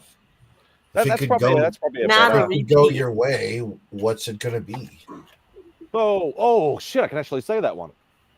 I didn't think I'd be able to say any because I'm like, on trees and shit. And so, madam, you got to have a goal. Maybe not a resolution, but a goal. That's what I was telling them. I don't have any resolutions, but goals. I have a goal. I need to work out more and get in shape, and I also would like to eat healthier. And I also would like to be self-sufficient on just my sculptures. Nice. That's a good goal. I wanted to ask you, since you went around the horn, what would you do if you won the lottery? I won the lottery. Oh, hang on. That was a great shot, dude. I'm not sure. I think I wouldn't tell anybody. Yeah. Stay the same. Come on. I think maybe I could put some I would do a big giant bronze 12-foot by 20-foot statue and have that put in somewhere so that everyone could enjoy that. I'd really like to make a pyramid, but or the 8th wonder of the world, something like that, something really big, But then I just learned that some dude already made a new pyramid, which pissed me off then. So I was damn it, I was just thinking of that. But I would like to make... That was my idea. Make the world better with that money somehow and just more interesting. And we need to bronze your sculptures and have your art show. Yes. Yes. I want a 6-foot That's what I need to do. Spider-Man statue from Madam if I win lotto. Okay, you heard it here. Spider-Man. That's gonna be about $200,000. We'll go 300 just for you. Okay. Yeah, might as well step it up from bronze. You can step. Come on. We'll make it solid gold for you. Yes. It was like one guy shot off one firework, Spidey. I think they went to bed. No, it's still going, but it's very low, so the tree line's blocking it. Well, go higher. Get on top of your roof. Yeah, that'll work well. What's your life insurance at, MadSpidey? Yeah. Spidey gets on top of the roof. It's New like, Year's resolution: don't go to the hospital. Yeah. Don't listen to Jim. Yeah. Do if you Put need you down the wrong path. Try not It's probably really busy in there right now. You know what I want? I'm come off sappy because I am.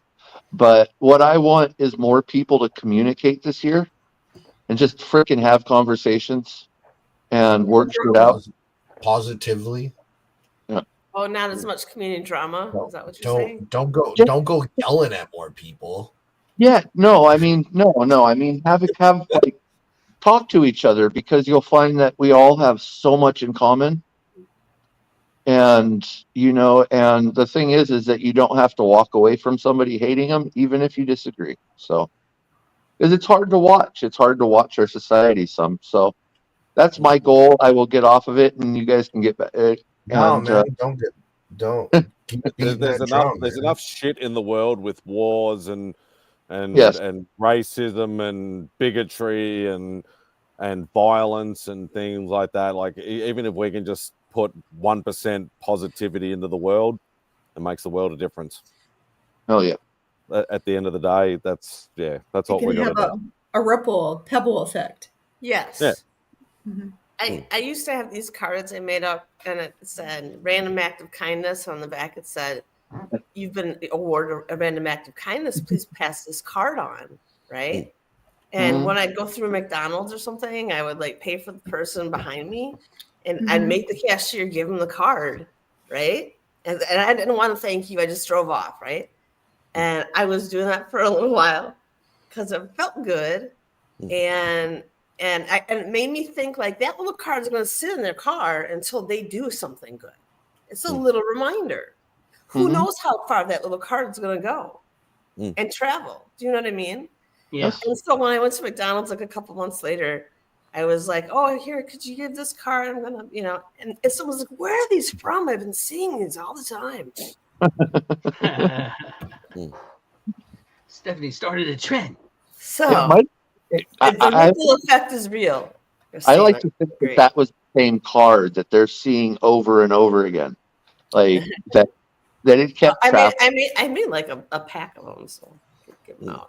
That's cool. Yeah, I think just as much as saying hi or smiling at somebody, and like that, it's something that we're losing in our society, and just that right there. Well, like that whole thing somebody's day. Yeah. Hey, I'm not saying if you live in the wrong areas to be doing that, but now more go up when I go back to my chair. That'd be right. Yeah, bastards. Great. They knew you were going to sit down. Happy New Year, Mike. Yeah, Czars, Happy New Year to you too, brother. Mike. And make sure and to say it to the Aussies. Yeah, no more. There was only one New Zealander in the thing, but yeah, a couple of Aussies in the chat. Obviously, I think Dave said it. He said it right on midnight, and then Sean as well. So I've never known where Beefit's from, but we've always been super friendly with each other, and he's a great person. Yeah, he's a New Zealander. Yeah. Synchrotron, did you say what you were going to do with money? Well, he's going to buy an emu as a pet. It's hard for. I'm a pretty big shut-in. It's hard for me to, understand what the actual value of money is. When I started working, minimum wage was like $5. It's like $15 now, And I was over the weekend.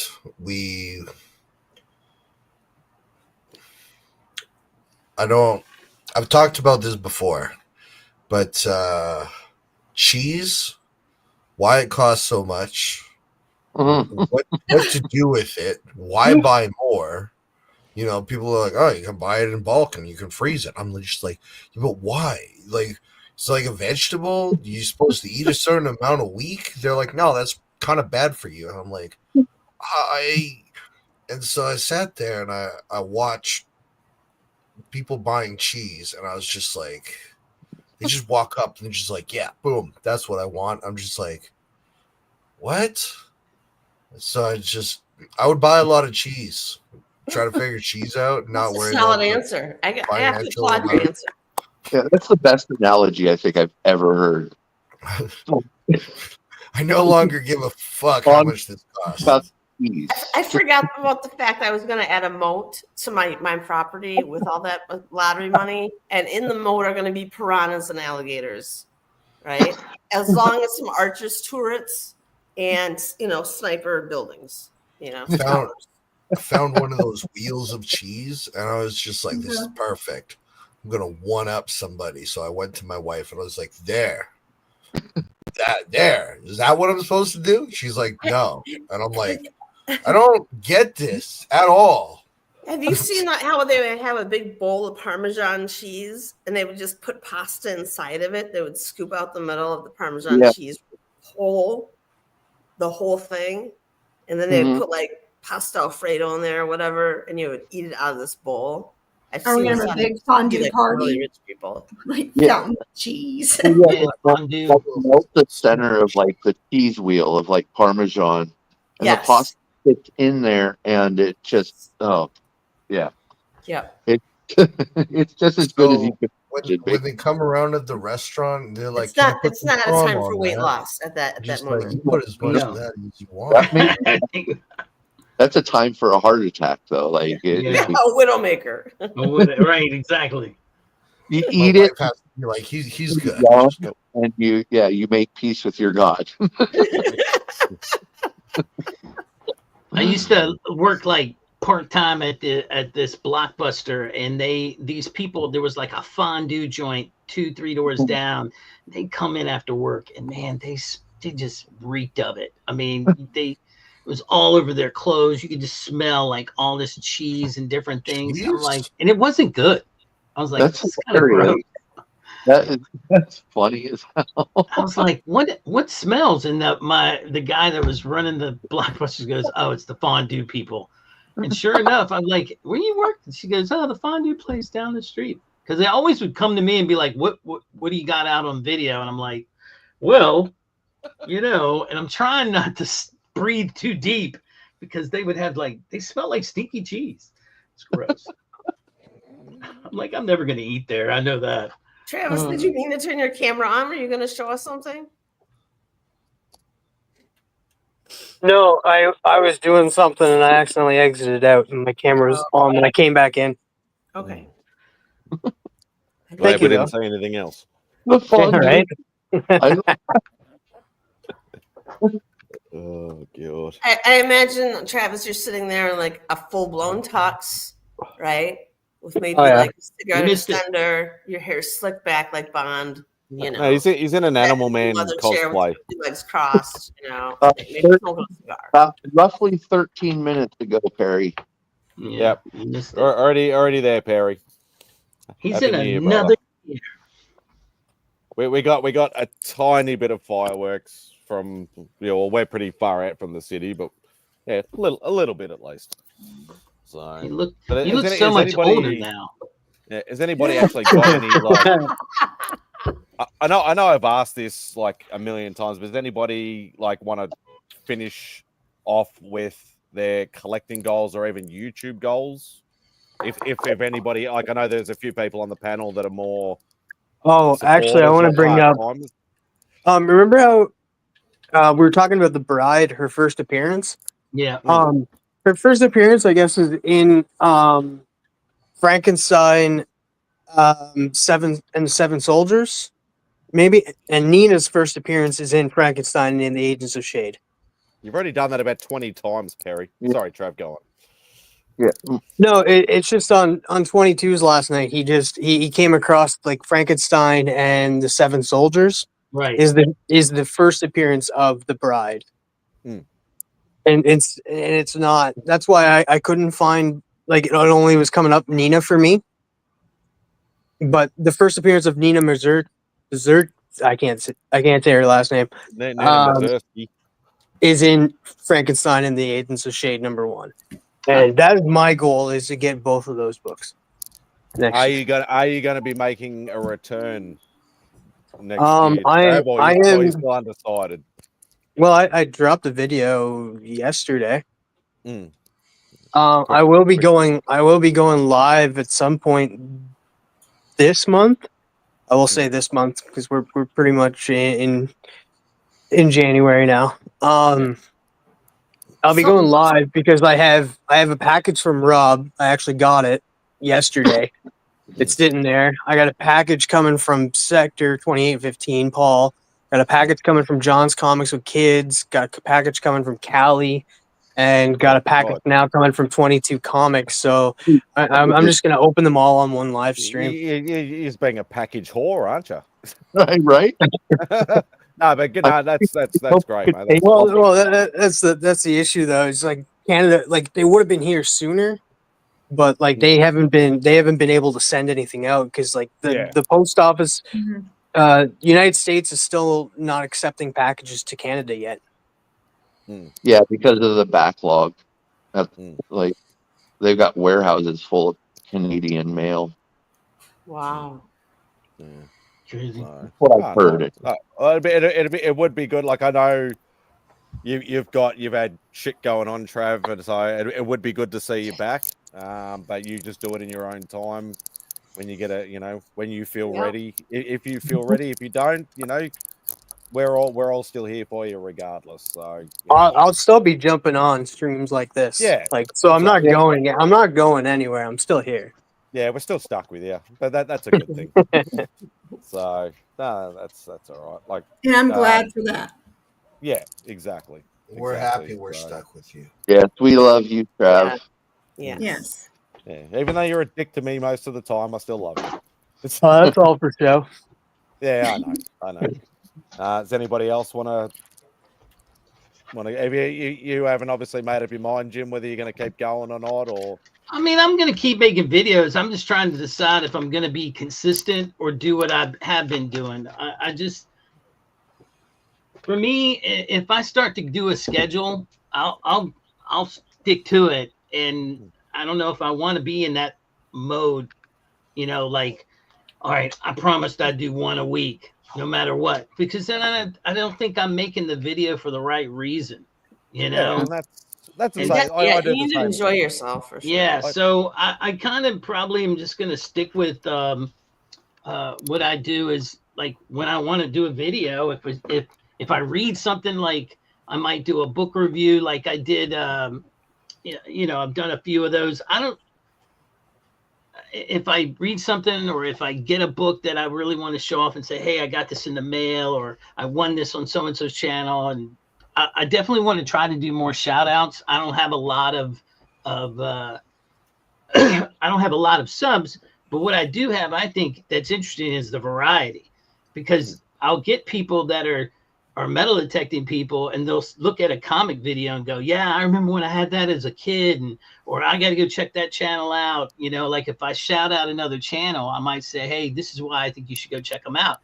And it kind of goes both ways. Then you guys will see, like you guys have seen my digging videos and you make comments on that as well. So yeah, I don't know. I want to do more of that. I want to definitely do some shout outs, because there's some small digging channels that could grow. And then there's like, I love Nate from Hell Yeah Comics. I think he's just fun to watch. So I want to shout him out, and all these different people that I don't think a lot of us have experienced or come across in streams together. So I'll be doing that. I'd love to get my brother back into the game, but I don't know. He's got a younger kid and his time is limited. Yeah, like and like you, like John's got a wealth of knowledge, and he's an awesome guy as well. Like I really like John as well. Like I'd love to see him come back, but at the end of the day, if he's just pops into a random live stream or hops on a at weekend with Mark or something like that. It's still just great to see him. Yeah, he was on at year's end last night. Right. Yeah, exactly. So yeah, John has way more knowledge than I do, and he articulates himself better than I do. So that's why I'm always encouraging him. Yeah, we need to get you back on the YouTubes because I like your viewpoints on some things that I wouldn't necessarily see. So, but yeah, and then collecting goals. My one big book is going to be that Iron Man 1. I probably am going to try to do like what you were talking about with Spidey. Bring in the maybe do like the first 100. Like collect from 1 to 100 of Iron Man. And I've gotten some in. Again, I'm not going to be all like, oh, it's got to be minty. I got this one right here, number 5. Iron Man number 5. It is not minty, but I got it for free because Mon Comics sent it to me in an AOK. Yeah. So that counts. And realistically, Iron Man is probably a good run to get because there's only really 2 big books in that first 100. Right. It's one in 55. That's it. Yeah, the Thanos and number 1 probably are the 2 biggest ones. Yeah. So, but yeah, no, I just that's probably, as far as my collecting goals, that's probably going to be the biggest thing. That, and always, man, if I see some original art now, I'm not hesitating anymore. If I like the way it's drawn, like these guys, I like the way they drew this Iron Man. I'm not a fan of a lot of the other stuff they do, but they drew Iron Man well. And since he's one of my favorite characters, I went ahead and got it. Am I going to get their, I don't know, Black Canary or something like that? No. Just doesn't look the way I want it to be looked. So, nice. Christina, have you? I know you're obviously the queen of the mods. Do you have any like YouTube goals or supporting goals or personal goals or anything you would love to share with the rest? When are you starting your own channel, Christina? I do have a channel. Okay. I do have one. I have a channel and I have I think like 1,400 subscribers on it or something. Like wow. Only. Right. But I've been around for 9-10 years, something like that. But I've done some video stuff on it. But I think I might do some content this year, but I might change it up and do something. I always want to do something called Sunday Spread the Love, stuff like that, and do something called McTina's Corner, possibly, and have some ideas, but I don't know if I'm going to do it, so I'm just thinking about it, so we'll see. Nice. Very nice. Very nice. Tate, you don't do content, but you do have your Kickstarter coming out, of course. If all goes as planned, I right now it seems to be like we haven't. I'm hoping that it launches on the 21st of January, which is crazy because that's only basically 21 partial day left. So I'm hoping that happens. If it gets pushed back a little bit, I'm fine with that. But that is probably going to be a major focus of this year. Other major focus is just continue to work on my mental health and I'm going to try to be at Heroes, but I don't know if that'll happen, but going to try to be there and just continue to live every day, survive it. There you go. So there you go. Nice. Steph, you got any ambitions or? I would like to second Tate's remark that I'm going to continue to endure. That,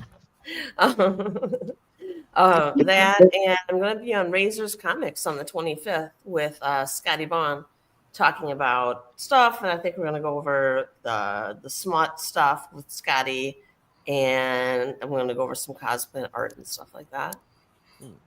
So very nice. That's happening. Are you going to go back much into creating more content, or are you just going to? I didn't renew my StreamYard. I did think though that, like, I was thinking if I were to do a show, I would do a show.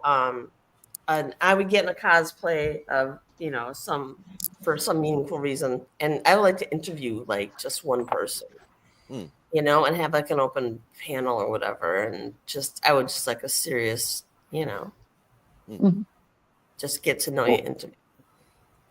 Wow. That would be cool. That would be very cool. I love watching interview shows. I really do. Like, whether it's the same old 5 or 10 questions, or whether it's something totally different or anything like that. It's one of those things. Like, some people like watching spec, some people like watching unboxing, some people like watching, certain kinds. But I think interview shows sometimes cross a lot of borders too. Mm-hmm. So, and I don't ask typical questions usually. I'm like, what's your last meal, and great. Like when someone said like, oh, I'm gonna go up and meet this famous artist at Comic-Con. I'm like, oh, ask him what his last meal is gonna be, and he's like, I'm not gonna ask him that. It's like, well, look, he's not gonna expect that. He's probably sick of asking who his favorite influencer is, Who was your influence? You watch celebrities talk about like when somebody asks a question, they're like, "Oh, that's a really good question," because I'm sure they get asked the same question a million times. Yeah. So, yeah, that's cool. No, that would be awesome. So, no, I reckon that'd be great. Yeah, that'd be awesome. Sicko, you got any plans? Got any goals you want to achieve or anything like that this year? Or I'm gonna continue my mod work. I'm gonna continue working for Perry and hopefully do more work with Eamon, behind the scene kind of stuff. Nice. I'm creating a Twitch channel with my buddy who's decided to step away from doing the filming just because his job requires him to travel now.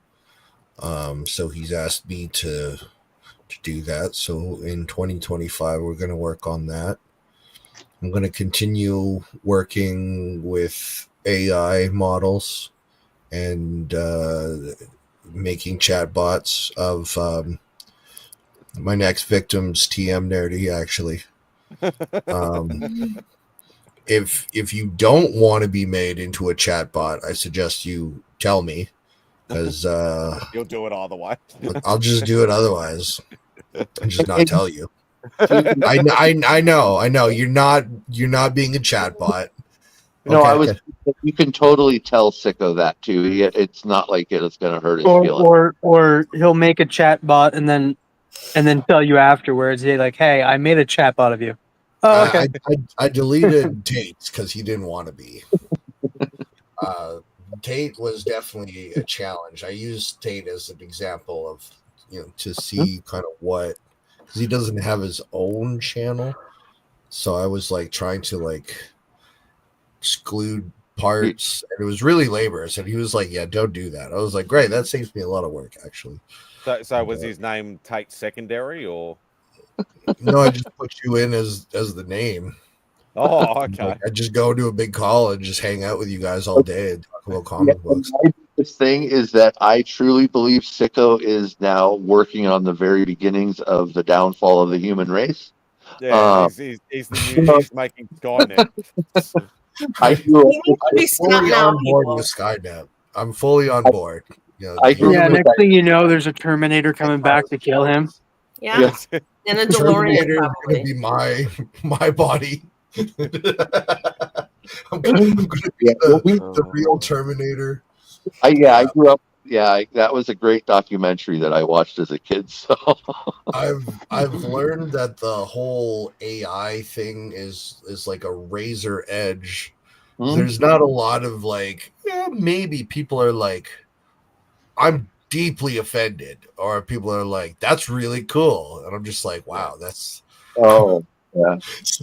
So you really figure out who's not on. Yeah, my son hates it.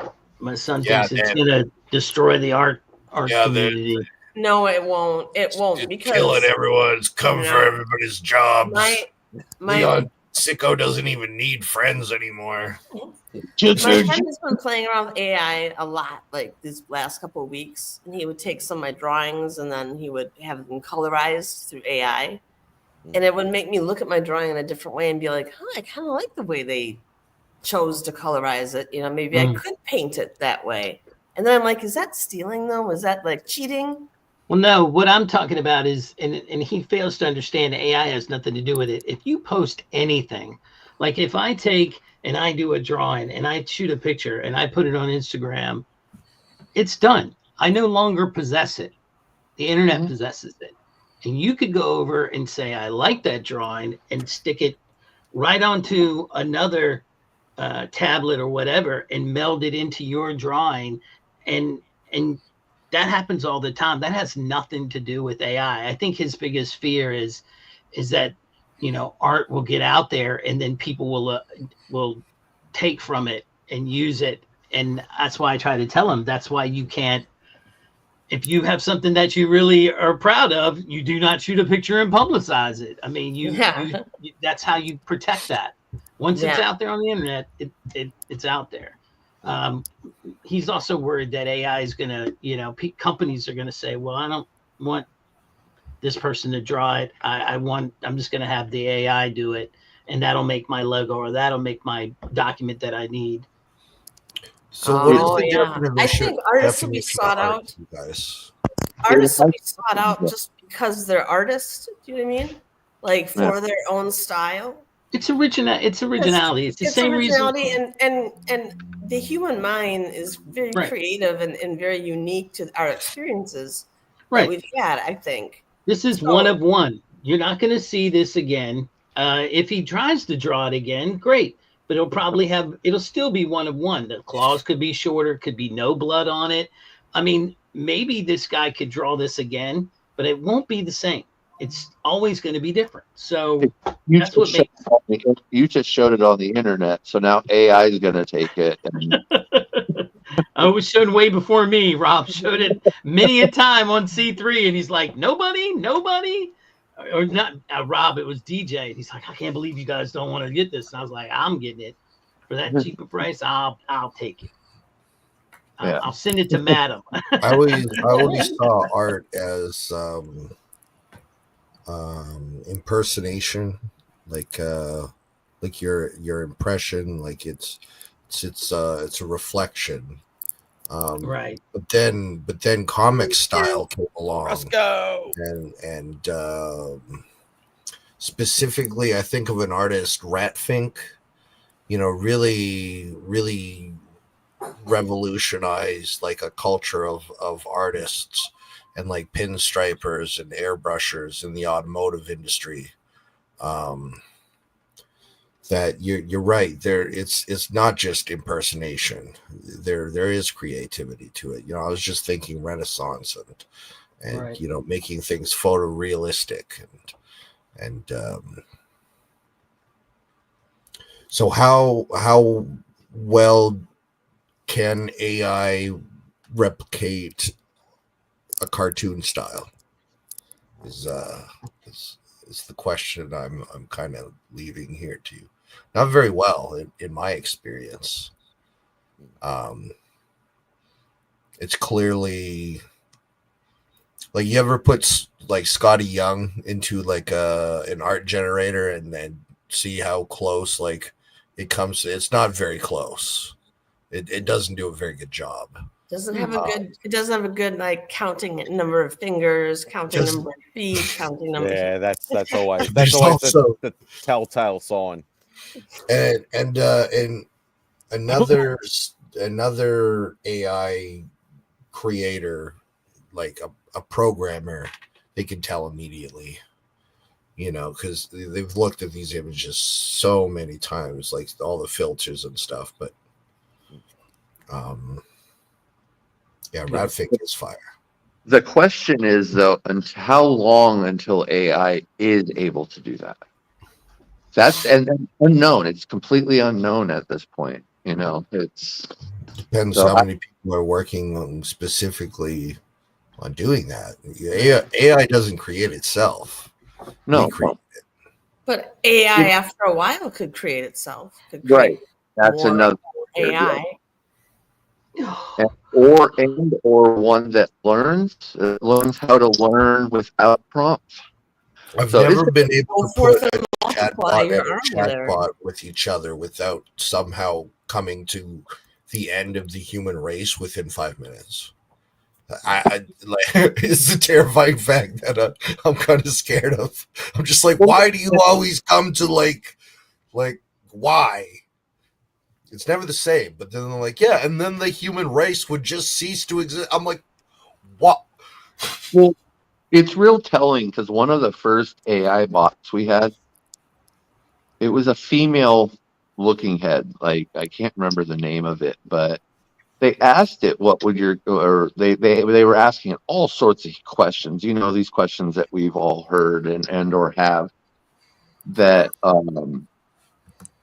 like about like nuclear war. How do we stop like this threat of nuclear war or whatever, or how to and the AI straight up said to kill to kill the human race. And I'm obviously paraphrasing this awfully, but I don't know. I don't know. I'm a little afraid of it. I mean, literally before coming onto this stream with you guys, I was watching a programmer.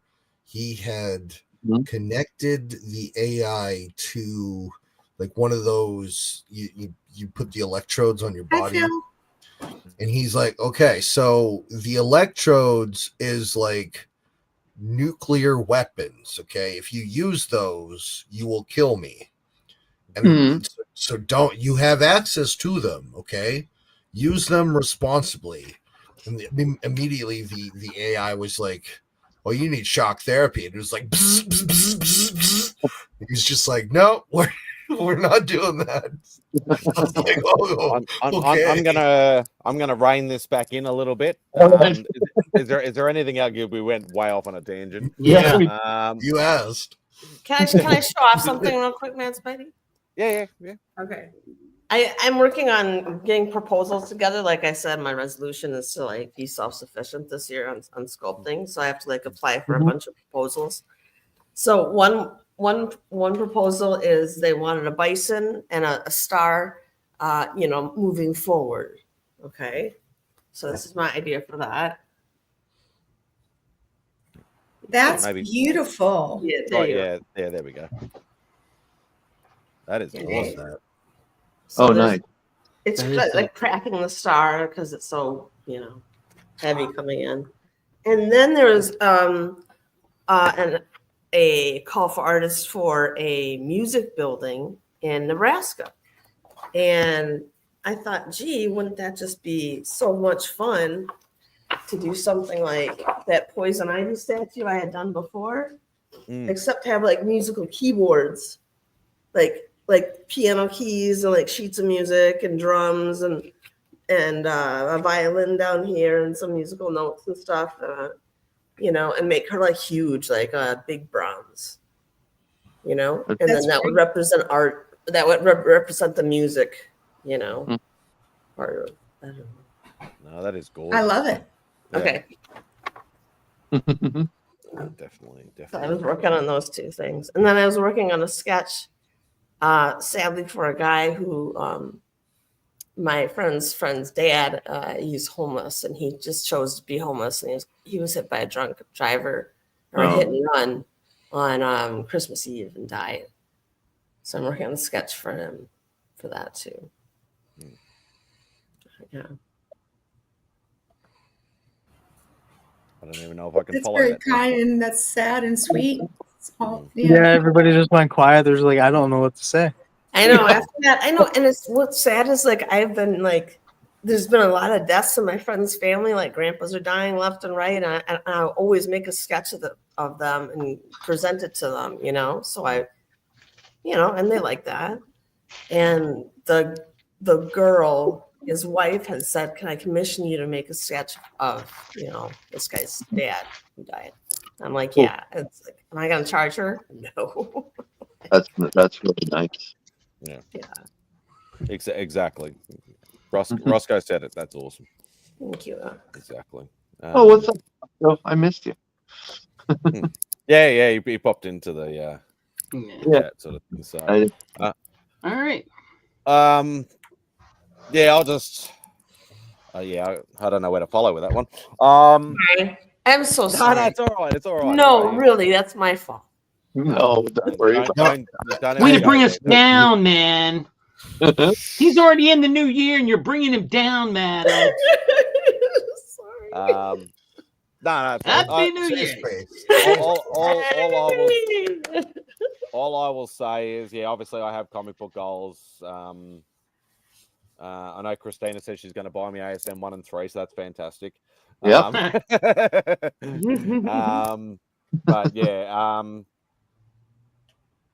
But be all and end all. I'd love to hit 1K this year.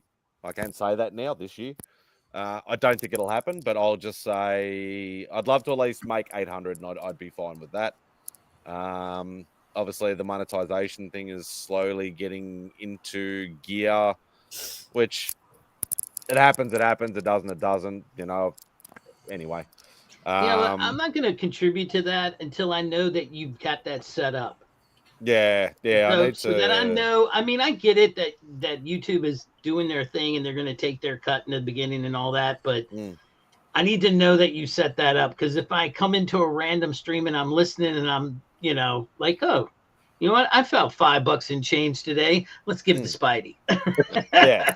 And if it's going to go into the ether or into line their pockets, then I don't blame you. But so just that, the comic goals that I'm thinking, like what Steph was saying, maybe I've always wanted to do an interview show, but I'm not a good interviewer.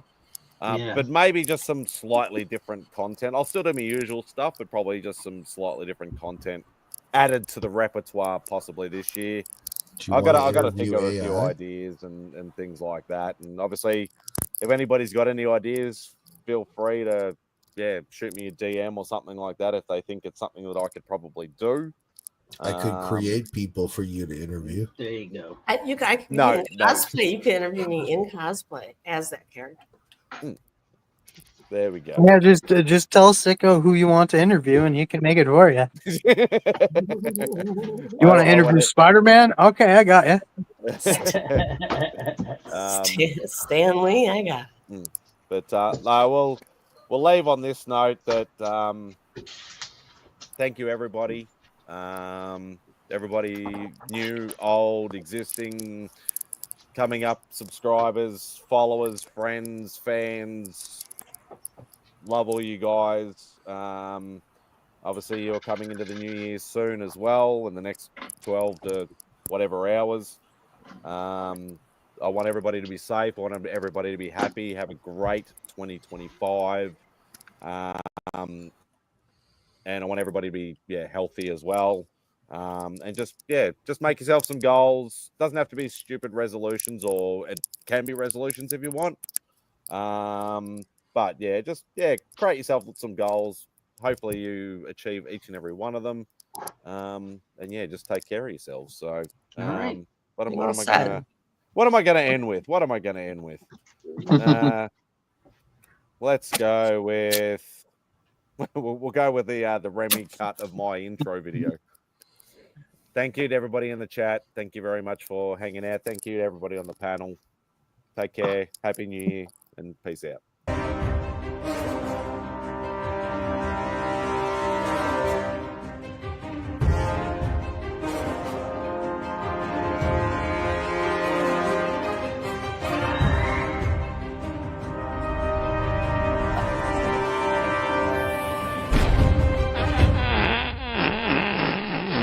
The word jaundice comes from the